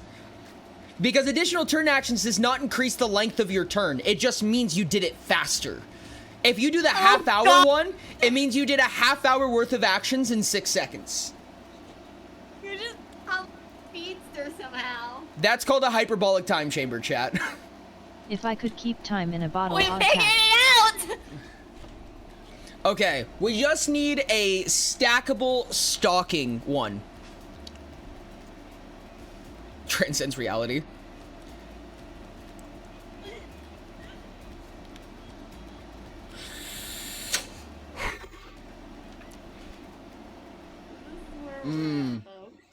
This is where we're at, folks.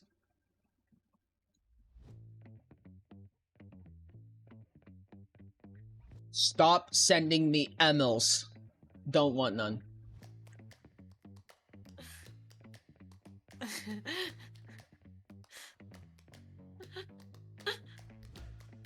Alright. Be a minimum of 1 so that doing it with a fast one. It is. It's minimum of 1, maximum of 4 is currently what it says.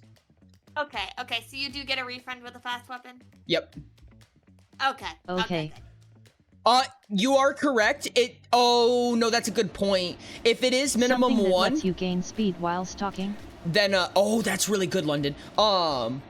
Sure, that's fine, I guess. Yeah, if it is minimum 1 turn action, then, you can have an infinite number of turn actions, as long as you have another target to kill. That's actually kind of funny. No, wait, I kind of love that. Yes, if you are able to chain your way through attacking and moving by moving from target to target to target in 1 second, I get this talent. then yeah, good job. You fucking earned it. Yeah. Can you imagine what that looks like? Because you have 1 turn action to do this. So in 1 second, you're completing all of this, and you go slice, slice, slice, slice in 1 second. That's fucking dope. You earned it. To agree. You're either gonna run out of near enough targets eventually.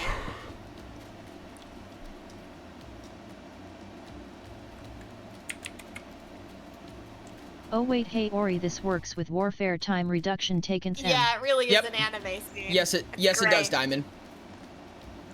What was the... Weak minions get That way you can reposition after stealth attacks. Kyle scanners are gonna get a lot more work with that. 1 TA ranged weapons that deal his stunt doubled in damage.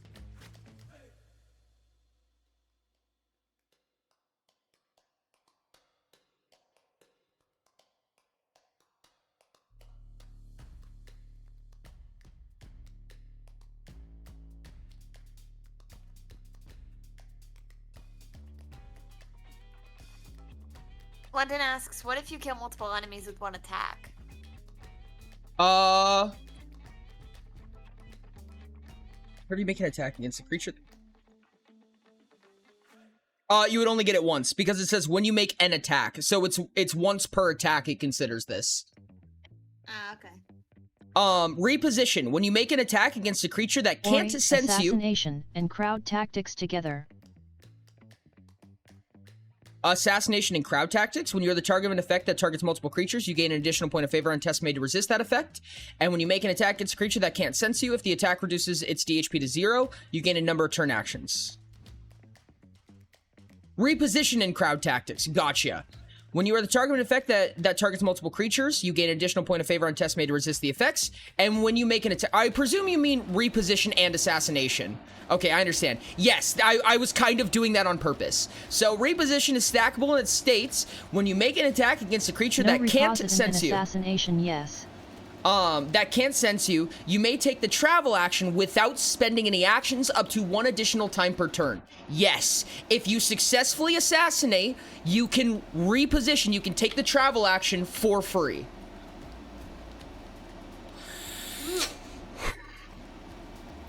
The Charger synergy is wild, yes. We love a good synergy.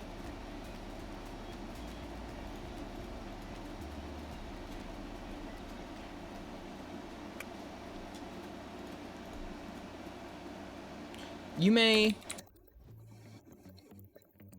I'm gonna charge you stamina. It's like the assassin pixel that lets you blink targets. Yeah, that's exactly what this is. Assassination reposition is literally a blink effect. That's awesome.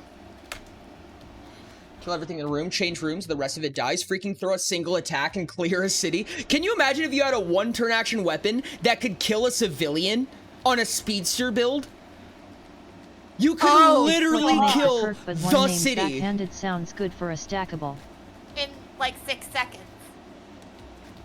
Backhanded is actually kind of funny.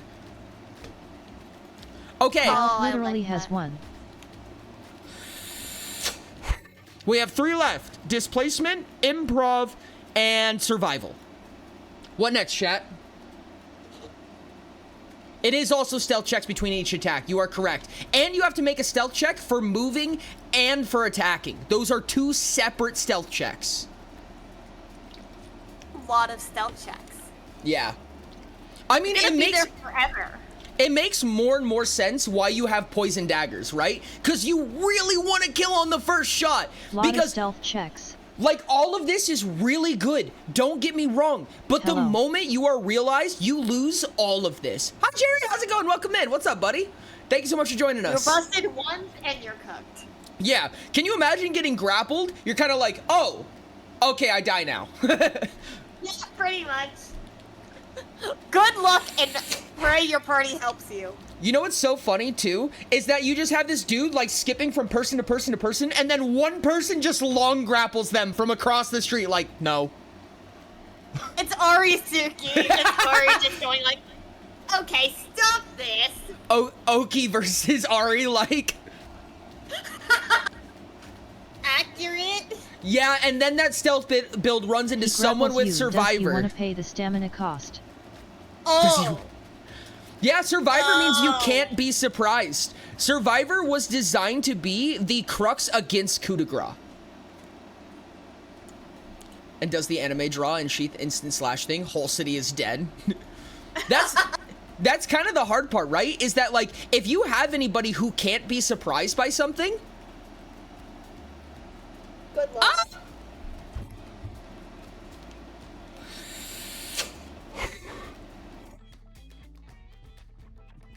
Oh god, imagine being that stealth assassin facing a survivor with iron gripped. So they teleport through 5 friends, reach you, and you just catch them by the throat purely on spider senses. That's amazing. This is really gross. This is literally how Ari and Oki would sock together. Yeah. Survivor is so peak. Fuck your blink, motherfucker. So I had those fake ass Jordans squeaking from half the football field. I had those fake ass Jordans squeaking from half a football field away. I like Survivor a whole lot more now. Survival is one of the cunning trees, and speaking in the way of how insanely powerful this is, how about a fuck you one that says when a creature targets you with an effect, you become aware of its location. That's really disgusting. That is very anti-rogue. Which is funny because the biggest contender against greens is other greens. Oh, sorry, sniper builds. Yeah, sniper builds be fucked, dude. Oh yeah.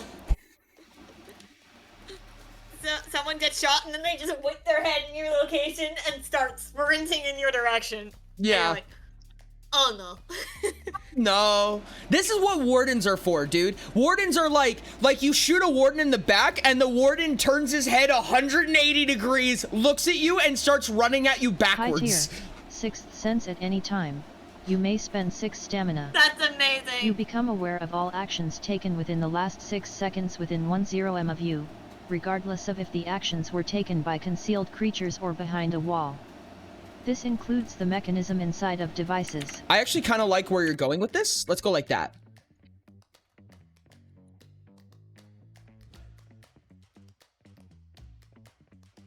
This effect increases by 10 meters. Spend 1 turn action. Stamina.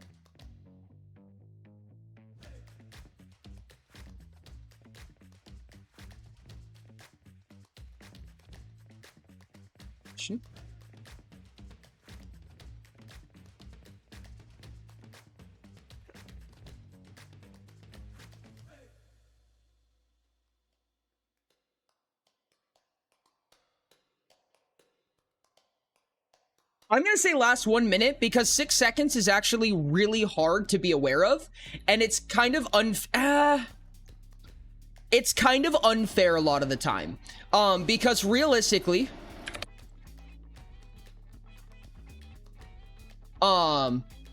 just so cool though. Because if there's a person between you and them, this will never work. Actually, you know what? Let's make it 1 interrupt action and then it works.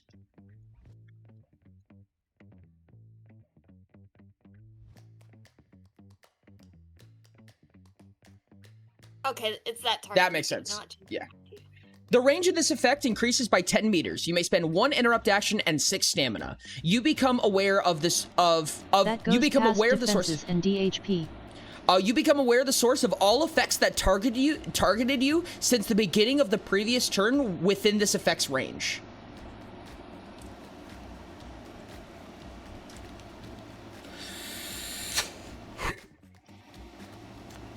I like the cost of an interrupt action. Trap detector. So you kind of force them to check in on it. You know what I mean? So it's like if you don't actively use it, you don't garner the effects from it. You have to be proactive about it.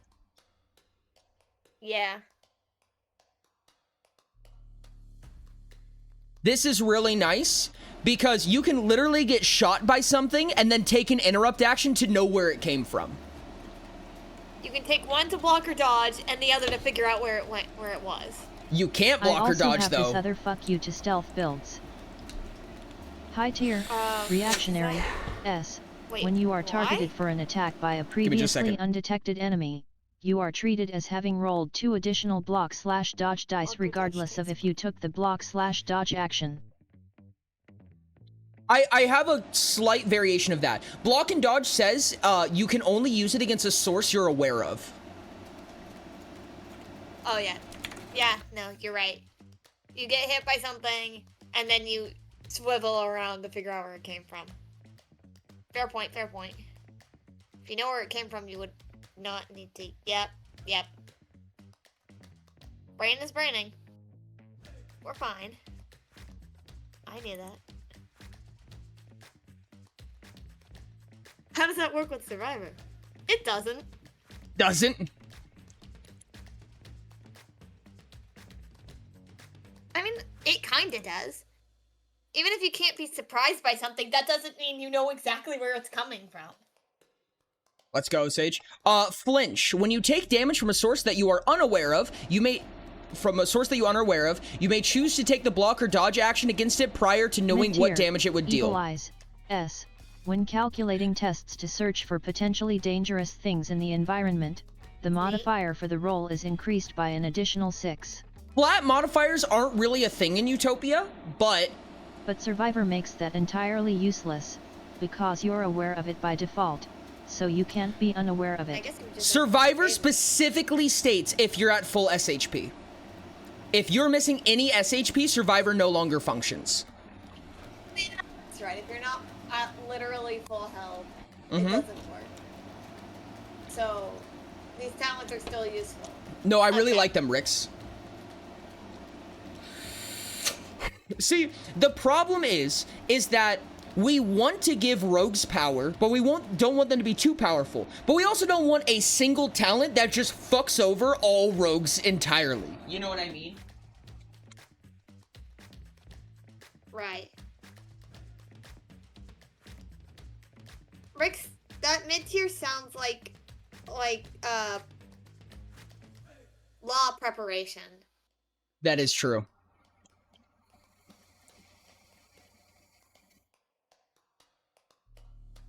Oh, that low tier is interesting.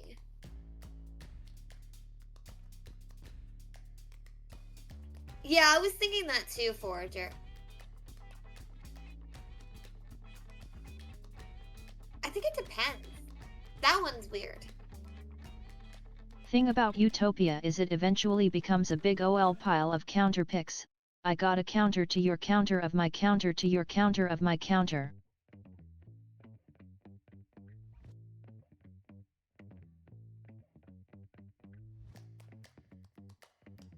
Thing about Utopia is eventually becoming a big old pile of counter picks. Got a counter to your counter of my counter of my counter of my counter. I mean, that's very much likely how it can happen. The difference is that it takes actions to do that. The goal should be you get this giant bucket of tools, right? This is kind of like the deck builder of TTRPGs. You know what I mean? You get this series of abilities that you have, and you have to use them against the world, but you only have 6 turn actions to use, except for when you have 26 turn actions because you're green and you have a fucking blink ability.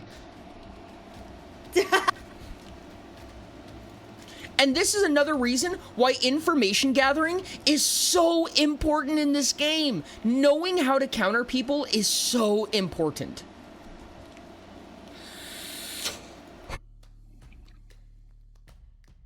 It is the strategy TTRPG.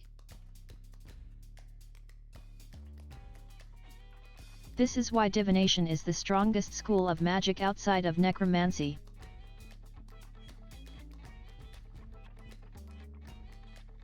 Yeah, no, divination is disgusting.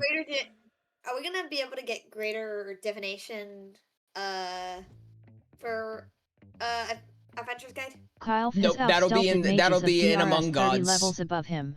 This is cry. This is cry. All right, chat, let's skip the AG and just go straight into Among Gods.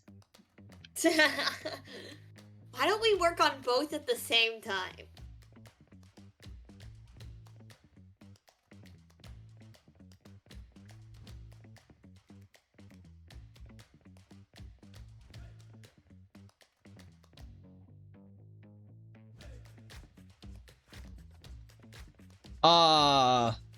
When you are subject to a source of damage that you could block or dodge, you may spend 12 stamina. If you do, you learn the damage before responding. Can I bend space time in Utopia? Not until Among Gods, until Mirromancy comes out.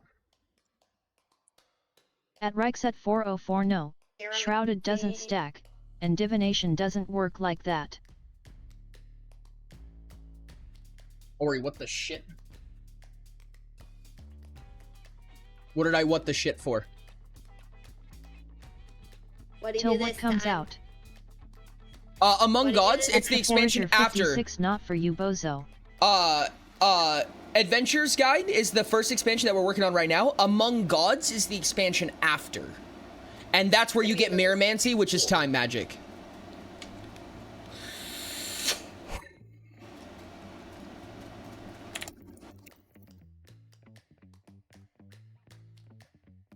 I'll just let my defenses eat that. Yes, correct. Amenable.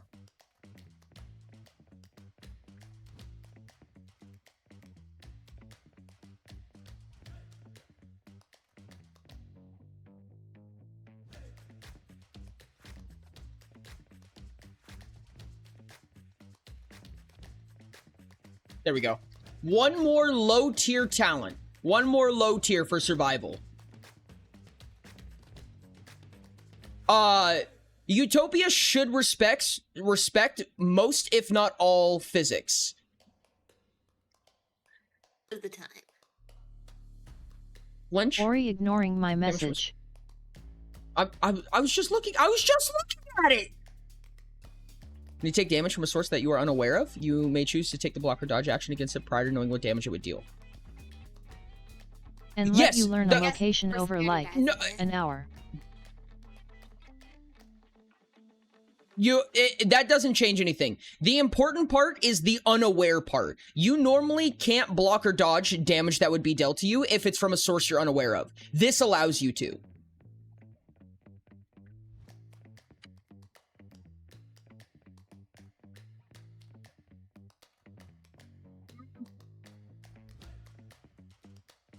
Give me some favor while in a familiar location. That's interesting.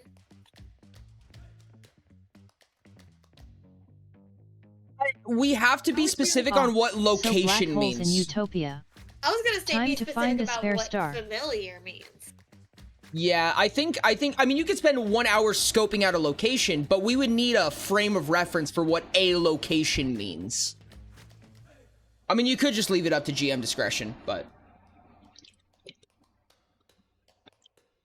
GMs have to discretion. It's literally just a survivor spec, but better?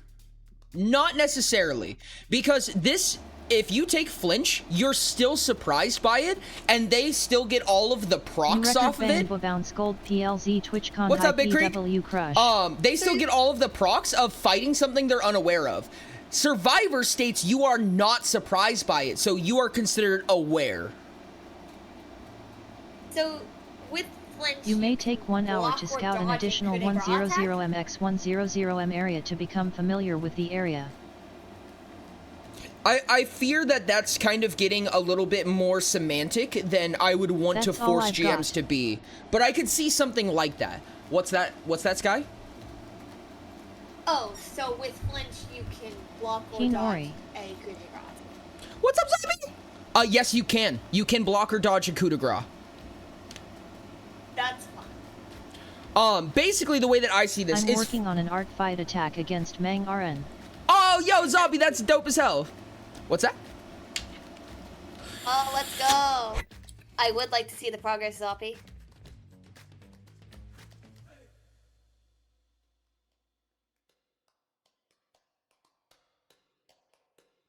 Okay, let me add this little tangent on the end of it. This effect does not innately make you aware of the source. It is tacked onto the end of flinch.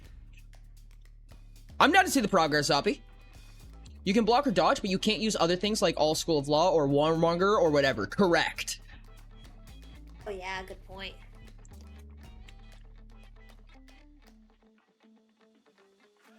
I mean, better is kind of a strong word, because Survivor, again, allows you to interact with it. These don't allow you to interact with it. I mean, Sixth Sense does, but it has a specific meter range. Survivor works at any range.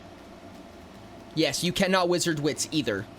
You may spend 1 interrupt action and 6 stamina. You become aware of the source of all effects that are targeted you since the beginning of the previous turn within the effect's range. This is only if they're within your range. Survivor works on a sniper from 200 meters away.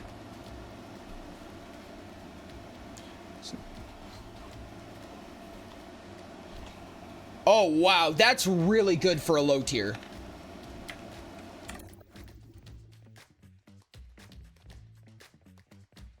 What is? Ty said, if you would take more than half of your SHP from a single source of damage you are unaware of, reduce it to half instead. Low tier? For a low tier. That's a lot for a low tier. That's what I was thinking. I'm thinking, I kind of like the idea of having, like, more foraging mechanics or something that helps you travel, in, like, deserted regions or something along those lines, which is why I like Why not just reduce the amount of food and rest you need? Oh, that's right! Oh my god, I totally forgot that was gonna be a thing. Yeah.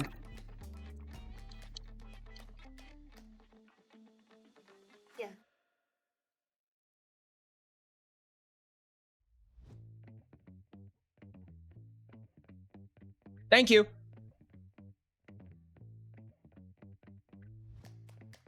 Six hours of rest goes to like 3 or 4. You may spend 4 hours concentrating. If you do, you regain the effects of a rest.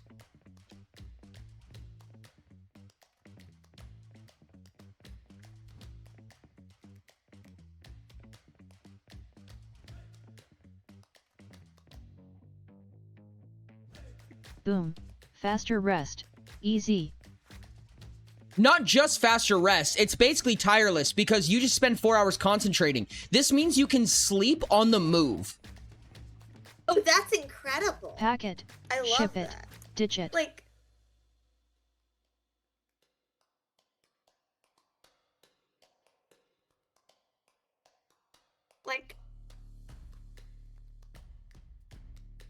military people sleep standing up or whatever.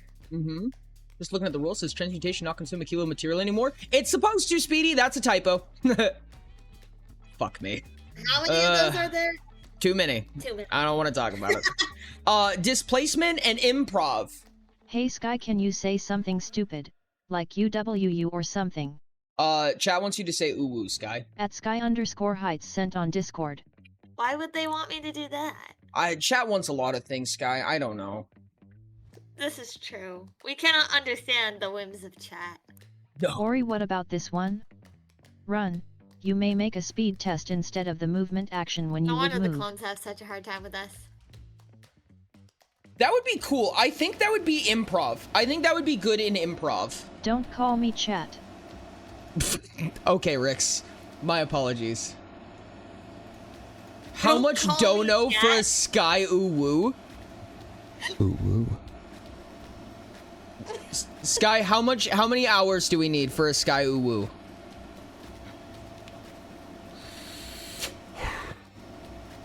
How did we get here? I don't know. I have no idea. But someone put it in their mind and now they won't give it up.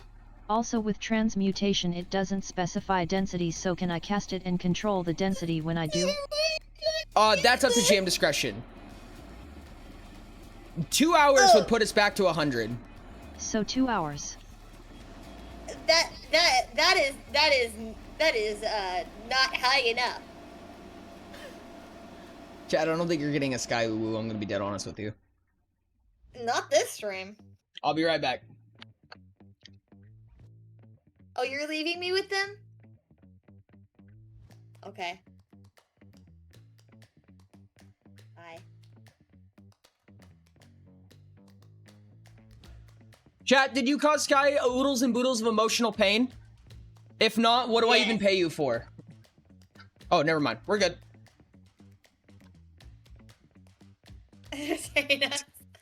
Yes, No, entertain them, Sky. You are on Steam with Cherie. I'm not the How streamer. rude.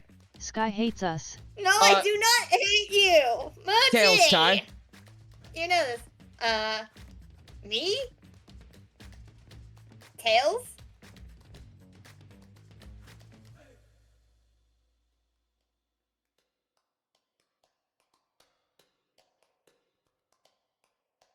Oh, Ty has taken 50 stacks of heads or tails. Oh. Not true, Forger. They're not. I can Okay. cast a spell to make a kilogram of uranium so dense it I'll commits give to... you a deal. I'll cut you. No, because fine. you can't change the weight. At least I wouldn't assume you can change the weight of another thing. Or at least specifically you can't... I understand what you mean by density. I wouldn't personally allow it. Yeah, what's the deal, Sky? 105 hours. That's the deal. 105 hours, chat. You would have to Dang, put no magic 7 black hole. hours on the clock. Oh, you can make magic black holes, just not that easy. Damn, I'm poor, that ain't happening. Hello, Rain. 105 for what? Ray, For they s- want me to. I don't know why they want it. For Sky to ooh at us. Yeah. I can make Ori take his shirt off, is that enough? Sky, you. You too, Rain? Yeah, hi. Because Ori decided he wanted me here.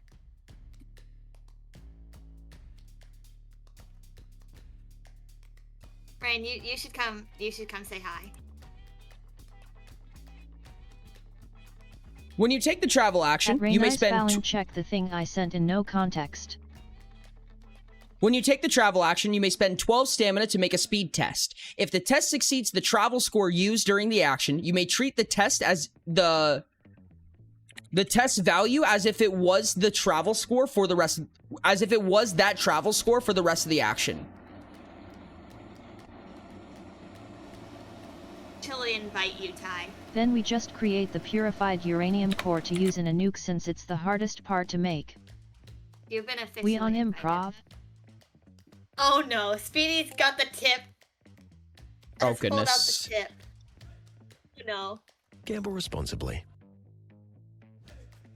Because your Hello, score is your Ty. stat 4. Hi, Ty. Good to see you.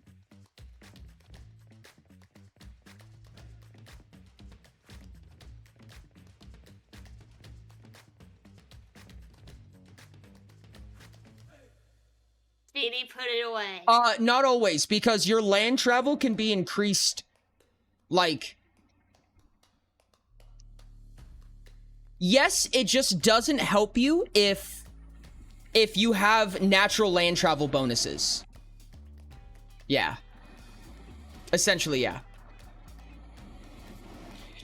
In fact, actually, I think that's probably a medium.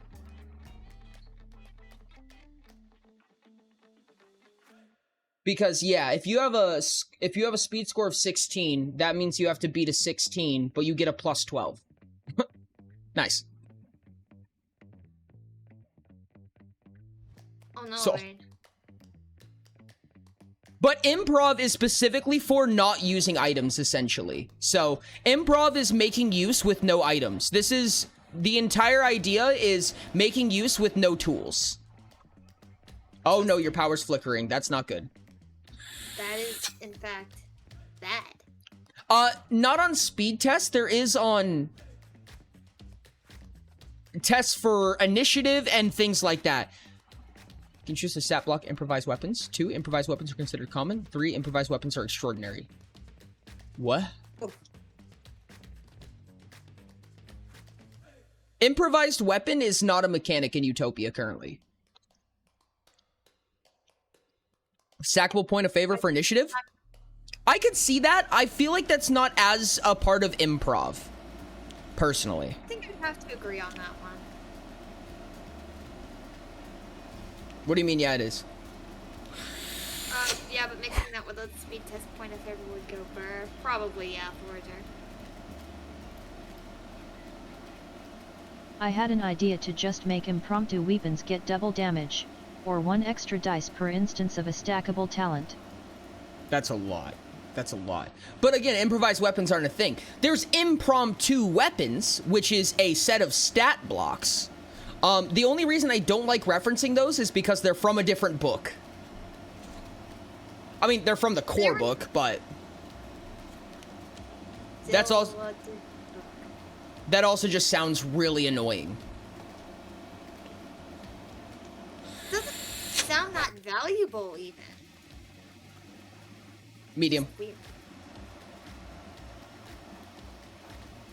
I think we should have something more along the lines of getting bonuses for having free hands. Getting bonuses for having free hands, or having bonuses for missing armor slots. Decided not to because I am more responsible for your safe for now, Sky. Thank you for the $1. I appreciate you, buddy. Thank you so much. Speedy, you scared me. Yeah, No, same. Speedy decided to victimize me. Oh no. $1 is an extra minute on the clock. Congratulations. Congratulations. How many bits Jen. would it take? Wait, Ori, does that mean you don't hate me because I'm not currently a part of chat? I never hate chat. I have never hated anybody. What is it? It's 1,500 biddies? You would need to have to do 10,500 biddies PSSST to get us check art fight. a little more than that to get up to 105 hours. Put $1. this too high. But you know what? I'm not backing down. Oh, you're right. It's You're fine, right. I believe you.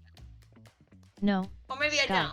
you are the representative of chat, so Ori hates you even more. No.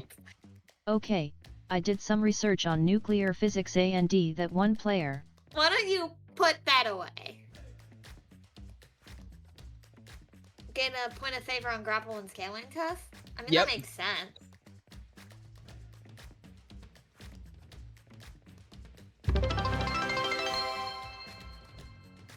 $2,000 biddies, the sequel. Jesus Battle Crow Christ, 520 dude. just shared 2,000 Oh my goodness.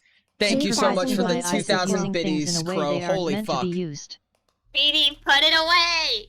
No! Make that 236. 236, yeah.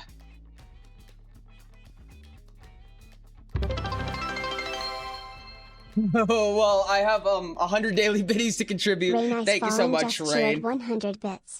Well, I have daily biddies to contribute. Gosh, God damn. Diamond! Put Thank it you so away! much. God damn it, Crow. Son of a bitch. What the heck?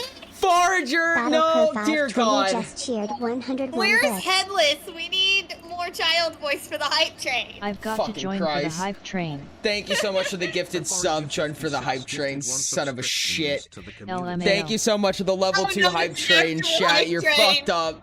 Thank you so much for the Gosh, 101 up dang it. biddies, Crow. Thank you for the gifted sub, Forager, for fuck's sake. Train started. Gosh.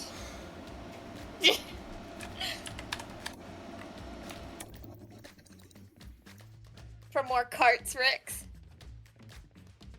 I don't like this ability because it incentivizes having 6 arms, and I don't like people having 6 arms more often than not. But you gain a point of favor on tests made to grapple and scale for each unoccupied hand you have. People really wanting Sky to Yowu.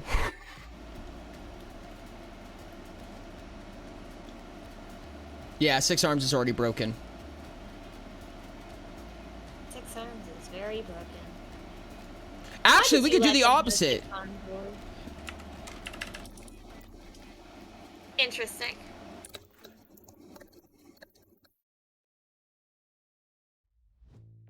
That is why I said if all of your hands are unoccupied. Yeah, that's smarter, Ty, because then you're actually hindered by having 6 Because hands. that's so much in the spirit of improv. If all of your hands are unoccupied. Mm-hmm. I like that. At Diamond Thadino Plushi increased distance or something.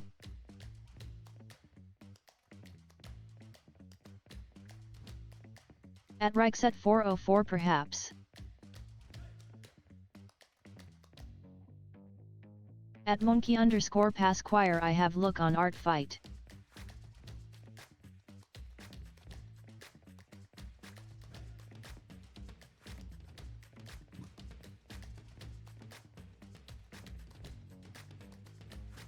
Stop, drop, and usability.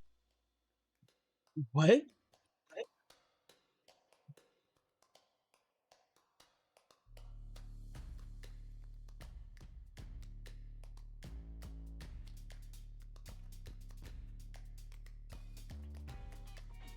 For each slot, including head, chest, feet, and hands, or hands and feet,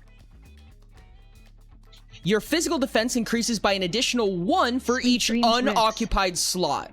Armorless defense, low tier stackable. Oh, So I appreciate you. really? So that means that if you spend 10 levels on this, you get Forager. The only mention of 20 crafting in the physical VOD defense. was gems for customization, which Ori loves for some reason, and not to make it like Utopia. You get 20 physical defense. If you spend 10 levels on this, 20 physical defense If anybody for wants being to refer to naked. that, cool. Nice. We mentioned a crafting in the VOD with gems for customization, which Ori loves for some reason, and not make it like Utopia. To escape grappler scaling, I feel like that's more displacement, but I think that's still considerable. The moment you take any non-physical damage, you just die. Does augmented count as unequipped? Yes, that is unoccupied.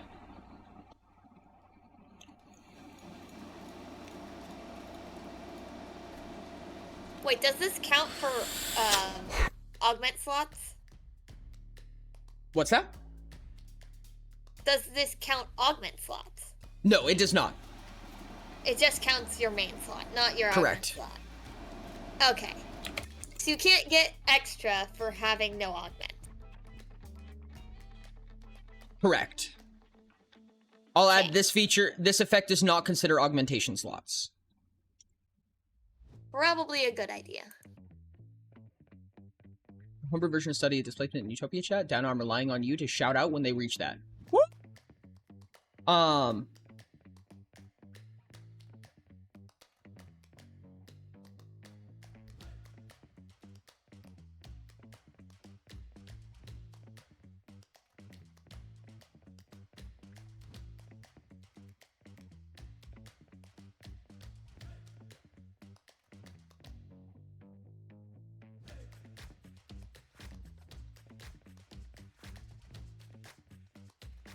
Here's a potential mid-tier or high-tier stackable. If your hand slot is unoccupied, your block rating increases by an additional 1d4. If your feet slot is unoccupied, your dodge rating increases by an additional 1d12, and this is stackable. Oh, interesting. Now I just need to ensure I work around those things, I'm out of but I think honestly, Forager, your idea of making crafting into gem crafting and the items are pre-made for the rarity sounds okay. But honestly, like Ori said, if crafting isn't innovative, then what's the point? Thank you so much for the hype train, guys. I really appreciate you. I think that might be mid-tier, honestly, because no hands and no feet is actually, like, kind of gross. Those are both very powerful slots. Yeah. The few times I didn't want TDS. Ty says if you fail a dodge roll, you may spend an amount of stamina equal to the total of your roll to make a block roll instead. Oh. I feel like that's less improv, because improv should be rewards for not using equipment. I have a ladybug.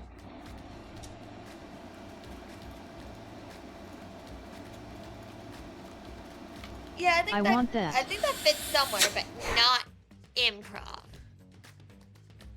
I think we put this in mid-tier stackable. Yeah, I do agree, Forager. You really do have to stack it up for it to be useful. I keep thinking of improvisation as hasty last-ditch stuff. That's fair. That is fair. I think we should, Rain. I just don't know where.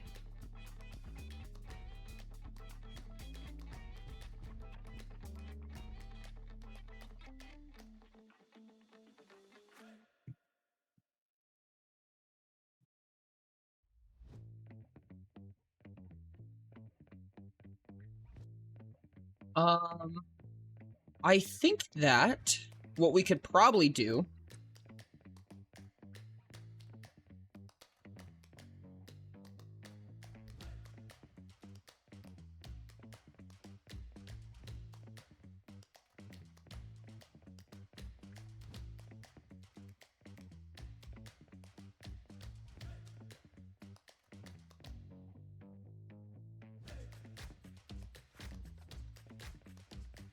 Don't leave it and forget about it. We know Ori's memory. That is true. that's fucking disgusting, and I'm gonna regret doing this. What are you doing? Hold on, I need...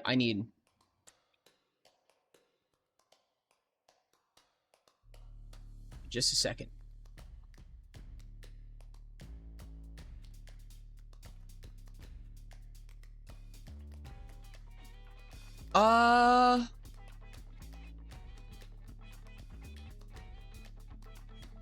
What's it called?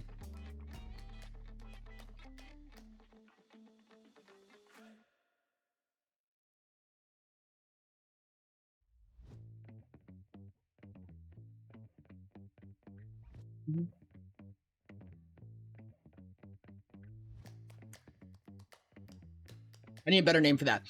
When you make a weaponless attack while all of your hands are unoccupied, you may roll an additional similar damage die. High tier stackable.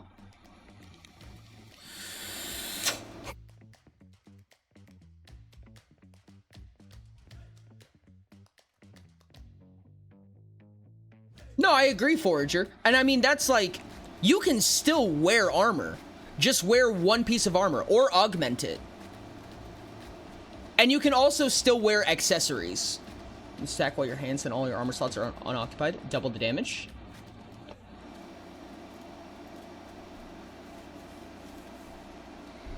Interesting.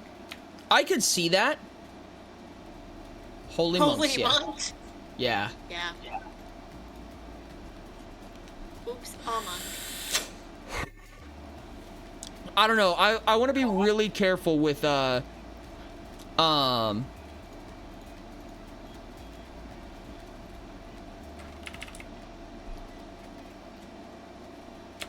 With what? Hold on. Basically, if you are naked, you have a higher damage output in terms of weaponless. Just make it add a d8. 2 people said add a d8. The problem is that is that if you have an augmented equipment or a hand equipment that changes the damage type, then it's weird for it to do physical every time. I mean, it could just be physical. You could force physical. You could also not force physical. I don't think that's the worst thing. That you do.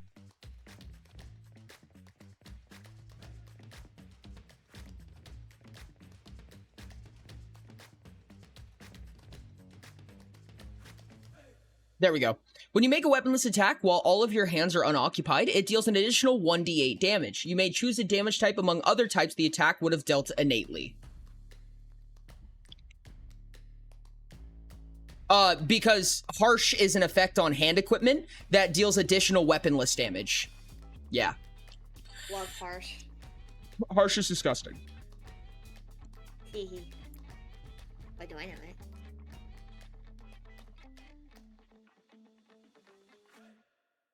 But I thought that was just adds additional damage, not changes type. It deals additional damage of a type you choose, is what Harsh does for hand equipment. Yep.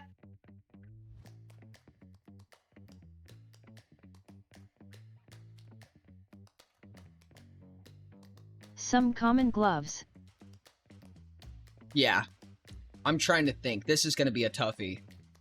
Weaponless damage is so terrifying already. It's so scary. At Diamond Thadino Plushi, do I know the character? What are you doing, Diamond? Something, adding back caustic and biotoxin. Monks went from very strong to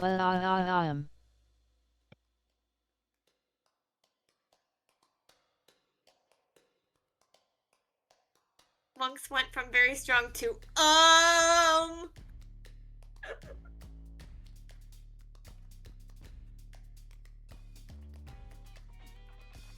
At Rainey's fouling, to be fair, Rangers did too.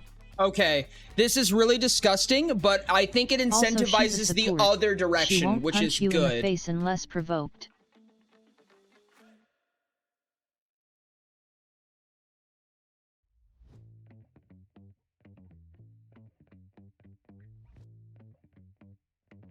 using any other Okay. Cultivated. When you make a weaponless attack while all of your hands are unoccupied, you may spend an additional turn action. Ability or something that ignores shop again. If you do, you may calculate damage using any modifier rather than power. It's very interesting. It does cost an additional turn action. Which, bringing weaponless back to costing 2 actions, I feel like is a lot better. Oh, for sure.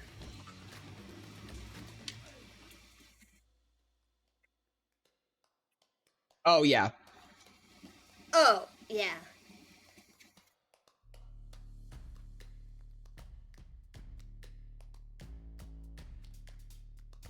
I want to change the name of Knockout. Knockout is silly. I like that. It is silly.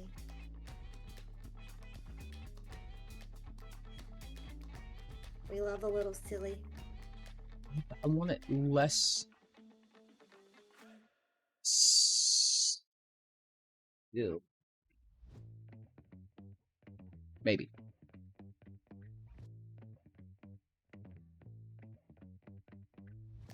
Yes, incompetent. Beautiful. That's exactly the word I was hoping for.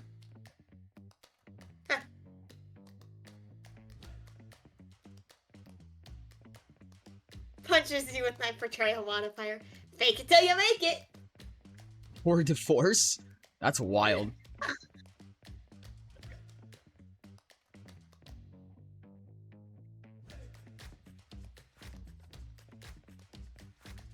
Well, these are very much disgusting. Next! Well, I mean, yeah. Displacement is the final one. SH Builder 0913 Alrighty. checking now. I'm sure it'll only get more disgusting. Mm-hmm.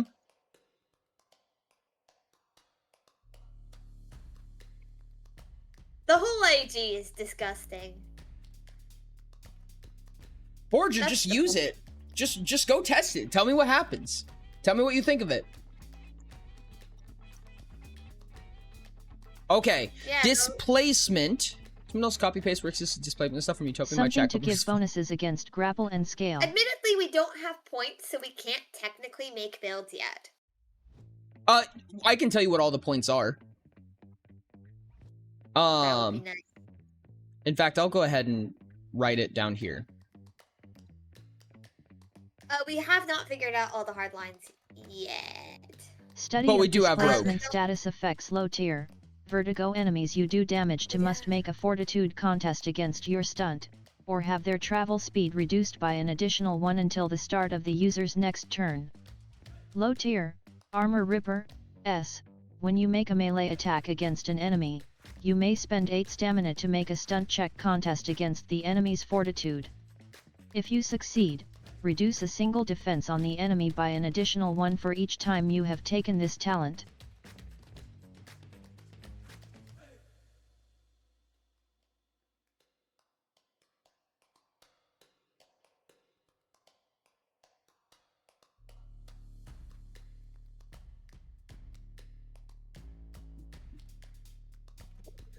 Let me make sure I add this real quick.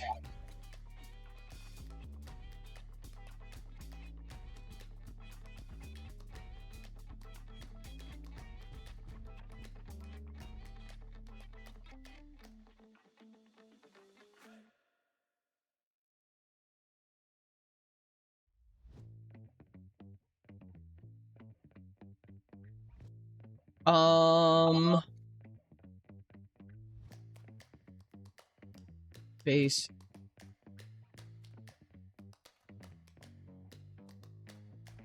Combat and law, then we have craft and magic base disciplines cost mind, while cunning and affinity disciplines. Wait, can you just make your own Twitch tags? Soul.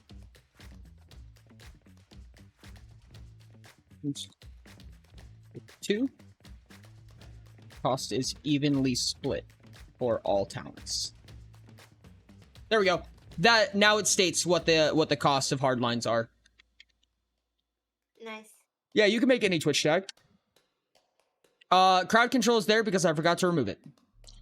Vertigo. Enemies you do damage to must make a fortitude contest against your stun, or have their travel speed reduced by an additional 1 until the start of the user's next turn. User's next turn is something I try to avoid. Unfortunately. There is exceptions to that, but it's usually kind of rare, but I do kind of like that. Let's make use of that.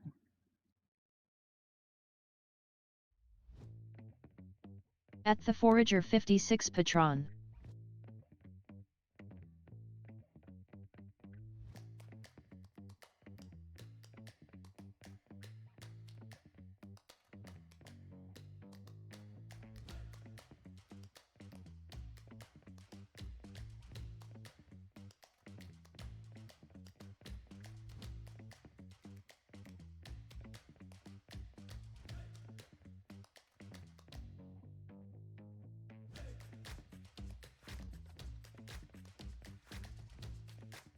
Yay, I got the Forager seal of approval. till it completes a travel action. Okay, Vertigo. When you make an attack against an enemy, you may spend an additional turn action and 6 stamina. If you do, it must make a fortitude test against the damage dealt. Upon failing, their land travel is decreased by an additional 1 until it completes a travel action.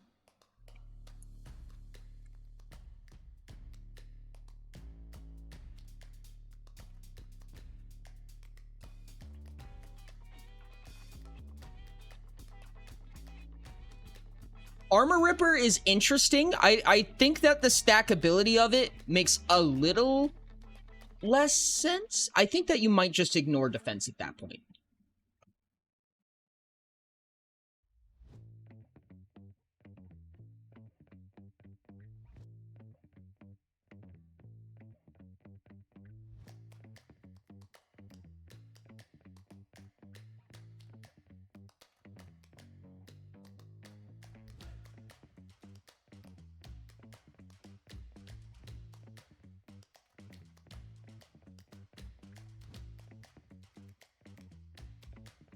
If an orange just simply says it's cool, it means a lot.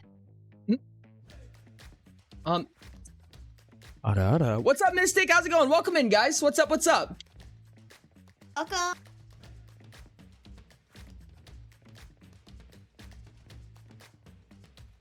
Hey, Julie. Okay, this one's interesting because it's actually very selective. Armor Ripper. When you make an attack against an enemy, you may make a stunt test. You may...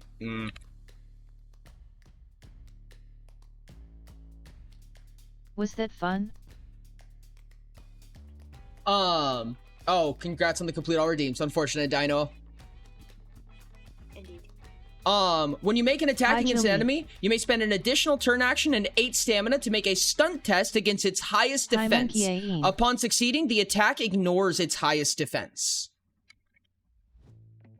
Just highest defense. Yep. It does not work on a defense of your choice. It only works on That's their gross. highest defense. So you have to combat against their highest defense for this to function. Weird. It is weird. But I think it's good, especially because chances are it's physical. Good. True.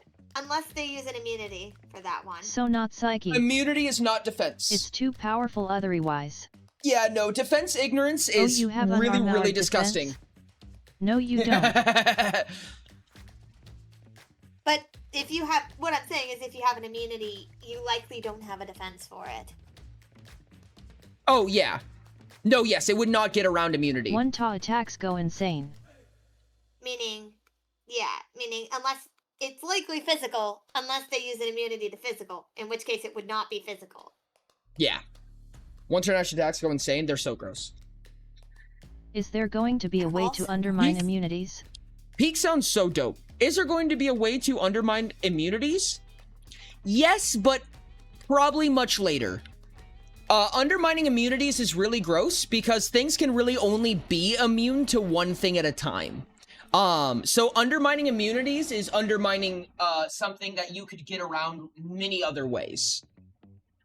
Monk Zealot Man, study of flurry, go brr, real. Oh yeah, if they're immune to physical, chances are it's not their highest defense.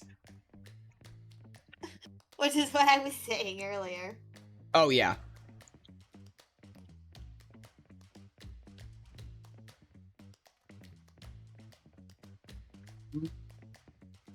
We need both mid tiers and both high tiers for displacement. Grappling and scaling. What was the option for grappling and scaling? Was it just stackable points of favor? Feels too easy. Was that the idea that you had, Ty? Was that the idea? Might have been. They instead only gave it one, and then the loot stuck, and now Jack is the target of the cult or something? Oh. If Pack Oh, had to one to their physical, resist. then this hypothetical situation would occur.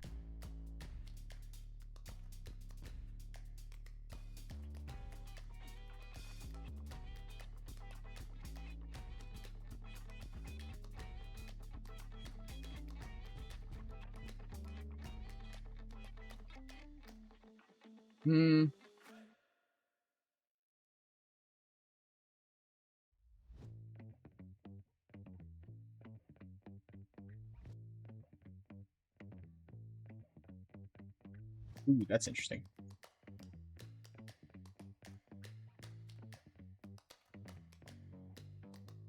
Inaccessible. There we go. I think it's fair. I think that it's a little bit interesting, but it's giving and removing status effects, essentially.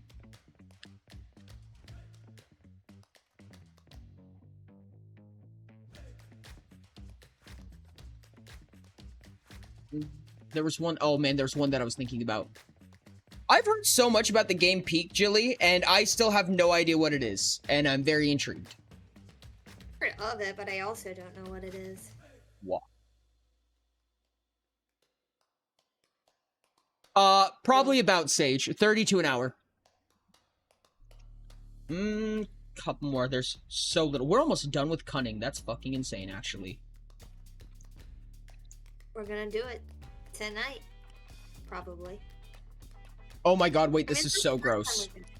In a stream. And a half of stream.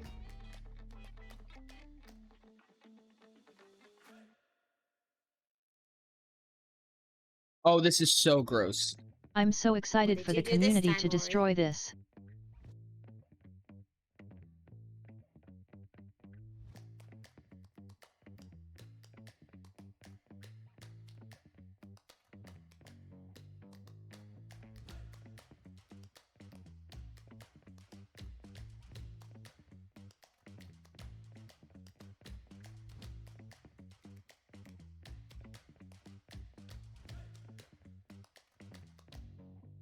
It is ignored and...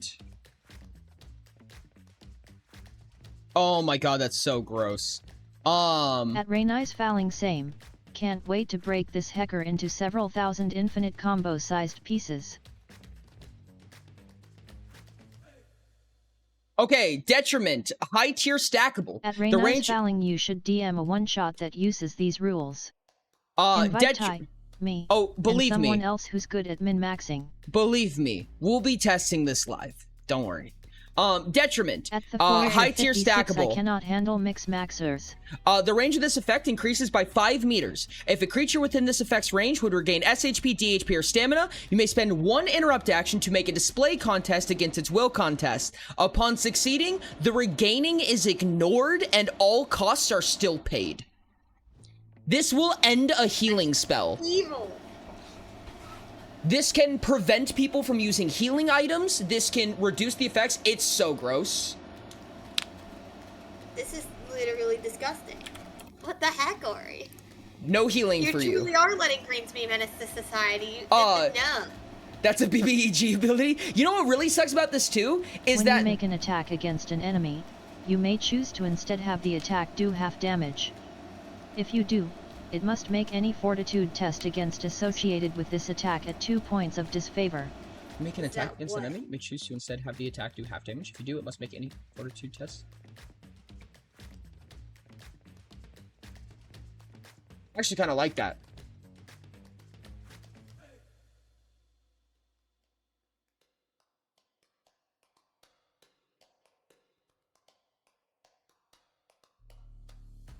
So I can stab a preserved core and PROC this to kill it.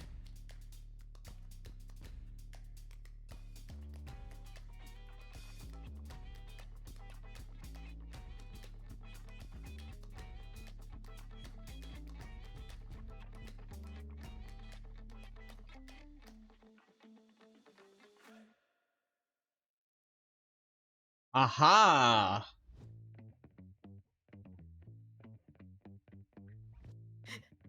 Greens are always a menace to society, Forger. I don't know what you're talking about.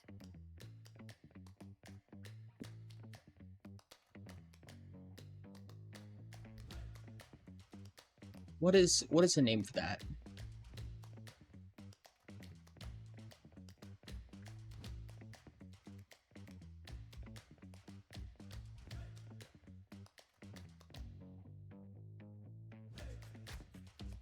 When you make an attack against a creature, you may choose for the attack to deal half damage.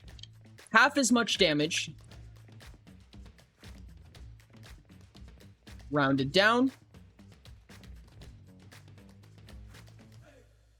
Before interactions. As long as the attack successfully deals damage to the creature, it gets 2 points of disfavor on tests made to resist the effects of the attack. So if you tack on things like blindness, if you tack on things like forcing status effects, any of that stuff that could be added onto an attack, you give them 2 points of disfavor against it by dealing half damage instead. Okay, interesting. Confusion trait to the weapon, yep. Yep.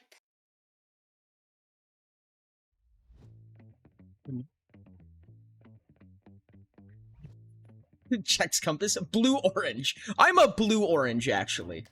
Hey, I forgot I'm in a different country, so I works. got ads now.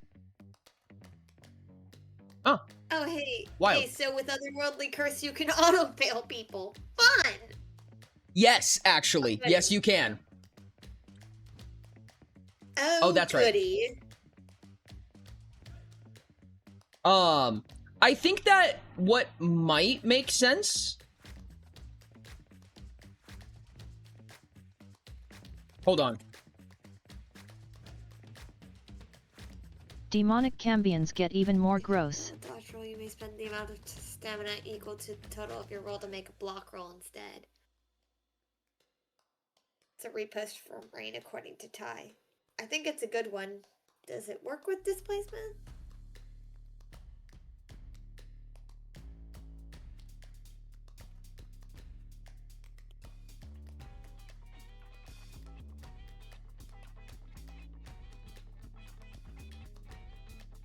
I feel like that kind of belongs in Decoy.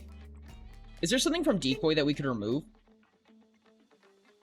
Let's find out.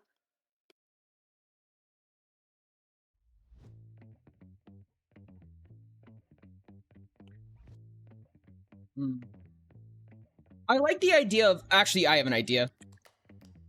Eyes?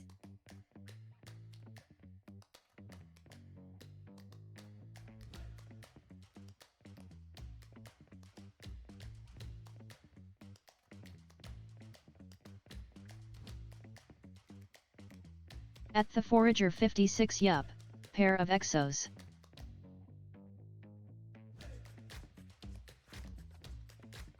Gross! At monkey when you make it, Pasquire, yes, rest well, fish. when you make an attack, you may spend an additional turn action and 12 stamina. If you do, choose one between the block action or the dodge action. The chosen action cannot be taken against the attack. At Sky_Heights, I'm too bored to rest though. It's evil. That's like the second time I've said that tonight. At monkey_Pasquire, stare out a window. That probably means you're doing something right.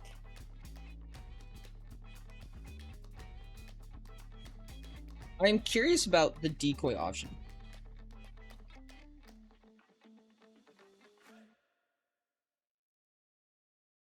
At the Forager 56, become blue and orange.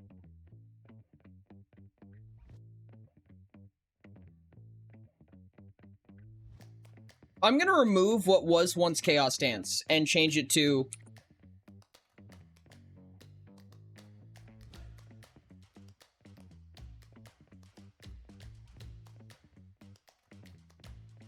Oh. I've already got some blue, when I'm online. I have no IRL social skills. You may... Okay, after image of decoy has been changed to you may take the block action or dodge action against a single source up to twice.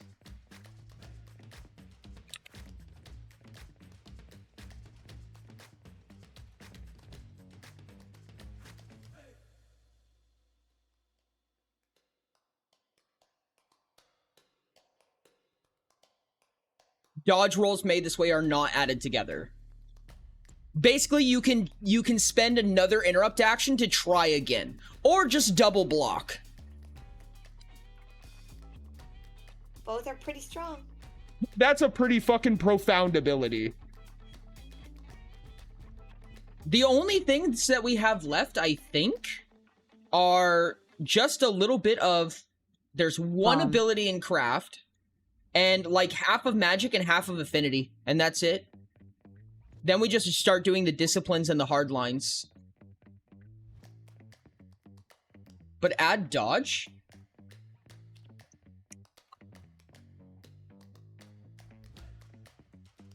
Dodge is kind of already really fucking powerful, I feel like. And you can also do that already with the take cover action.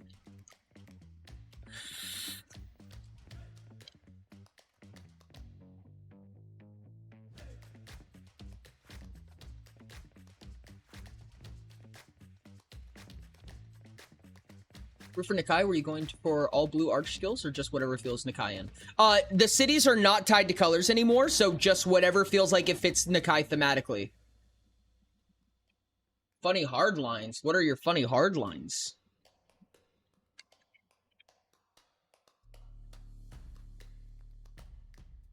I was thinking about the Warden earlier, and I'm kind of curious about a couple of ideas. Oh, yeah? Yeah. Yeah. Dodge is supposed to be heavily luck-based. I'm curious. Luck kind of stops mattering when it's 15d12s. Content have we created for the Adventurer's Guide? What do you mean? Oh hey, so I can just juice up on Terminal Drive, make my big heck you sword unrespondable, give you 2 disfavor on confusing. What type of content? Like, what percentage of it has already been made? Wardens are going to be so cool asterisk. 20, 15, 20% maybe? It's not bad. Maybe 35 on a good day? 35 in a good day? Yeah. How does the percentage of work that needs to be done Ty said, change? I have made 0% of that. Ty, shut up. Untrue, Ty. Don't try to lie to us like that. What kind of starts mattering when it's 15d12? At Reni's Falling, of course you say Usually, that, as the good little purple you are. We've still got species, lore, travel mechanics at the very least, additional spell and crafting effects.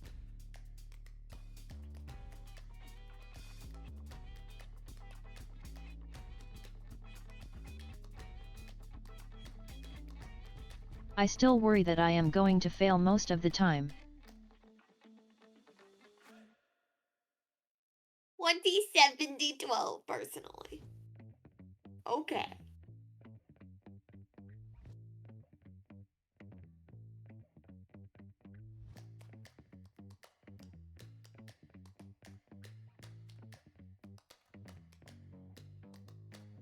At the Forager 56, yes, I mean like effects you can add to items.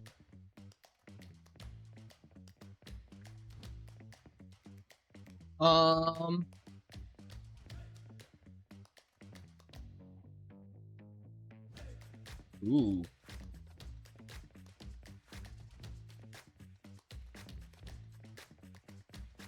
Prisoner, spend X stamina, and X ta to mark a creature within X meters as your prisoner. You always know the location of the prisoner, what actions they take, and you gain favor on tests against them. No escape, pay X stamina. Creatures that engage you in combat are not allowed to leave combat with you unless you allow it to occur or 1 hour pass, whichever is shorter. At Taigai 614 Kylf has 11 d12s, and he's dodging most damage that would be dealt to him. He's also getting hit less than once every 5 sessions. What hardline is that for? And what is lockup? Oh, is that for Warden? There is no mechanic for being in or being out of combat in Utopia. Spend stamina equal to the value of this day.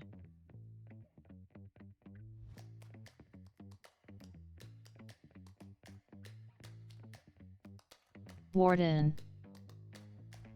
What I currently have for Warden is Inexorable, which is the second talent. You gain 2 points of favor on tests made to resist non-damage effects that target you, and Reflect. When a creature you can sense targets you with an effect other than damage that you successfully prevent, that creature succumbs to those effects for as long as you remain concentrating.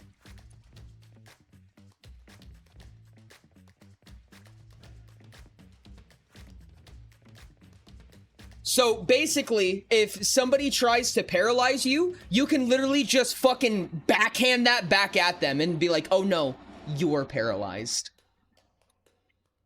Peak purple. Yeah. It makes a lot of the spells and stuff a lot scarier.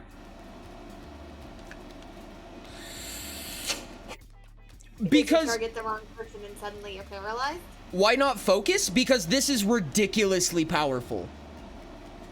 Please do not make that focus. Hey, wait, that works on disenchant. Yes, it does. If somebody tries to disenchant you, you can just fucking know you them and turn off all spells that are affecting them. You just fucking backhand that back at them. At Raina's Fouling kinda with you. That's funny. That's funny.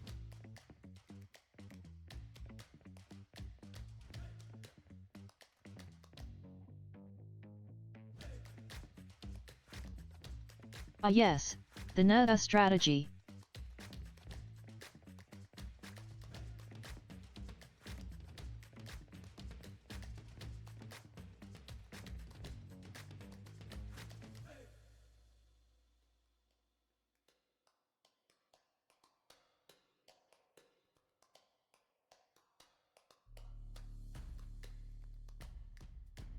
Backhand. When you take the block action against an attack, you may spend an interrupt action to deal the prevented damage to the attacking creature. First Warden ability. The first one? Yeah. Okay then. The issue with it is that it takes up your other interrupt action just to deal a little bit of extra damage. Block dice is not a lot of damage. Fouling, good luck. Plot twist. Unless you have I live 5 inside your billion. walls. Look in your closet. Doesn't matter if they die. Monk is a lot of status effects. I really think that'd be a good idea to have status effects for weaponless attacks on monks. That's kind of the big thing.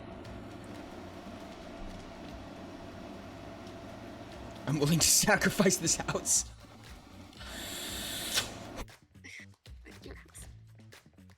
No biotoxin and no caustic. That shit is ridiculous. Maybe biotoxin. Maybe biotoxin. We'll talk.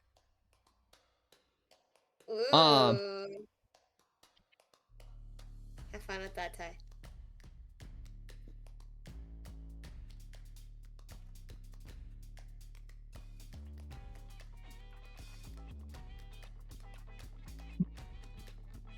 Biotoxin, 10 QP.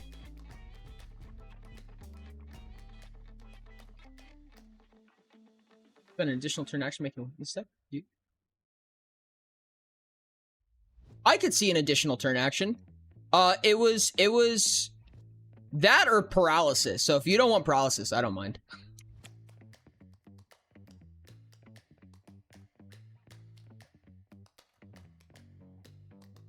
What does that do again? Paralysis prevents them from moving or taking actions in any way. Paralysis on weaponless? Like, naturally? Yeah. No. At the Forager 56, why do you hate me? You're right. Let's just do biotoxins instead.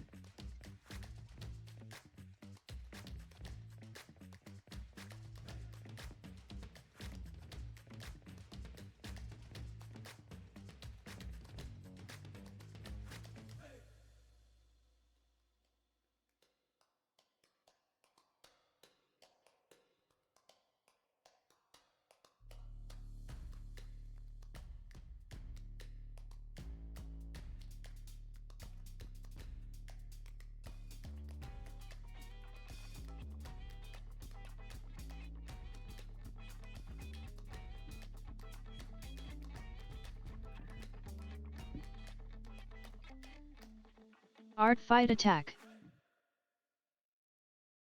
At Rainai's Fouling, what have I said that would make you think that?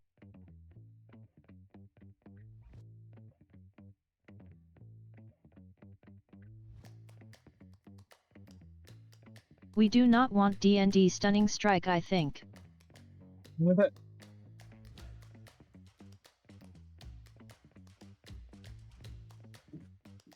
There are very few things from D&D that we want.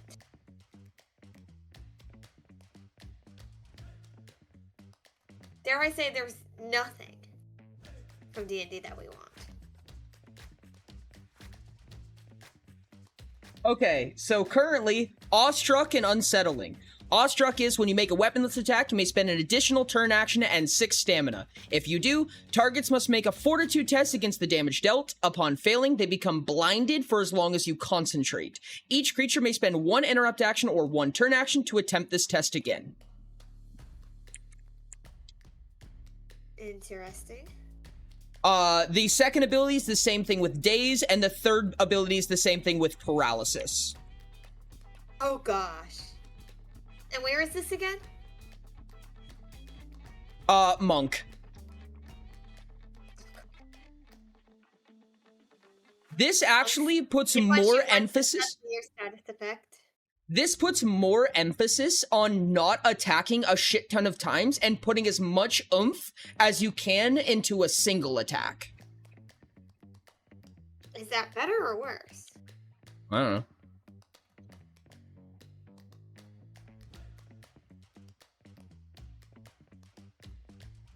I hit you and all your senses are no. Exactly, Rain, you get it.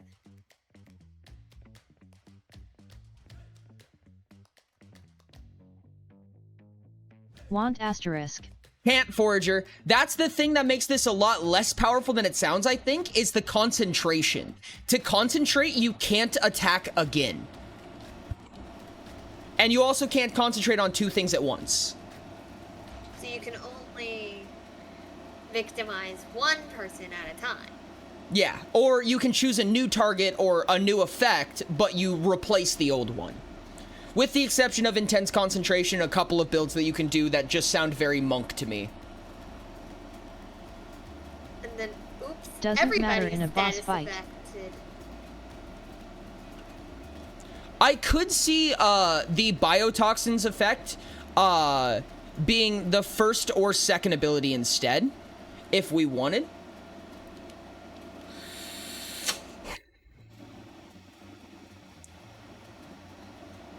Do you guys want DHP damage, or do you guys want status effects?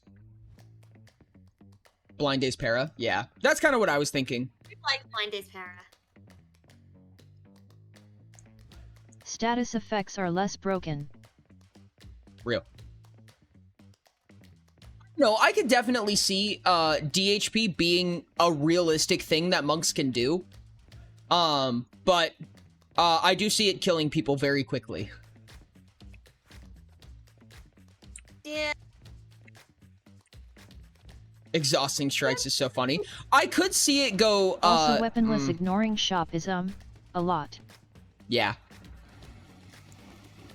I mean, it's an effect that you can choose, right? So you have to pay extra turn actions for it. But yeah.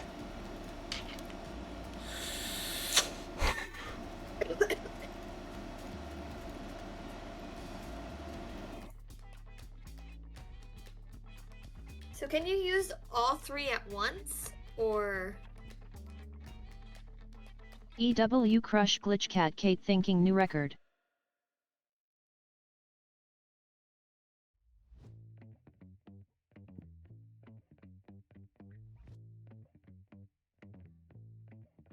What's up? Cultivate smoke in Sky's face. Didn't you hear their coughing there? Fuck. How dare you?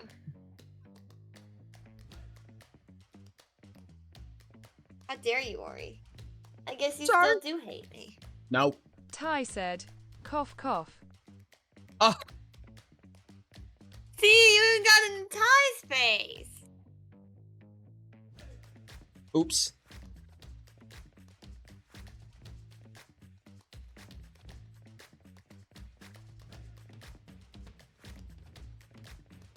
There we go. That's an easy way to say it. I got some nice sandwiches with turkey ham and pepper jack cheese.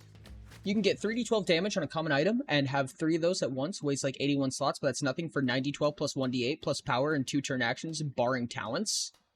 Yeah. No, that makes sense.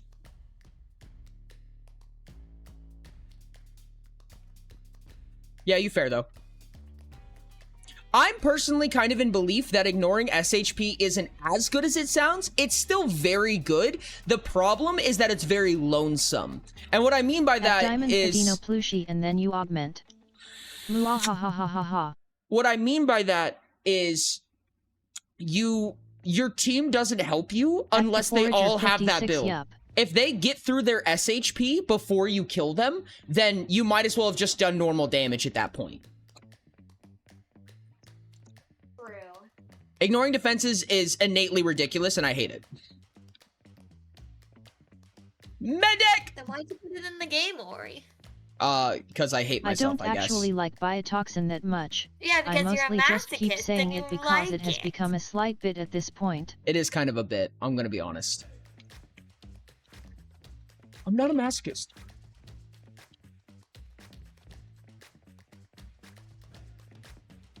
Okay. Hard lines we still have. Gladiator, Wizard, Wildcard, Noble, Medic, Pirate, Zealot, Artificer, Bard, and Artisan. I really want to do Pirate. I've been trying to think of Pirate. Pirate is combat and affinity. Yeah, though, unless you've got multiple people dealing straight to DHP or can one-shot, it's not as useful. Yeah, the issue comes when creatures have a low DHP and a high SHP, because then you single-handedly kill them. Yeah. Oops. So straight to DHP is kind of swingy. Yeah. Pirate, I've been trying to think about, and I've had so many ideas, like, on the tip of my tongue, but I couldn't manifest any of them. Battlecry type stuff is actually really cool. Great idea. Mm-hmm. I like the idea of Forger, but I don't know if that fits Pirate specifically. They're not a craft build, so they don't get any innovation stuff. I could see, like, Artificers having that ability, which is actually really interesting. Oh my god. Wait, what was it? Oh, I haven't shown you guys enhancement. Okay, so there's an update to enhancement that states enhancement is very heavily based on whether or not you crafted it. So Artificers getting that would actually be so disgusting. When crafting an item, you may choose an... Okay, hold on. Let me explain a couple of talents to you guys.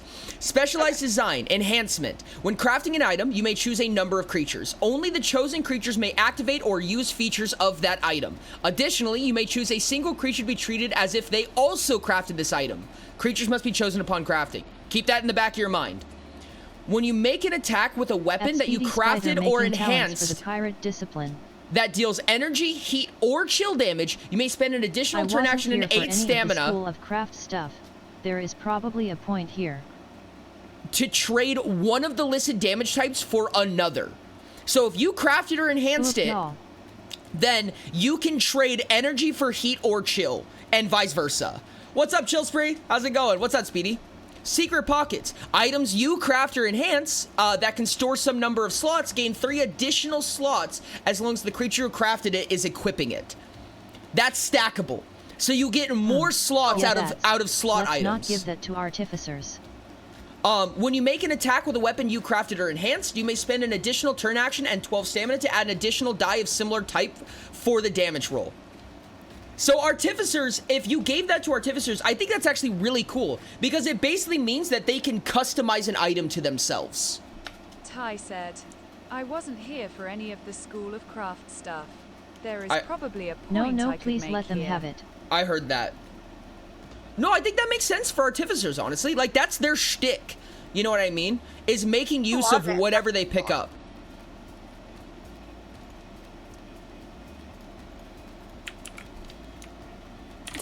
Diamond, I'm scared, What exactly but is sure. the Adventurer's Guide supposed to do again?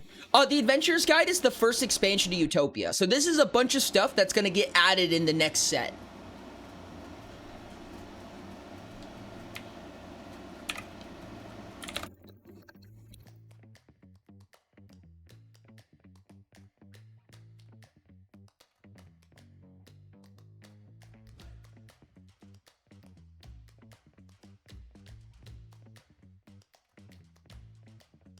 I think that's perfect. Redesign. You may spend 6 turn actions to modify an item. Items modified this way are treated as if you crafted them. This is useless in a lot of cases. I'm actually gonna say, yeah. I mean, it's a little bit awkward and not super useful unless you specifically have enhancement, which kind of makes this a little bit weird, in my opinion. It's very niche. Advanced construction is another example. It's very niche how you would use this, in my opinion. Honest, if you make your own weapons, you're probably taking advanced construction. Let's be so honest here. Make it so that it's no longer treated as the creature who crafted it actually crafted it. Niche.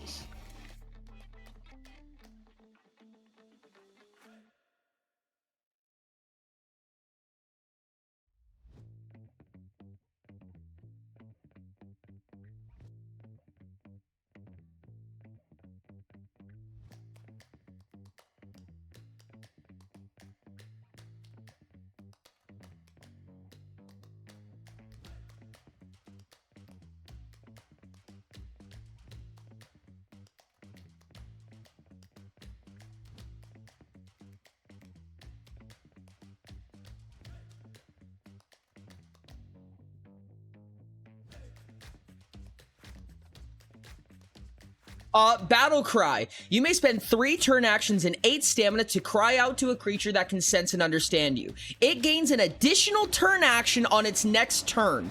A creature may benefit from this. A creature cannot benefit from this ability more than once at a time. Oh, that's really cool.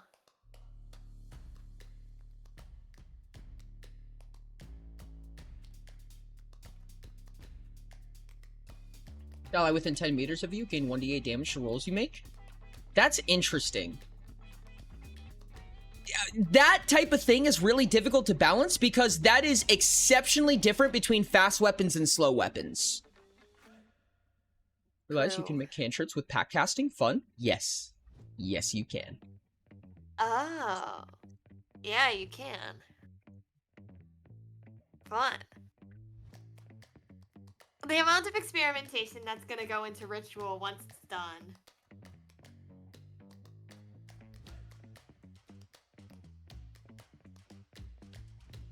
Cantrip Perpetual! That's beautiful. Like getting 3 of Magecraft arts or something? What's that?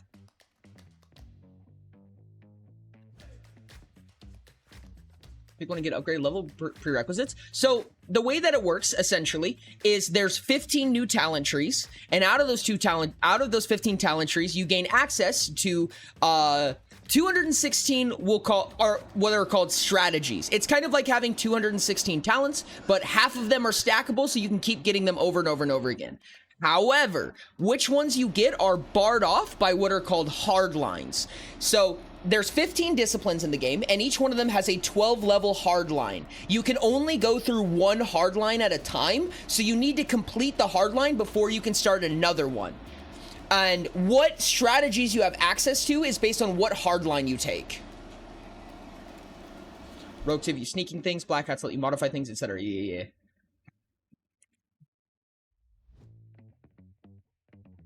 Wildly insane. Mm-hmm. But honestly, all of them are. Except some of them which are even more insane.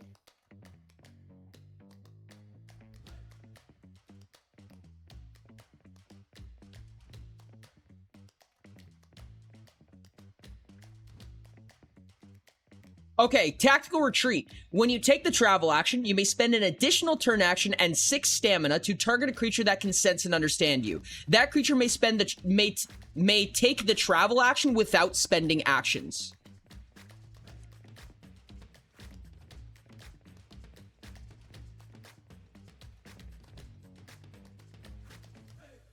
Order. Yeah, of course he hates you. No. Well, you didn't tell him bye, so I mean that's kind of rude. Sounds like. Have a good one, Forager. I appreciate you. Do pyromancy on a flame warlock. Just set some poor city on fire without spending stands because the mayor called you funny looking. I live for that type of shit, dog. You mean that the moment they get one travel action on their turn, they get as many as they want? No, because you have to spend 2 turn actions to travel, and you're giving another creature the chance to travel once. What?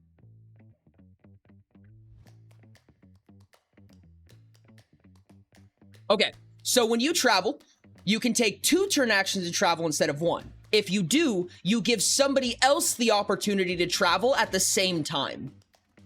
So you're spending a travel action for somebody else, basically. Essentially, yes. But on your turn. I see. Yes, it is at the same time. Technically, it happens after you, but realistically, it's simultaneous.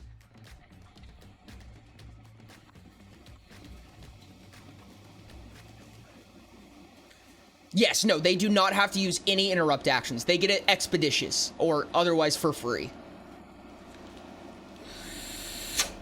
Oh my god. Hey, pirate with a monk running the blink thingy kind of sauced up. Can you imagine a blink assassin with a pirate? Fuck me, dude. Give them an extra movement to get in position or whatever. Mm-hmm. They're gonna be like even more speedy. Oh boy. I'm gonna phrase this the same way that it's stated in Expeditious, whatever way that is. Just for consistency. It's just gonna go find Expeditious and copy paste it. Oh, with no turn action cost.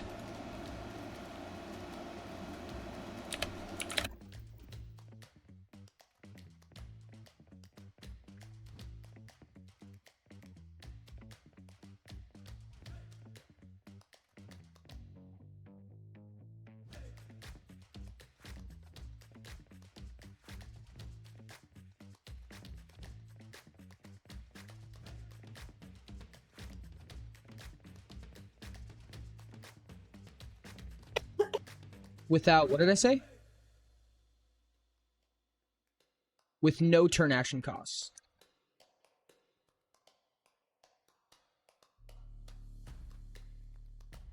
Okay. And then back to the pirate.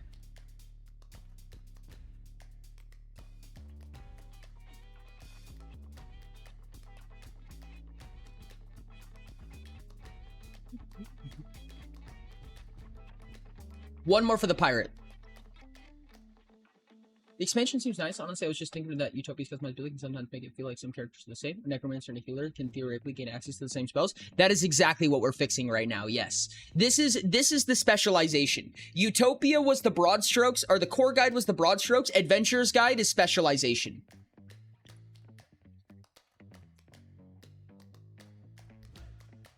Swashbuckler Rogue is canon to Utopia now. You can play a pirate and a rogue. It is possible. I swear, chat. You would get 2 affinities, 1 combat, and 1 cunning. Gross. I hate this. Then why are you making? They're sneak attacking Good now. question. Yeah, no, there's a ton of sneak attacking now. There's so many ways to utilize sneak attacks. Oh my god, they're so gross. You did this to yourself. Yes, Are you happy? arguably. Rogues go so hard, dude. In cunning, oh my god, there's some really The gross stuff. strategy with Blink, strategy of flurry, bargaining, and then it's some other affinity thing. I mean, coup de grace Yeah. already existed from Rain. Stalking, dude, it gets so much more gross now. Stalking, spend 1 minute to mark somebody, for as long as you remain focused. While marked, they get 2 points of disfavor on learning information about you. You cannot gain points of disfavor against them, and it can't dodge your attacks. More points of favor on remaining inconspicuous, or stealthing in general. You can meat shield people now, where you throw people in front of attacks that are targeting you. When you make an attack against a creature that can sense you, if it kills it, you gain you get refunded half of your attack's turn actions. And if you make an attack against a creature that can't sense you, you can take the travel action for free. So that's what this assassination reposition is, what we're talking about, the blink effect. If you have a 1 turn action weapon that kills somebody, you're refunded 1 turn action. And the number of times you've taken the reposition stack, you can move, reposition, and then try again for free. Well, not really, because far range would be 3 dice instead of 2 now. Oops, but he's yes, halfway sniper at across the home. battlefield now. I feel like pirate needs something a bit more substantial immo, like comparable to a whole art of magic. Its talents Hey, from it's more like sniper at strategies home. RN. You have a good point. Honestly, I could see actually redoing the pirate tree, honestly. Like, these are cool and all, but they're not worth 12 levels. Yeah, that's fair.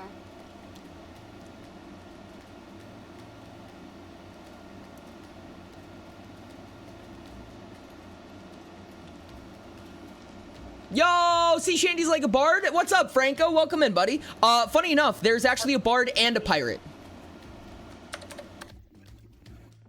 Give me sea shanties. At Shillspree you can do that in Core Guide, with like a level 40 no min max needed.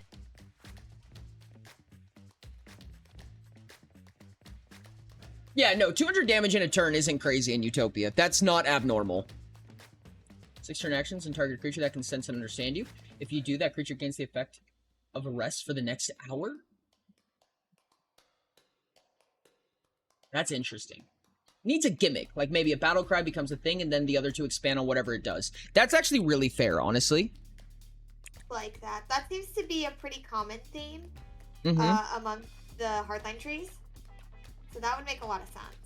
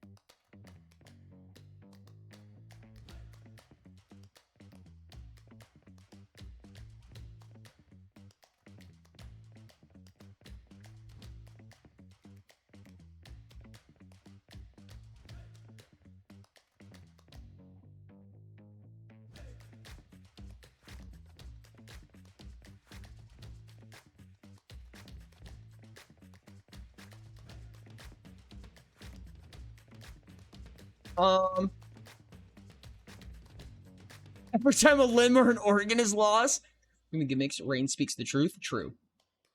Thinking about it, what exactly is the base in this world of Utopia? Like, how powerful would like a BBEG have to be for a regular bandit, or a regular bandit would be? It depends. Utopia has an infinite scale, right? So there's no like BBEG level. You have characters that are level 10 and you have characters that are level 1000. Your villains just have to scale to your party.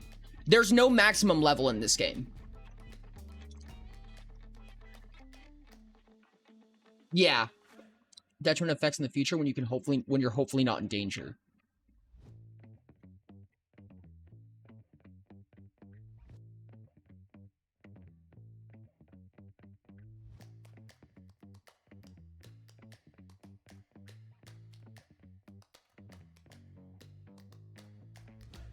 It's interesting. For as long as you remain focused. Creatures inspired this way. Level cap no longer becomes Utopia to an extent. That's kind of how I feel about it too, yeah. Yeah. It's not quite the same, is it?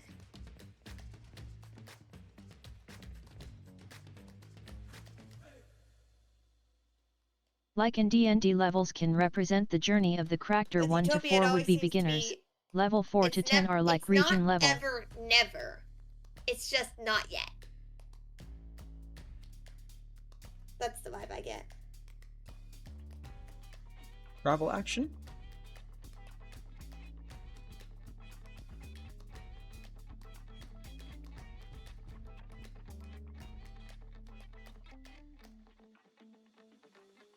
Like in the West March, I noticed ID build characters moment to moment, playing by ear, but then I'm like, oh stuff, wait, actually if I want this build to work I need a commit.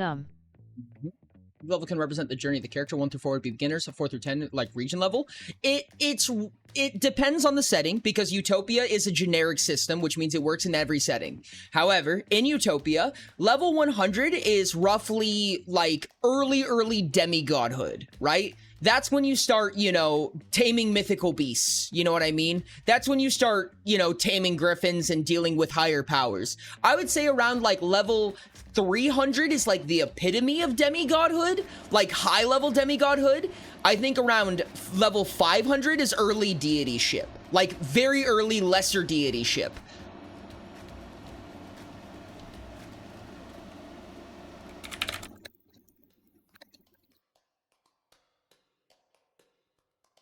So in this case Vecna would be level 100 in Utopia. Yes. I would say yes.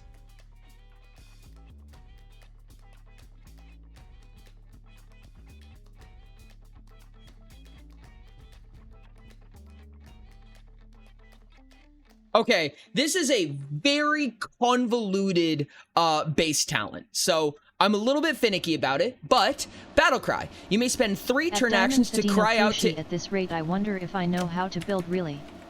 I tried but my success has seemed limited. You may spend 3 turn actions to cry out to any number of other creatures you choose that can sense and understand you, inspiring them for as long as you remain focused. When you take the travel action, creatures inspired this way may spend 1 interrupt action to take the travel action.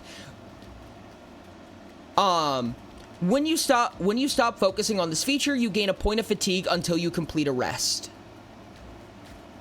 Interesting. Then Battle Cry will become the basis for how they function. Crawling through the windows and from underneath the floorboards, the repel from the rafters. Fucking ew, fatigue. Well, I mean that's kind of tying in the 14. Don't even try to lie. I don't know. This is a lot of text for a hard line. I'm gonna be dead honest with you, but it works for now. No, it makes sense for captains. It's fine.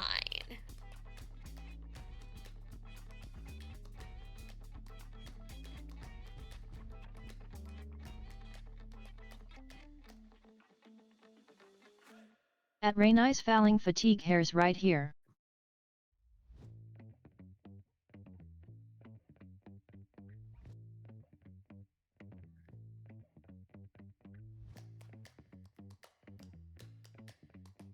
And this is where it gets really fucking gross. Bountiful Drive. Creatures inspired by the Battle Cry talent gain 1 additional turn action on their turns. Oh, there we go. That's where it gets really gnarly.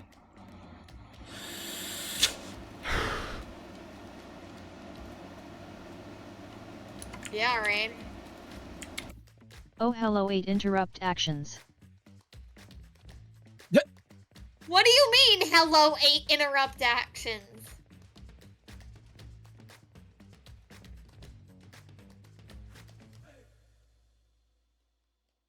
Hell yeah.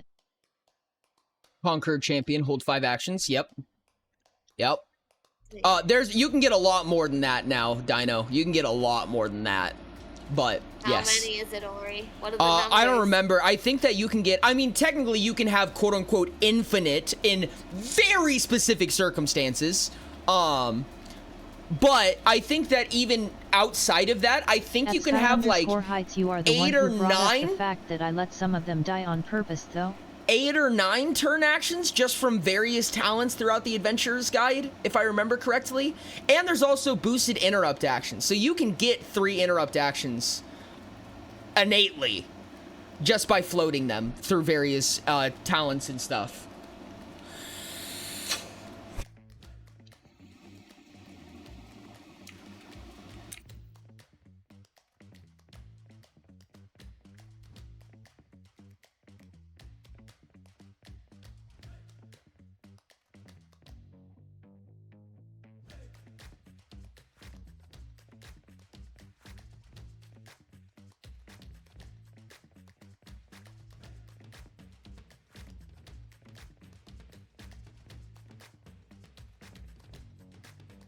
Okay, I need one more talent for the pirates.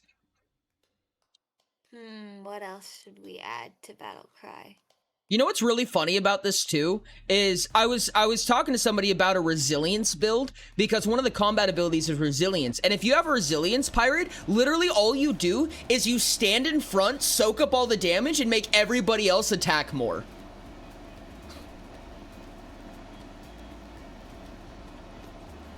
That's pretty solid. Yeah. I think that maybe what we could do is give them Warmonger while inspired. Oh.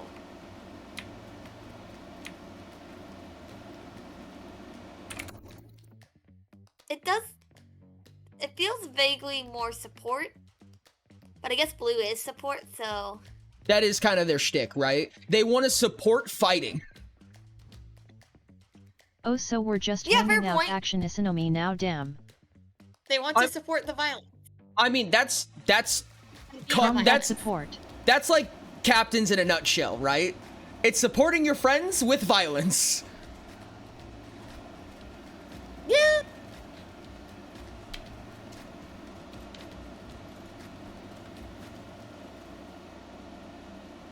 Yeah, it does seem that way, Diamond.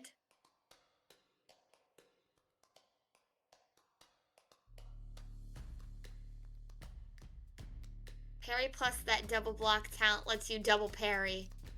Does it? Because that would be cool.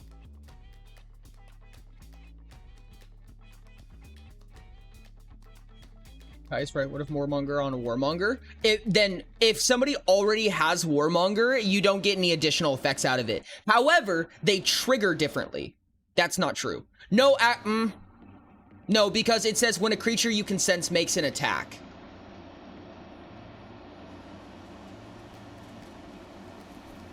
So yeah, having Warmonger would make this not utilizable on yourself. However, this affects all creatures you can sense and communicate with. What do you mean by double parry?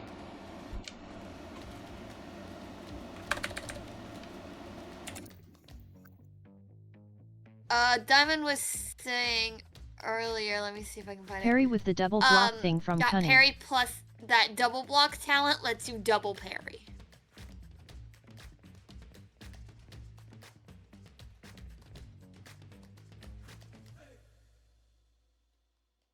This is really gross. Parry with the double block thing from Cunning. Parry costs 2 turn actions, 2 interrupt actions, but you can do that. So yes, you can? Yes, but you would need 4 interrupt actions. Yeah, Diamond gets it. Okay. Yeah, Diamond does in fact get it.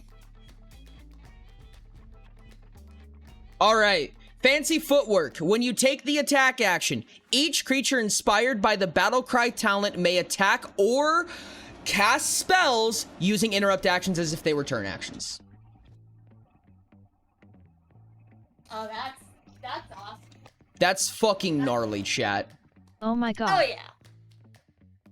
Oh, there goes rain. This is fucked up, chat. This is really Happy fucked face. up. Diamond hitting you with the Ori 1 on God's Green Earth. I mean, it costs a point of fatigue. Let's make it 6 turn actions. I mean, fair enough. I just want you to know that if you lose focus, A, they lose all of these abilities, and B, you take a point of fatigue. God, dude, pirate automatons are so fucked up. God, I hate constructs. Oh, that goes really hard. Holy sweet Jesus, heck, that's sauced up on a monk. That's sauced up on a monk. I swear, everything's sauced up with monk. Monk gets sauce from everybody.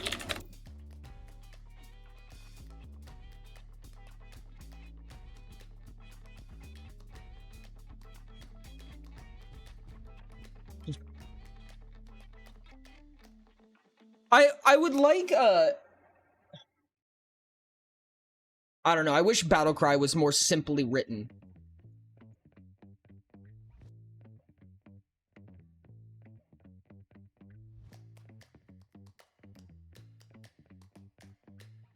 Cat, I'm sure you can imagine a number of ways that this is disgusting.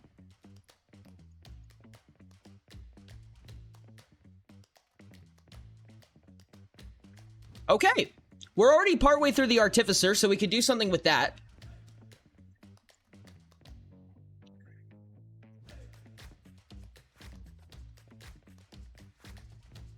Starts becoming scared. This is so gross, Moonchi. It could have been a long time I know. ago. I think we can wrap up the Artificer and then call it. Ori, I also would like to go to bed. So You can in a minute once we finish the Artificer. Okay. I can tell it's gross. Help, I'm being held hostage. I have hostage taker, no. chat. I have the hostage taker cunning strategy. Except it's social. Good little purple sky, let's go! Green is social. Ha! What if I just left, Ori? What would you think? I would never stream again. Mental grappling. Mental grappling. That's exactly what's happening. Help me. Artificers are kind of shafted on their first ability. I'm gonna be real with you. Since GM to counteract this ability, I need to attack the pirate with yodeling octopus wielding whoopee cushions, bike horns, and silly string. You know, something nice and distracting. Yes, precisely. Find the gimmick. Find the gimmick. Well, it seems like the gimmick is... Season 2 of Pia's Redemption will be cancelled. Is using items they crafted. Because their first ability is making it so that any item is an item they crafted. So what kind of effects can they gain from items they craft?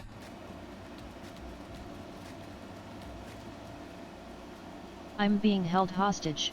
Dash. Yes. Can alteration be used to levitate? Yes, very much so. To ridiculous amounts, actually. It makes it so that your will score is now your fly speed. Okay, wait, black hat with hat situation. Targeted design. When crafting a weapon, you may designate a specific creature. Damage dealt against this creature is counted as double. Damage dealt against creatures other than the targeted creature is instead halved.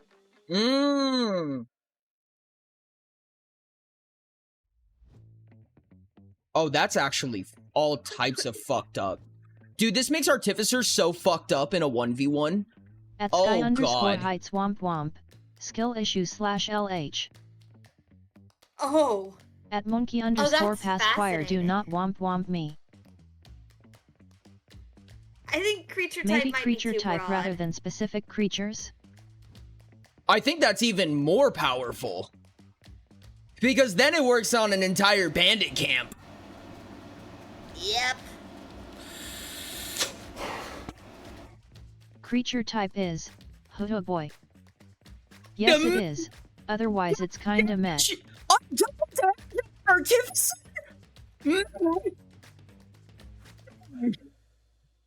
Ori, your mic keeps peaking. What are you saying? Double damage on an Artificer is meh? It's literally only good for one fight. No, I think that you should have an ability to shift it. Ah, like for like a certain amount of actions. You Oh, yeah. I'm sorry. I was thinking of this differently.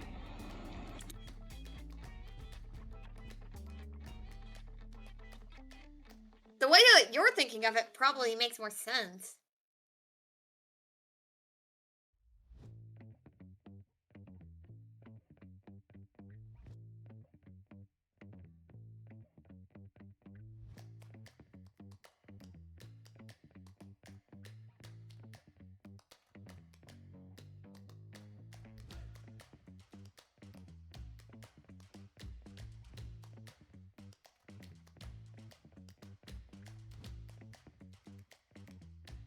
I mean, when you can craft a weapon in 6 turn actions, it isn't that bad That of is a limitation. A fair point,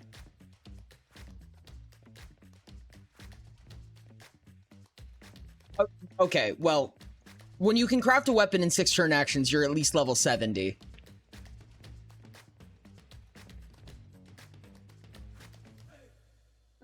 Yeah, materials could become a problem in that scenario.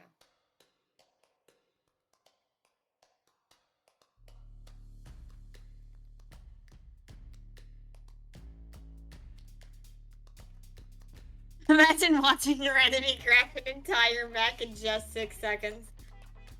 Imagine watching them do it in, what was it, 2? With all the stuff from Black Hat? What's that? What? How fast can a Black Hat craft an item? 2 turn actions. That's what I thought. Yeah, imagine watching your enemy craft something in 2 seconds. Yes, there is creature crafting. Because their friend At Chillspree there is now. Laughing face. Imagine them doing it in 2 interrupts because their friend is a pirate. That is amazing. That is wonderful. Glorious. Entire weapon in 2 seconds, and just knowing in your heart that this thing is specifically built to kill you. that makes it even better. Oh, I love the Adventurer's Guide. Don't you, Ori? Yes. Yes, I do. Good. Like a good little masochist. No! Little purple. Hey! Nice, give me 2 seconds. Engineered Bane. You may spend 6 turn actions to modify a weapon you crafted, targeting a creature you can sense. Attacks made against that creature using the modified weapon deal double damage. The modified weapon deals half damage, rounded down to all other targets. Do not Masori me. Sorry. So does the targeting go away when the creature dies? That No. it's targeted against? You You just just have- have to spend another... Oh, so that thing is permanently a Yes. targeted weapon. You are making a forever targeted weapon that you have to keep remodifying over and over and over again. Like a pain. I feel like you keep a special weapon to do that too. Yeah, probably. Or even funnier, you pick up their weapon, make it so you crafted it, and then design it to kill them. Funnier, I like that. Or give the party prep time knowing they have a preparation warlock. Or not give them prep time knowing they have a black hat. I have this anti-Ori knife. Who wants to buy one? God damn it. It does seem that way, Rain. You know what's really gross about this, though? Is that... attacks you make against that creature using this weapon deal double damage. If it has booming, then it just deals double damage as long as it's within range. Gosh. It would be halved again when it hits other creatures, but that just means that it deals normal damage to everybody and then double damage to that one creature. It is literally peak frick you in particular. Yeah. I wonder what damage Ori is weak to. See, Chill, we're on the same page. Okay, now there's an option to remove this effect from it. Okay. I assume it takes the same amount of time to unmodify it. Yep. Should let me affect ammunition. Fuck. Oh, that'd be devious. Fire based on how melty he was in the heat without the AC. Listen. My anti that guy right there ammo. Yes. Hello, I designed this just for you. I call it fuck you in specific. And then they die. This talent is just peak comedy. Mm-hmm.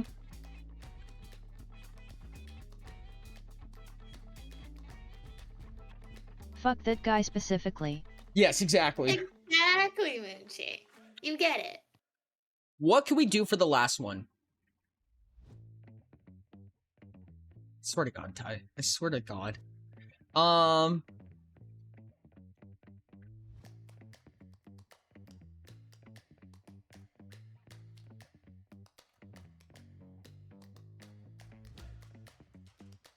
Okay, hold on.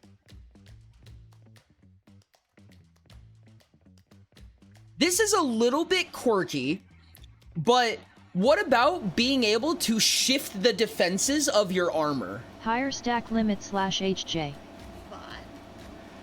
Because imagine for a second that I simply just make an extraordinary piece of armor that has, hold on, a lot. I guess it would only have 8 defense, I would think. But can you imagine that as an interrupt action, I could just shift all my defenses to one side? The question is how quickly. I don't know, a couple interrupt actions? An interrupt action? That seems fair. That's fucking disgusting. You just look at a fire elemental, you're like, oh, I now have 30 heat defense. Oops. See how this is. That is very convenient. It is surprisingly convenient.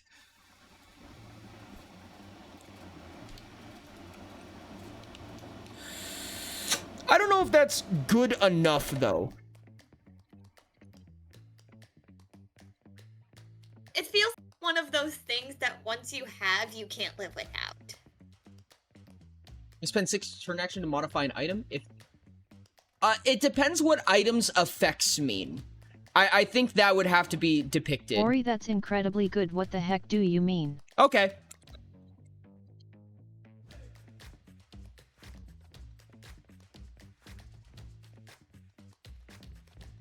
Maybe explodes instead of simply destroyed.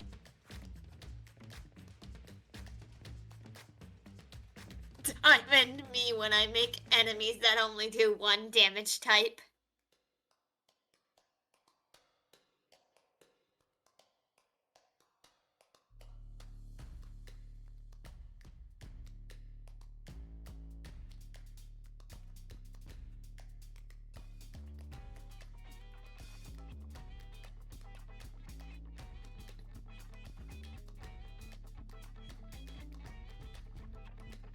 I think there are, chill. Okay.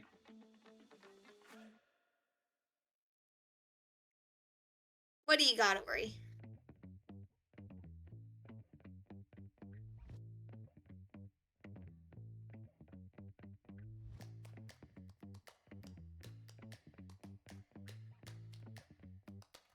Any amount of any type of At Chill Spree, well, there aren't weapon times, so it would just be effects being added or removed. Okay. You may spend 6 turn actions to modify any number of items you've crafted. Unless the TA changes. For each item modified this way, you may exchange 1d4 block for 1d12 dodge and vice versa. You may also exchange any amount of any type of defense with another.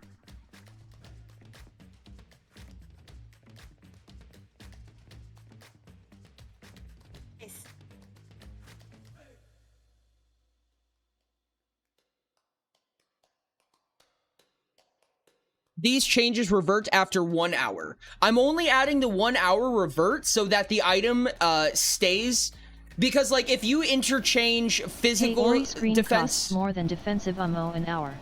Yeah, that's exactly why. Because screen and defensive would actually modify its RP costs, and to prevent you from having to keep track of that, it just goes back to normal after an hour. Yeah, so you can technically be over RP by switching something from, say, physical to psyche for a bit, and it'll go back.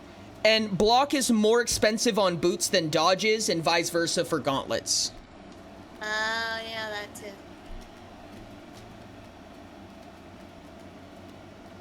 Okay.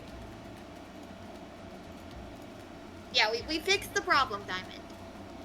I just imagine that you see an artificer and they just got like a little leather jacket on, some goggles and shit like that, and you're like, oh, this dude's easy. And then he cocks his gun, and then like specifically like a picture of your face pops up, and all of his leather jacket just like turns into like this weird mech armor specifically designed for you, and then he just winks at you. That's amazing. That's fucked up. This expansion is gonna make me so much more cagey about giving away enemy info. That's what I'm talking about, dude. Research should be rewarded. It is so important to know what you're fighting. Would you play this? I'd play the fuck out of this, dude. What do you mean? Demi would eat this shit up. Oh, Demi. I feel like we're gonna need a creature expansion after this. Oh, this will come with a creature expansion. Don't worry. I don't like the cut of your jib. I am now designed to specifically kill and counter you. That's so real. You know what? Your face is kind of funny. Can I hold your sword for a second? It's so funny because if you take enhancement, here's the fucked up part, right? Here's the really fucked up, spiteful part of this. If you take enhancement and you take specialized design for 2 levels, right? 2 levels, you can spend 6 turn actions to say, I crafted this. And when you do, they can no longer use it because it can only be used by creatures who crafted it. Oh. Imagine fighting someone, beating them, and them returning better. I fucking love the Artificer so much, dude. What a jackass. You do. It's the mastermind build, and you are a mastermind. Oops. Oops. God, I need the AG in my Sorry, life. I think it likes me more now. Sorry, I think it likes me more now. I'm fucking dying, dude. This is amazing. I love this. I know. The AG beta test could not come sooner. Honestly, I can't believe I'm saying this, but I think that if I played an Artificer, I'd take Hunt. Because I'm just gonna make guns. I'm literally just gonna make a ton of guns. And I'm gonna make them specifically designed to kill anybody who I happen to be looking at the time. So I blasted. Oops. I know, it's not gonna be hammers for once, right? It's crazy. It's gonna shoot hammers. There it is. I'm gonna make a sniper called the... I'm gonna make a sniper called the HMR.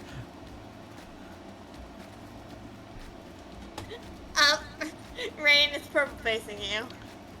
And this is the funny thing. When you make an attack with a ranged weapon, you may spend 1 additional turn action, 8 stamina, up to 1 additional time. For each time that you do, you may choose an additional target. Wow. Easy, because that technically does the thing where it does double damage to one of them and normal damage to everybody else. Oops, I fired 8 shots at you. My bad. Signature weapon is a hand cannon called Yes Officer, that one right there. Yes Officer. A fucking hand cannon called Yes Officer, that one right there. I'm fucking dying, dude. That's These amazing, are so Diamond. funny. The Artificer builds are just really funny.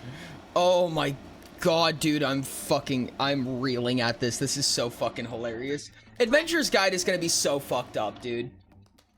Gosh, I can't wait. However that may happen, I kind of just want to try and make a character to counter whatever they do. You mean an Artificer? It's funny because the Artificer gets fucked up by a black hat. Can't wait. Because the Artificer's like, aha, I designed this item specifically to kill you. And the black hat's like, clap, it doesn't work anymore. Oops. Oops, I accidentally deconstructed your weapon. Thanks for the components. Yeah. Oh, I think it likes me more now. I actually love black cots. Why did it say black cots? What the fuck? That threw me off. Gosh. What? But what about a black hat Artificer? Oh, Diamond, you know the way to my heart. Should definitely be something like an EMP that turns off their weapons. That's what black hats do. That sounded like something else. Yeah, that's what I was gonna say, Rain. In whatever most inconvenient manner. I'm like, I made this weapon specifically designed to kill you. And then Ty's like, you literally can't see me for the rest of forever. And I'm like, fuck. I don't know, dude. I kind of love pirates. To be fair, pirate is what Evie would take. Wait, what were you done with on the Adventurer's Guide? We finished almost... We only have to work on magic and affinity for strategies, and then we have a few more hard lines, specifically gladiator, wizard, wildcard, noble, medic, zealot, Magic. Bard, and Artisan. You guys can on the meta card lines. You guys can see the live edit of this document. So when I'm modifying it on or off stream, you can see the full document, and it's available on Patreon if you guys want. Can't wait for Affinity. Affinity what would a is Necromancer be? Necromancer be? That would be School of Magic, specifically the study of summoning. Didn't we already do Affinity? We haven't done all of Affinity. There's most of Affinity, but there's some pieces missing here and there. We're getting there. We are very getting there. So how Annoying close how do I you don't have a think PayPal. the first playtest is? Patreon's available without PayPal, I'm pretty sure, if I remember correctly. There's also free trials if you guys want.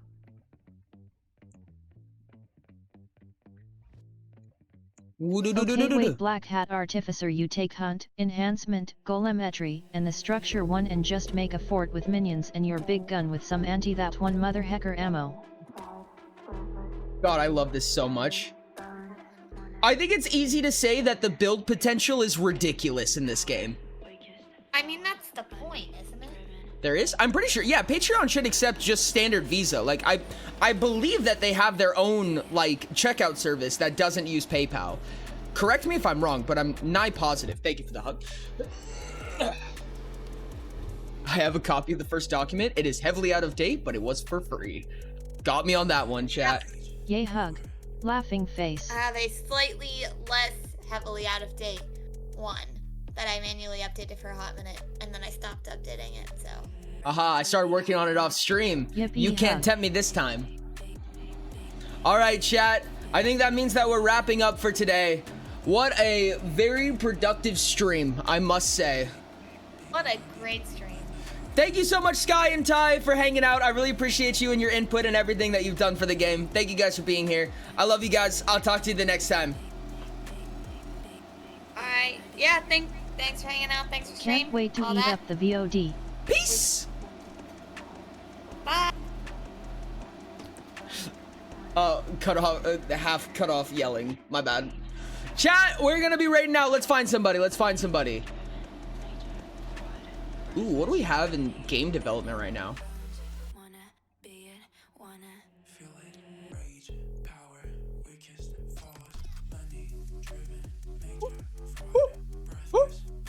Sims 4, Call of Duty, Dark Souls, Mecha Break, Inazumi, Pretty Derby, software and game development. I don't know what a lot of these are. Remember to do the trident.